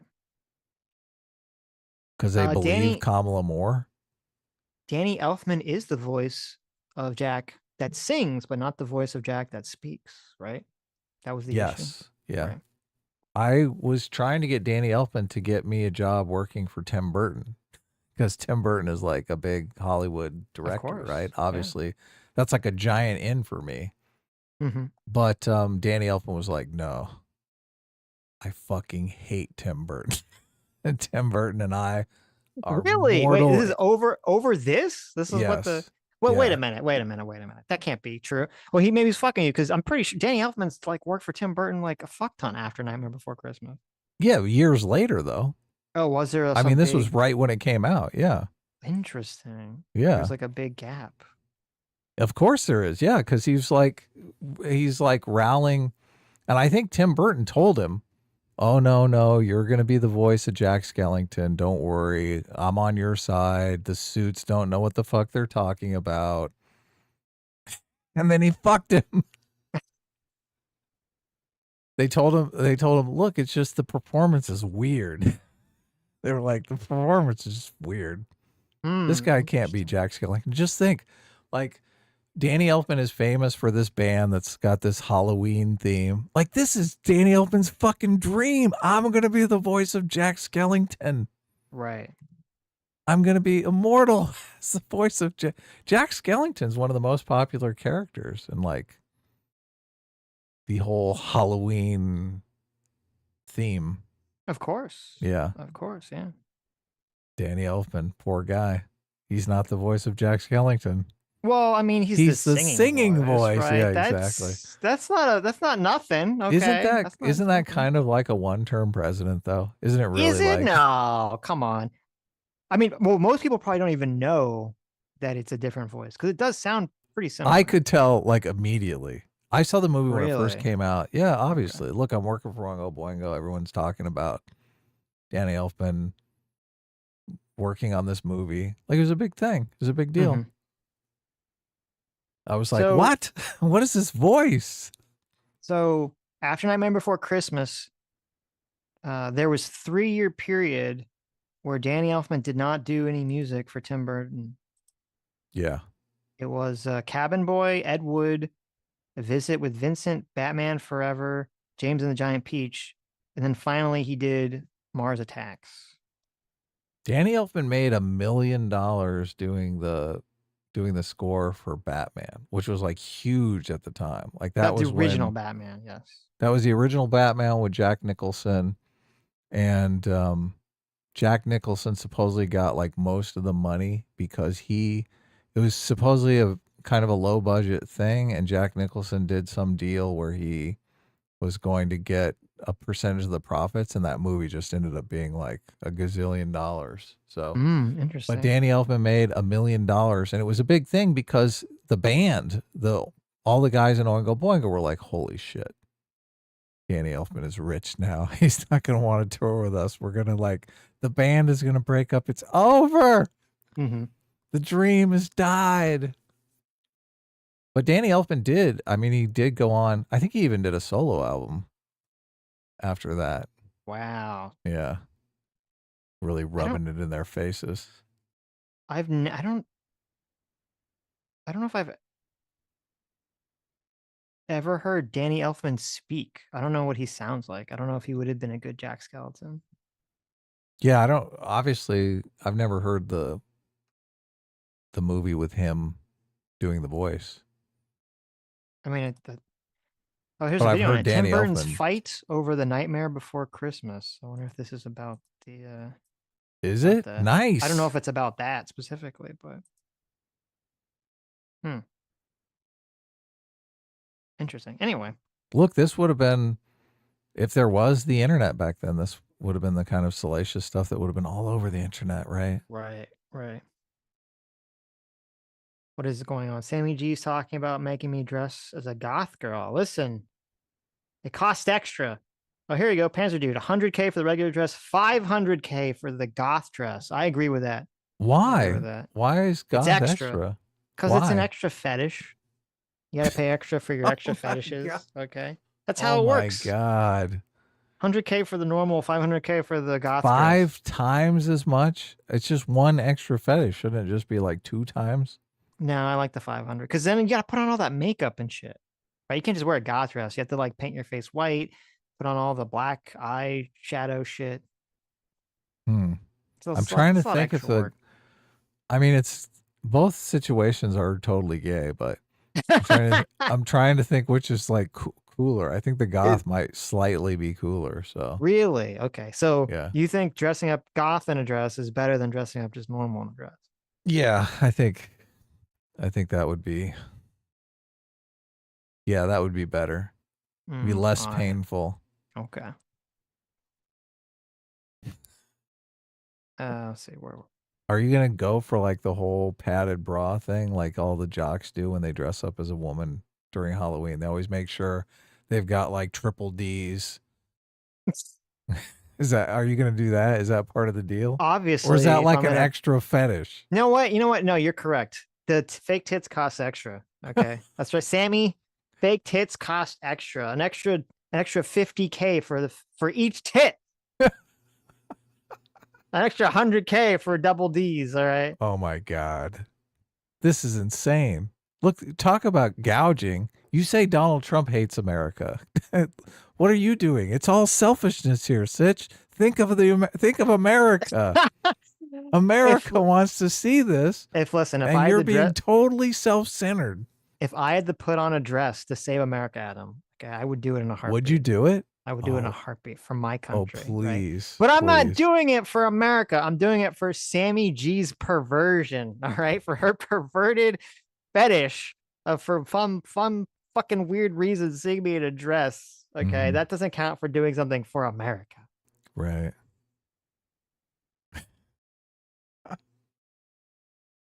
I wonder, does Sammy G have that kind of cheddar? Is this going to happen? Is this a reality here?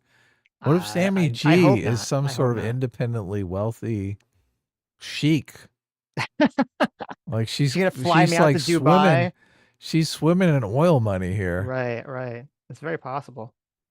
She could just throw down. Next thing you know, you're the big titty goth girl on YouTube. You know, people never let you live it down too. DGG would be all over that. There'd be That's clips. fine. Every time they bring it up, I can just bring out this fat stack of this check for $100,000 and be like, okay, joke's on you. Look at this big titty goth Trump supporter. Oh, that's 600,000. So yeah, I'd be like, oh, $500,000, baby. A little bit more than $500,000. Sammy, does he have to have the Make America Great Again hat too? That's an extra $100,000. Okay, we're up to 700. A goth Big titty MAGA. Goth MAGA. All right. Goth MAGA is like the ultimate fantasy. Are you kidding me? There you go. Can you imagine? That's true. There you go. That's Skip hot. the face reveal. Go straight to the tit reveal. That's hot. Hot. Sammy G says that. See, Sammy G playing into the perversion says I should throw Sitch in a basement. Ooh, look at that. And then she says, I do, Adam, in terms of being a wealthy sheik. So there you go. Right. There you go. So if you were stuck in the basement, would you scratch your fingernails off trying to escape? Depends how well I'm being fed. What if you're Depends only what goes- being I guess- fed goth girl titty milk? If I mean, is that a punishment? I don't know. It could be. I don't know. I don't know. I was gonna say it depends what's going on in the basement, but I mean, geez, starting to go with a good time.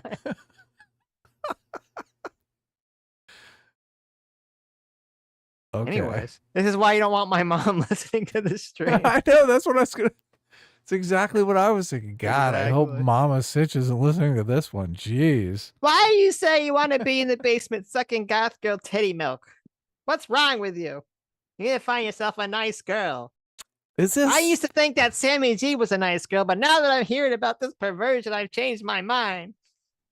is this program being published on the internet? I've heard wild things about that internet. Exactly. This could be very bad for your job prospects, son. Right.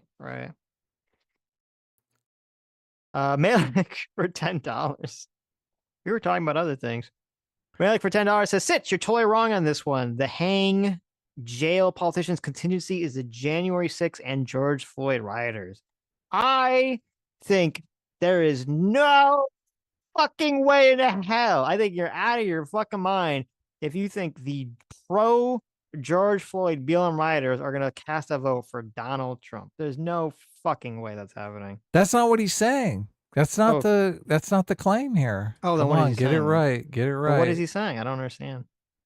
He's saying that hang jail politician contingencies are both the January 6th and the George Floyd Oh, I see. rioters. But for their own sides? For their own side, yeah. Yeah, but my exactly. point is that the January 6th people are going to vote for Donald Trump regardless. So it doesn't matter. He's not winning anything with that vote. Right. Well, the George Floyd people want to vote for a Democrat that's like, we got to jail Donald Trump. Right. Well, they're going to vote for Kamala regardless. The Palestinian people aren't going to. So you had politicians, wasn't it Fannie Willis that was like, elect me because I'm going to jail Donald Trump. She was cashing in on that. Definitely. Yeah, I know. Look, okay. She's running in a super, but she has to be running in a super blue area. That's why. If she was running in the entire state, the entire United States, where you have to get people that are, independent or moderate or in the middle, I don't think that rhetoric would fly. Mm-hmm. Right? That's how you get this sort of like very hyper partisan stuff. Oh, it's not going to fly with moderates, obviously. Moderates are going to, that's like kryptonite for them. They don't want that. That's what we're talking about. We're talking about, does Donald Trump end up winning? Does he get more votes and lose more votes by pushing these block people up? Well, I'm saying no, because I think he would get most of the block people up vote anyway. He doesn't need to actually push it. Right. So, where were we? SP Elite for $5 says, y'all saw the comedian thing at the Trump rally about Puerto Rico? No, but I did see some Kamala Harris tweet about Puerto Rico, and I thought, that's dumb. Can Puerto Rico even vote? They don't vote, no. Yeah. Well, I saw Kamala Harris sucking up to Puerto Rico. Maybe this is why. Let's see. Trump finish rally... the super chat first. You only read half the super chat. Is the effect negligible or not? Thoughts? In my opinion, stupid to say. To be fair, Trump didn't say it. Well, I don't know what the comment is, so let me look. So there's some fake news going around about Trump and Puerto Rico. Now, evidently, he's talking about invading Puerto Rico or bombing it or something.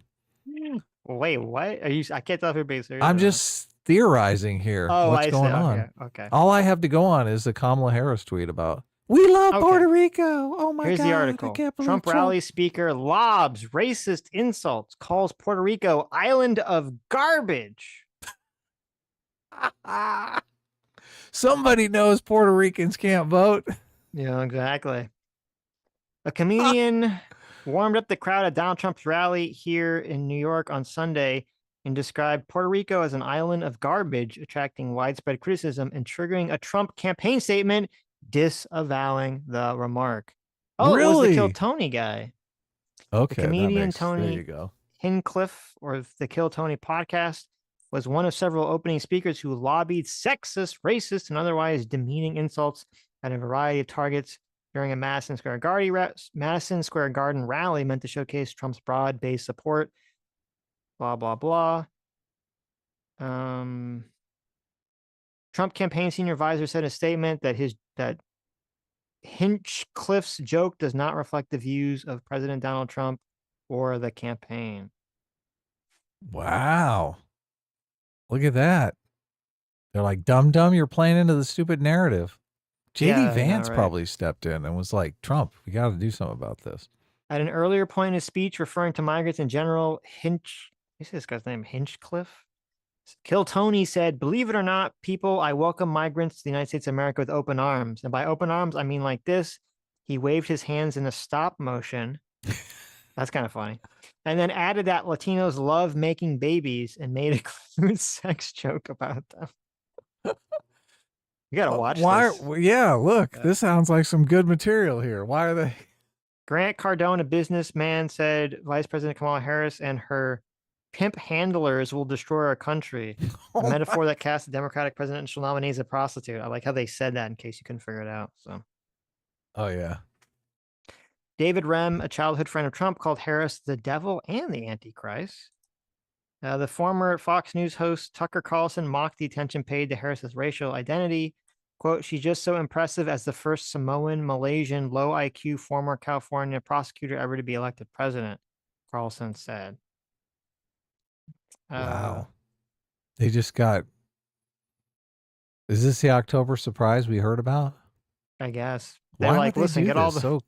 get all the Why would they do racist-" this so close to the election? It's pretty stupid. Yeah. When Trump took the stage later, he touted his support from people of various religions and races. Polls have shown some softening of support for Democrats among voters of color. Quote, "The Republican Party has really become the party of inclusion," Trump said. Interesting. Trying to clean up the mess. Yeah, you think so? Yeah, Trump is probably. like, look, I'm winning, you motherfuckers. Why are you doing this? Yes. Let's see. Jeez, that's lame. Kill Tony Trump. See if we can find this. How long is this speech? Full remarks. Think we're Oh, gonna great. think we're gonna hit if we watch this? Who knows? Wouldn't that just be our luck? Get hit twice in one day. Yeah. I mean, we shouldn't. It's like it's a rally, right? Oh, yeah. We should be safe. I'm just gun shy now that we got completely nuked from orbit. Right. Well, let's see if I'll bring it up and then let's see if we can just find the Oh, okay, hit with the music. Oh, yeah, Madison that's not Square good. Garden, how we feeling, huh?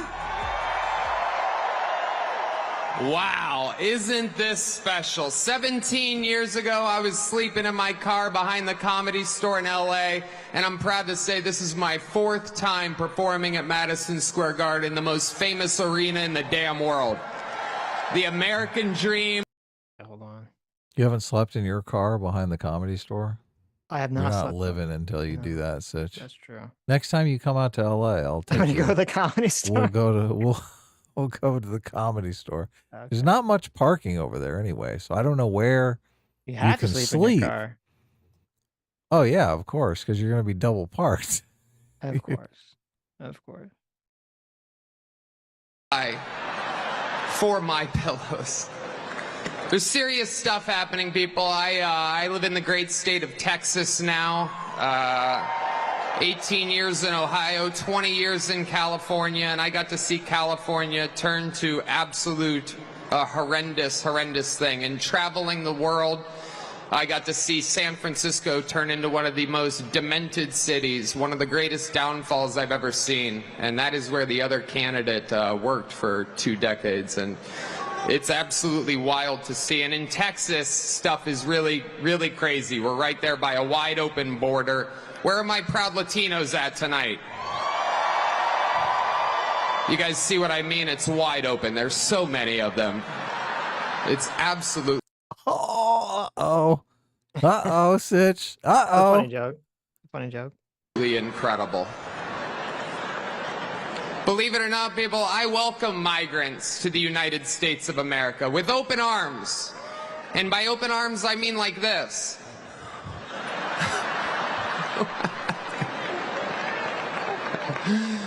It's wild. And these Latinos, they love making babies too. Just know that. They do. They do. There's no pulling out.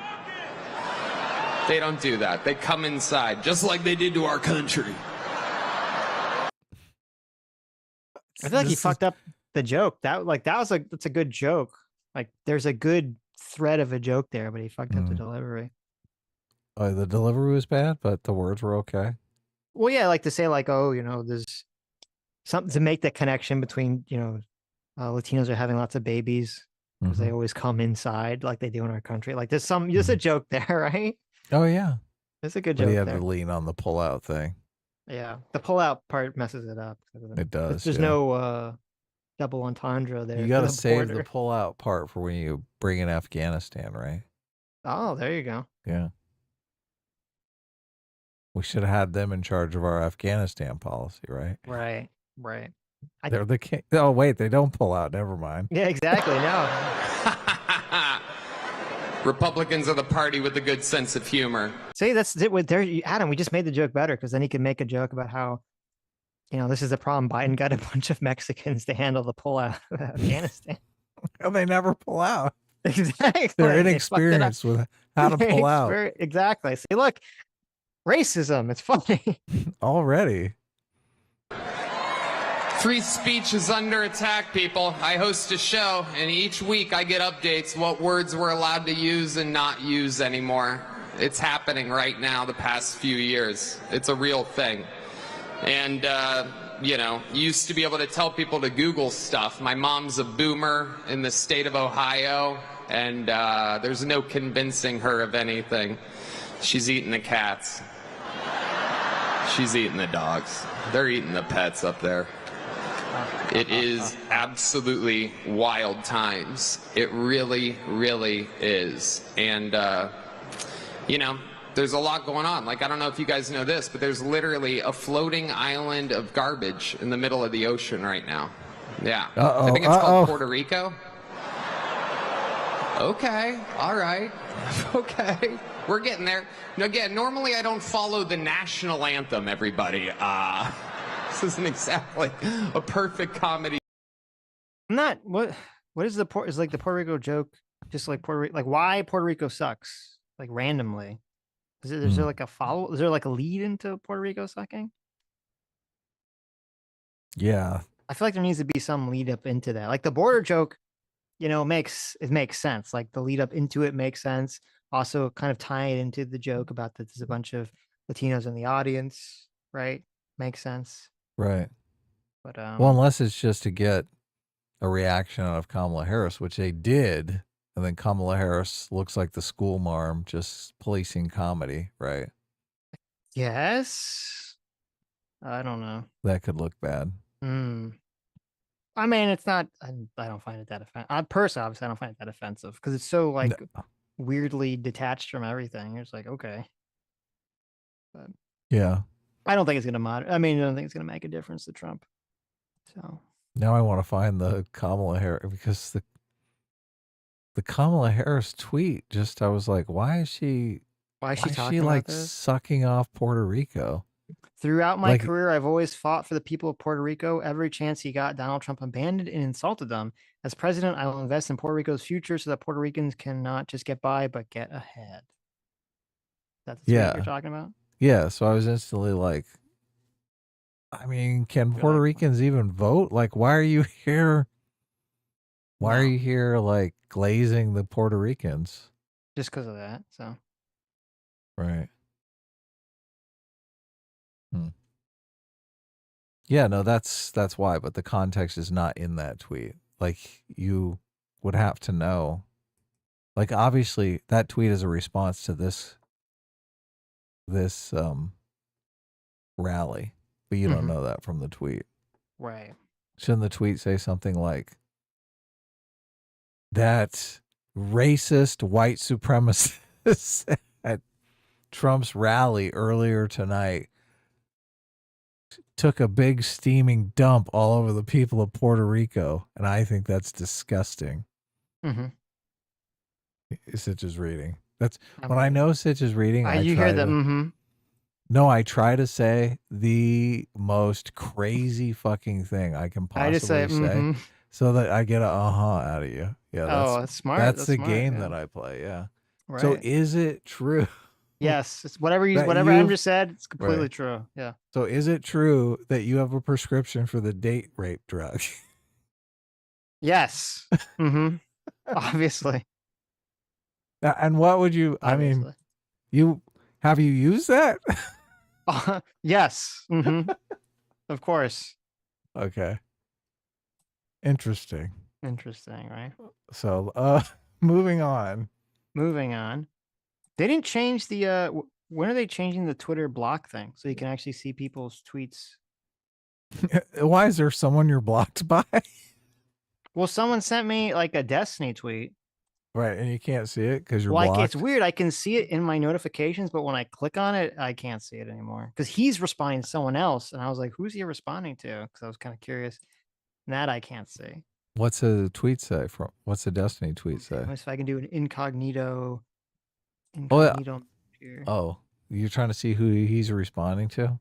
Yeah, I'm trying to figure out what the context is to the tweet. The tweet is So- the funniest thing is gonna be watching dipshits like you lose your business and homes when Trump tariffs the fuck out of your entire supply chain.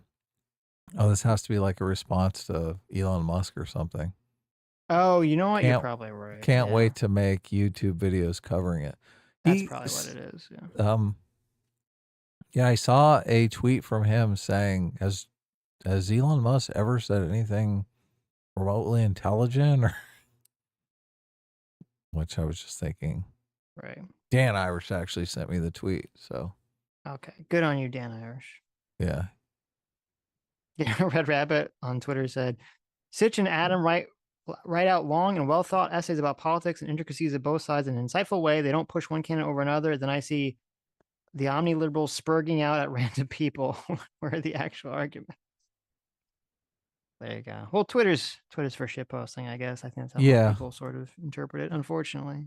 I use it completely differently than that, obviously. I am trying to Right. think out like arguments, long arguments, And you and get people attack you for it. How dare you. intelligent arguments, yeah. I mean, I do my share of shit posting on Twitter, but That's true. I think the Trump thing, I was like, I just need to remind myself this is the reason why I don't want to vote for Trump. So I figured like a tweet was a good way to do it. I did a response to the people attacking me on that tweet because I think Destiny did it on his or covered it on his stream. So a bunch of people were obviously drawn to attack me on it. Mm-hmm. And I wanted to respond to that, which I thought my response was very articulate and well thought out.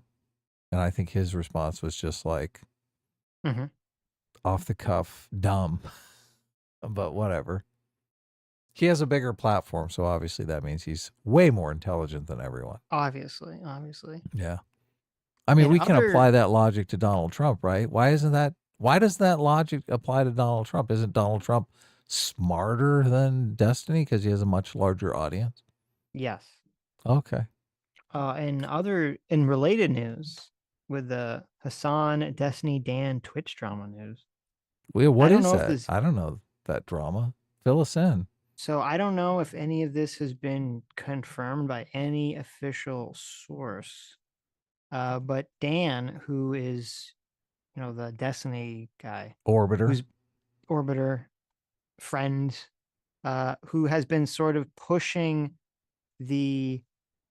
trying to push the Hassan should be banned from Twitch and that the CEO of Twitch needs to be fired thing. I believe he made a claim that he has some source that said that Twitch has lost some like astronomical amount of its ad revenue or ad space or something. Really? Over Now holy I don't know shit.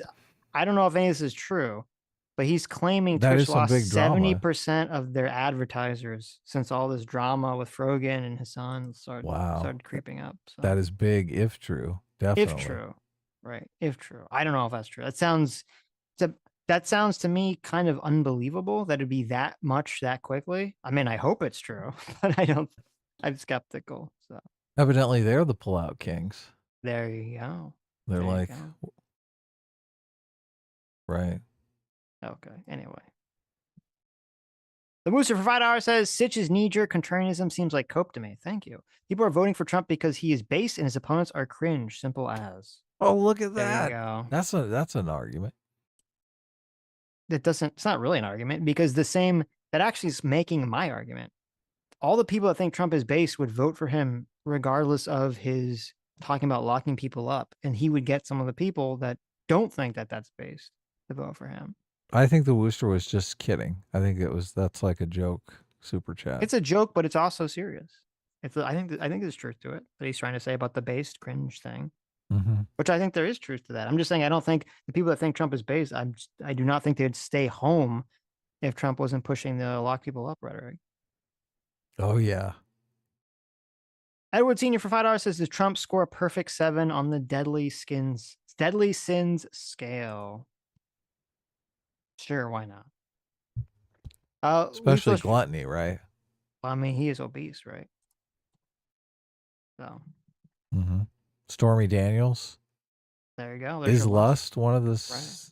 Right. It is, right? Of course it is. Yeah. What else is there? Greed. Greed. That's an easy one, right? Wrath, Hmm. pride, and sloth. He hits them all, Adam. He hits them all. Pride he hits like multiple times, I think. Right. Yeah.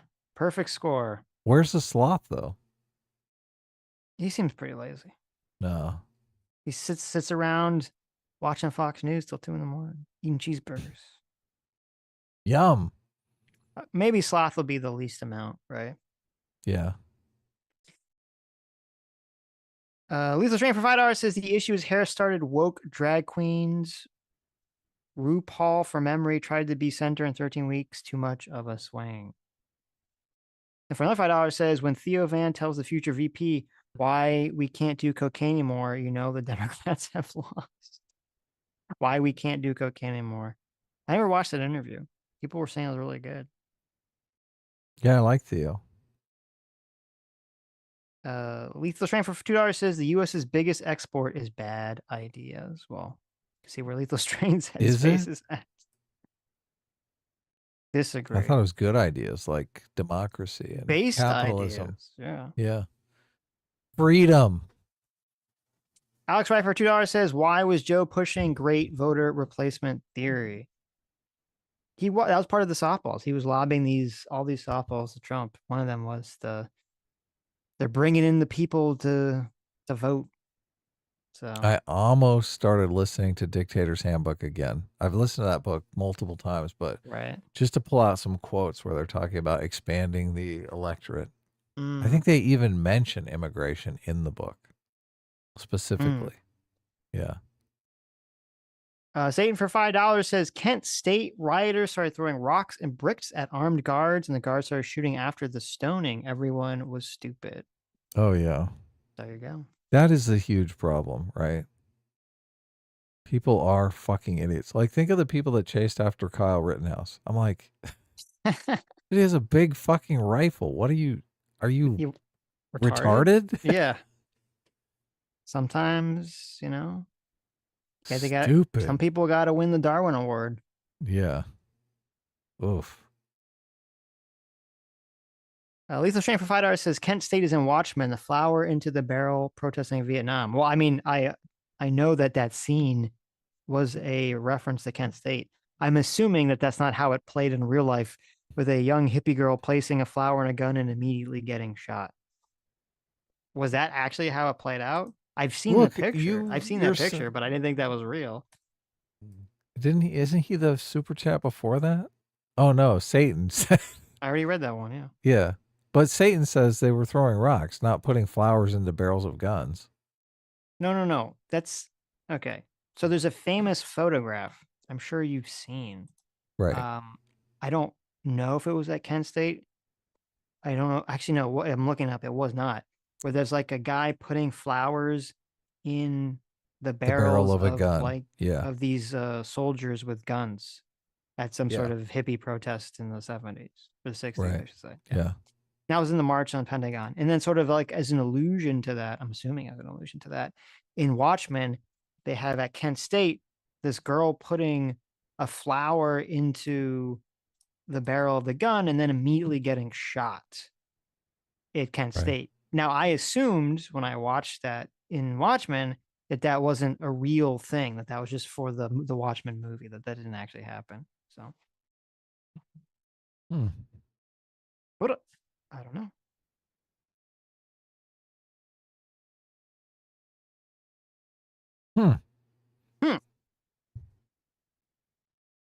Well, hold on, wait a minute.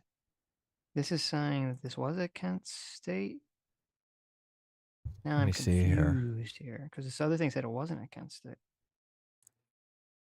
J-Mac for $20. Sitch Whatever. has asked me to sing the Oogie Boogie song at his wedding. What? Mhm. If and when he gets married. In full Oogie Boogie costume. Whoa, well, that's quite the ask. So yeah, I think he's a fan. Look, is that true? Is J-Mac gonna do the Oogie Boogie? Obviously, of course. What do you mean? I mean, that would be pretty great. Yeah. Can we fill it up with real live snakes and critters? Fill the costume No. up? I don't mean, listen. it's not I'm really gonna Oogie make. Boogie. I don't want to make J-Mac wear a suit full of spiders and snakes, okay, and worms. I mean, is it really Oogie Boogie then? Right. It is. Haunting in Dev's Walls for $5 says, Spookfishally. oh, it cuts off on my screen. Oh. Reminder to hydrate, rest, and exercise. A healthy society follows from a healthy populace. Remember, the body feeds the mind. True. That's true. Thank you, RFK, soon to be a member of President Trump's cabinet. Thank you, RFK. RFK for another $2 says money has a way of overcoming grudges. Oh Thank my God, that's a great RFK. You've been practicing. Yes, I've been practicing. Yes. I know how to make everyone healthier. Oh my God, that's so... The irony that he sounds like a dead man. I know, right? Lethal Strain for $10 says, I'm a retired combat veteran who made bad decisions after retiring. This is the first time I get to vote in 10 years, and I'm voting for the other felon. Wow. Fair enough. I like that. Wow. Thanks for sharing your story with us. Yeah. That's great. Interesting. That adds a kind of a complication because now I only have more questions, right? I know. Now I'm more curious. J-Mac, our surrogate father for $10 says on the soundtrack there's a few parts where Jack talks and it's Danny Elfman. Not gonna lie, I prefer the speaking voice of Chris Sarandon. Oh, that's the Danny Elfman imposter. I'd have to hear him side by side because in my mind they all sound the same in my memory, so I have to do like a comparison. Haunting in Deswell, Spookfishly for $2 says, how much money for cat ears and a cat girl ears and a tail? Every extra accoutrement costs another $100,000. Okay. Really? $100,000 for the dress, $100,000 for the titties, $100,000 for the cat girl ears and tails. You're just adding the price up, man. Boom, boom, boom. You should just do no dress then. Save yourself some money. There you go. I mean, that's the point. That's why it's so high. It's to prevent people from spending the money. Lethal Strain for George says Trump wins the popular vote face reveal. What do I get from you fucks if he doesn't win the popular vote, huh? Oh, that's a good question. Haunting in Deswell, officially for George says Sitch dress DLC pricing is at Paradox Games level. Yes. That must be an expensive game. It is. Lethal Strain for $5 says Tim's quitting. We're trying to get you that Russian money through super chats. I appreciate it. Thank you. Is he really quitting? That's what the I've people heard are saying. rumors of this, but I mean, that's going to be great for our numbers, right? There you go. Less competition for us. I like it. Malik for $5 says, I'm agreeing with Adam that it's human nature to get swept into violent adrenaline-fueled conflict, especially when it's political. Look at that. There It's you great. go. Satan I love it. for another $2 says, Tony is gold and critics are scolds without humor. Well, obviously, Satan would say that. Right. I like Malik better. I don't want Satan to agree with me. There you go. Adam Unfriended for $20. Thanks so much. Says Sitch. Oh, Sitch's mom's voice. Sitch, my baby. Think of your future, huh? Remember what you promised your father. Look at him. He's in the fetal position. Just like when you left for college. Oy vey. My heart can't take this pervertedness. Thank you. That's what they're gonna say as soon as you come out in that dress. They are. Well, no, they're going to say, how much money are you getting paid from that Sammy G lady? Listen, we didn't realize she was such a pervert, so we don't want you guys together. But if she's going to pay you, well, that's another story. She should just buy you. You could be her slave. There you go. As long as you find a nice Jewish girl on the side, that's all that matters. Oh, yeah. Haunting at Des Walls. Spook officially for $2 says, was he just mad about endless Despacito spamming? Yes. Legal Strain for $5 says the PR Puerto Rican congresswoman was the one that called Matt Taibbi a so-called journalist when he posted the Twitter files. Oh, yeah, I remember that. I forgot about that. I do remember that. They have a congressperson, but they can't vote in federal elections. Right. Sammy G in the chat says that she's going to fight me. Uh-oh. All I have to do is hold my hand out because she's so short and I can just hold her back by the head, right? Oh, how adorable. It's like one of those little pouch poodles. Purse poodles. like a teacup Pomeranian. Yeah, there you go. Little puffy teacup Pomeranian. I like it. Lethal Strain for $2 says, I live in Kansas, right? KS is Kansas. And got 3 DUIs, now a felon. Oof, baby. Wow. Wow. Well, at least you didn't rob a bank or something, but that's true. Look, you should probably not drink and drive. Probably should not drink and drive. No, not a good idea. Very dangerous. Last DI was in 2010. Well, I'm glad you've 14 years off of that. That's good. Okay. Let's see. I think there's more Streamlabs. Solo for $2 says, I'm referring to the BLM riots, the Insurrection Act. Oh, okay. I thought you were talking about January 6th. The Insurrection Act allows the president to deploy the military in certain situations. Trump was going to during the 2020 riots, but people in his administration talked him out of it. Depending on what riot, I would either agree or disagree with that. I know he offered, I thought, the state troopers of Washington, and I thought they turned him down. And so he said, fuck you, I'm still going to protect the federal property. But that was all they did. Dr. Diller for $2 says, I think Trump is the same as Biden, funnily enough. When he's gone from politics, everyone will acknowledge that they don't like him. Although I've noticed that every Republican president goes down as irredeemably evil now. What do you think, Adam? How do you think? I don't know if I agree with that. What was it? I think Dr. Diller says, I think Trump is the same as Biden. When he's gone from politics, everyone will acknowledge that they don't like him. No, I disagree. Unless I think they'll have fond memories of him, like even more than George W. Bush, who everyone hated after he left. Yeah. Unless, like, obviously, if Trump has some horrible second term, the economy crashes. Putting all that aside, obviously, I think the only way that would happen is if the Republican Party shifts back away from populism to something else. Neoconservatism again or neoliberalism again or something, then maybe. But which I'm skeptical of. Putting that aside, it's hard for me to imagine that would be what will happen. I think in the second term, like JD Vance is going to be employed by Trump to kind of clean up his reputation and rehabilitate his legacy with all the things, like return him back to the state of Trump, who was loved for being on The Apprentice. And I think he could be a transformational president, because this is a time when a transformational president will step forward. I bet you $1,000 that there's no fucking way that's gonna happen. Really? Yes. No fucking way.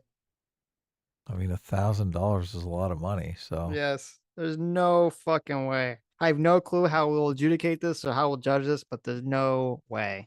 Well, Trump would have to win. I mean, if you want to talk about details, I don't know if I'd go $1,000, but I mean, I might go like 500. Okay. I mean, we did a $500 bet We before, did. so We did. the yeah, I don't. What would be like the thing? I do think people are making ground. People are coming to the realization. I've seen videos and people talking about how the mainstream media lied to them about the praising neo-Nazis situation. So, Mhm. and I do think a lot of energy has gone towards Trump over that one lie. And if they can rehabilitate that, you just think everyone's going to go woke crazy? No, I'm betting against the whole you saying JD Vance is going to Rehabilitate his reputation? rehabilitate Donald Trump and get him to chill out. That's not going to happen. Well, look, the whole argument I made that he was running for president still was that he wants to be a 2-term president. That was like the crux to my argument. So Mhm. on election night, if he wins, like he has already achieved his goal, Act 1, completely, like he's won, victory. So I don't know how. I mean, it's kind of the end of the story, not even really the beginning. The presidency, from day one, he's going to be focused on his legacy. Don't you think his legacy will be wrapped up in doing good for the country and not pursuing political rivals and arresting people? You have very sound logic. I don't think it's going to happen. What's going to stand in the way? Nepotism, incompetence, stupidity. Nepotism? How? Like his kids are I'm going to... Not nepotism, just ego, incompetence, I do think, stupidity. like I've gone through, obviously everyone has felt some individual has wronged them in a way that they're motivated to right these scales of justice and get even, right? Mhm. Trump might feel that as well. Obviously, he's very upset about the Russiagate thing. Like he feels like he was wrongly persecuted there. A lot of these cases, he feels like he's wrongly persecuted on. I don't know that once he achieves 2-term president status, I don't know that getting even, I mean, getting even for him is achieving 2-term president status. Like, why is throwing them in jail going to be better than just rubbing it in their faces that he's a 2-term president? We will see. That's all I'm going to say. Right. We'll see.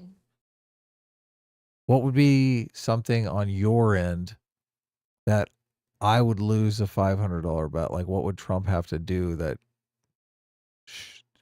showed If he starts beyond the going shadow after of a doubt? what do you mean? If he starts going after people with lawfare?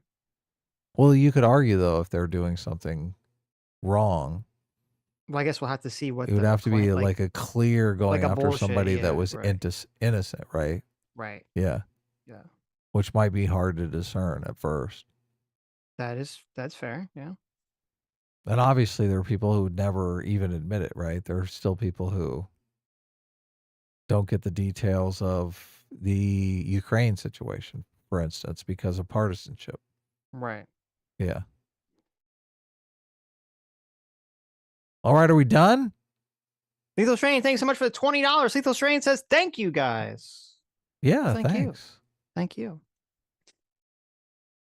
Glad you're doing good 2024.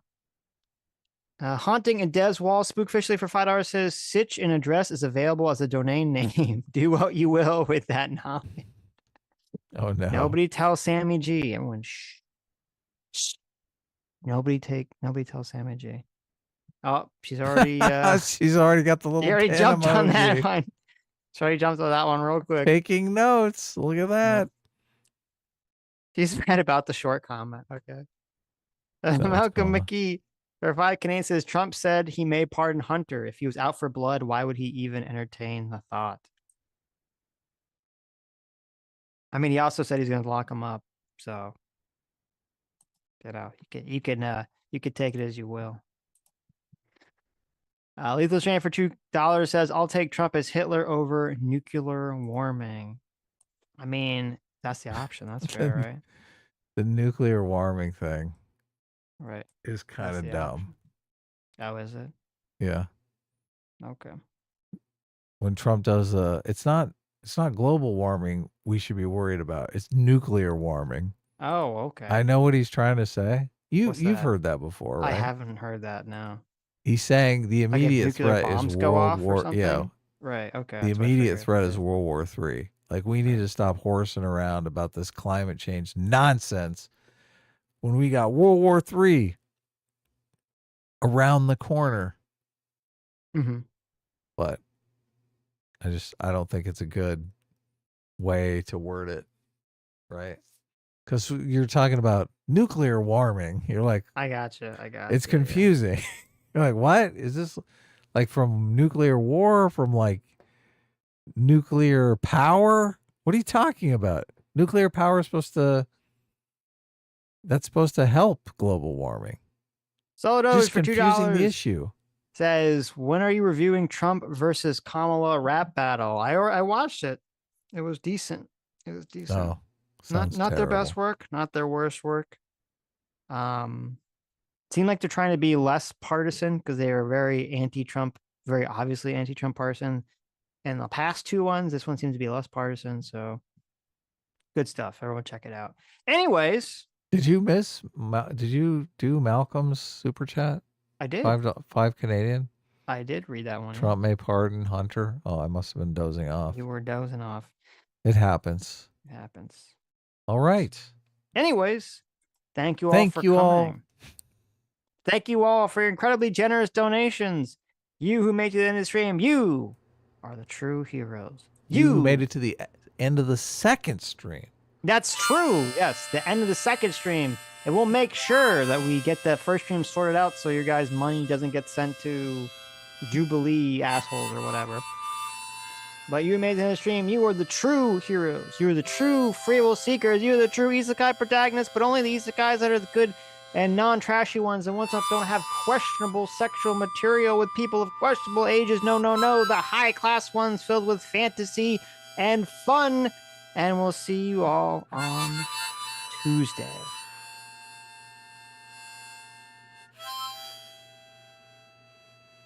Bye-bye.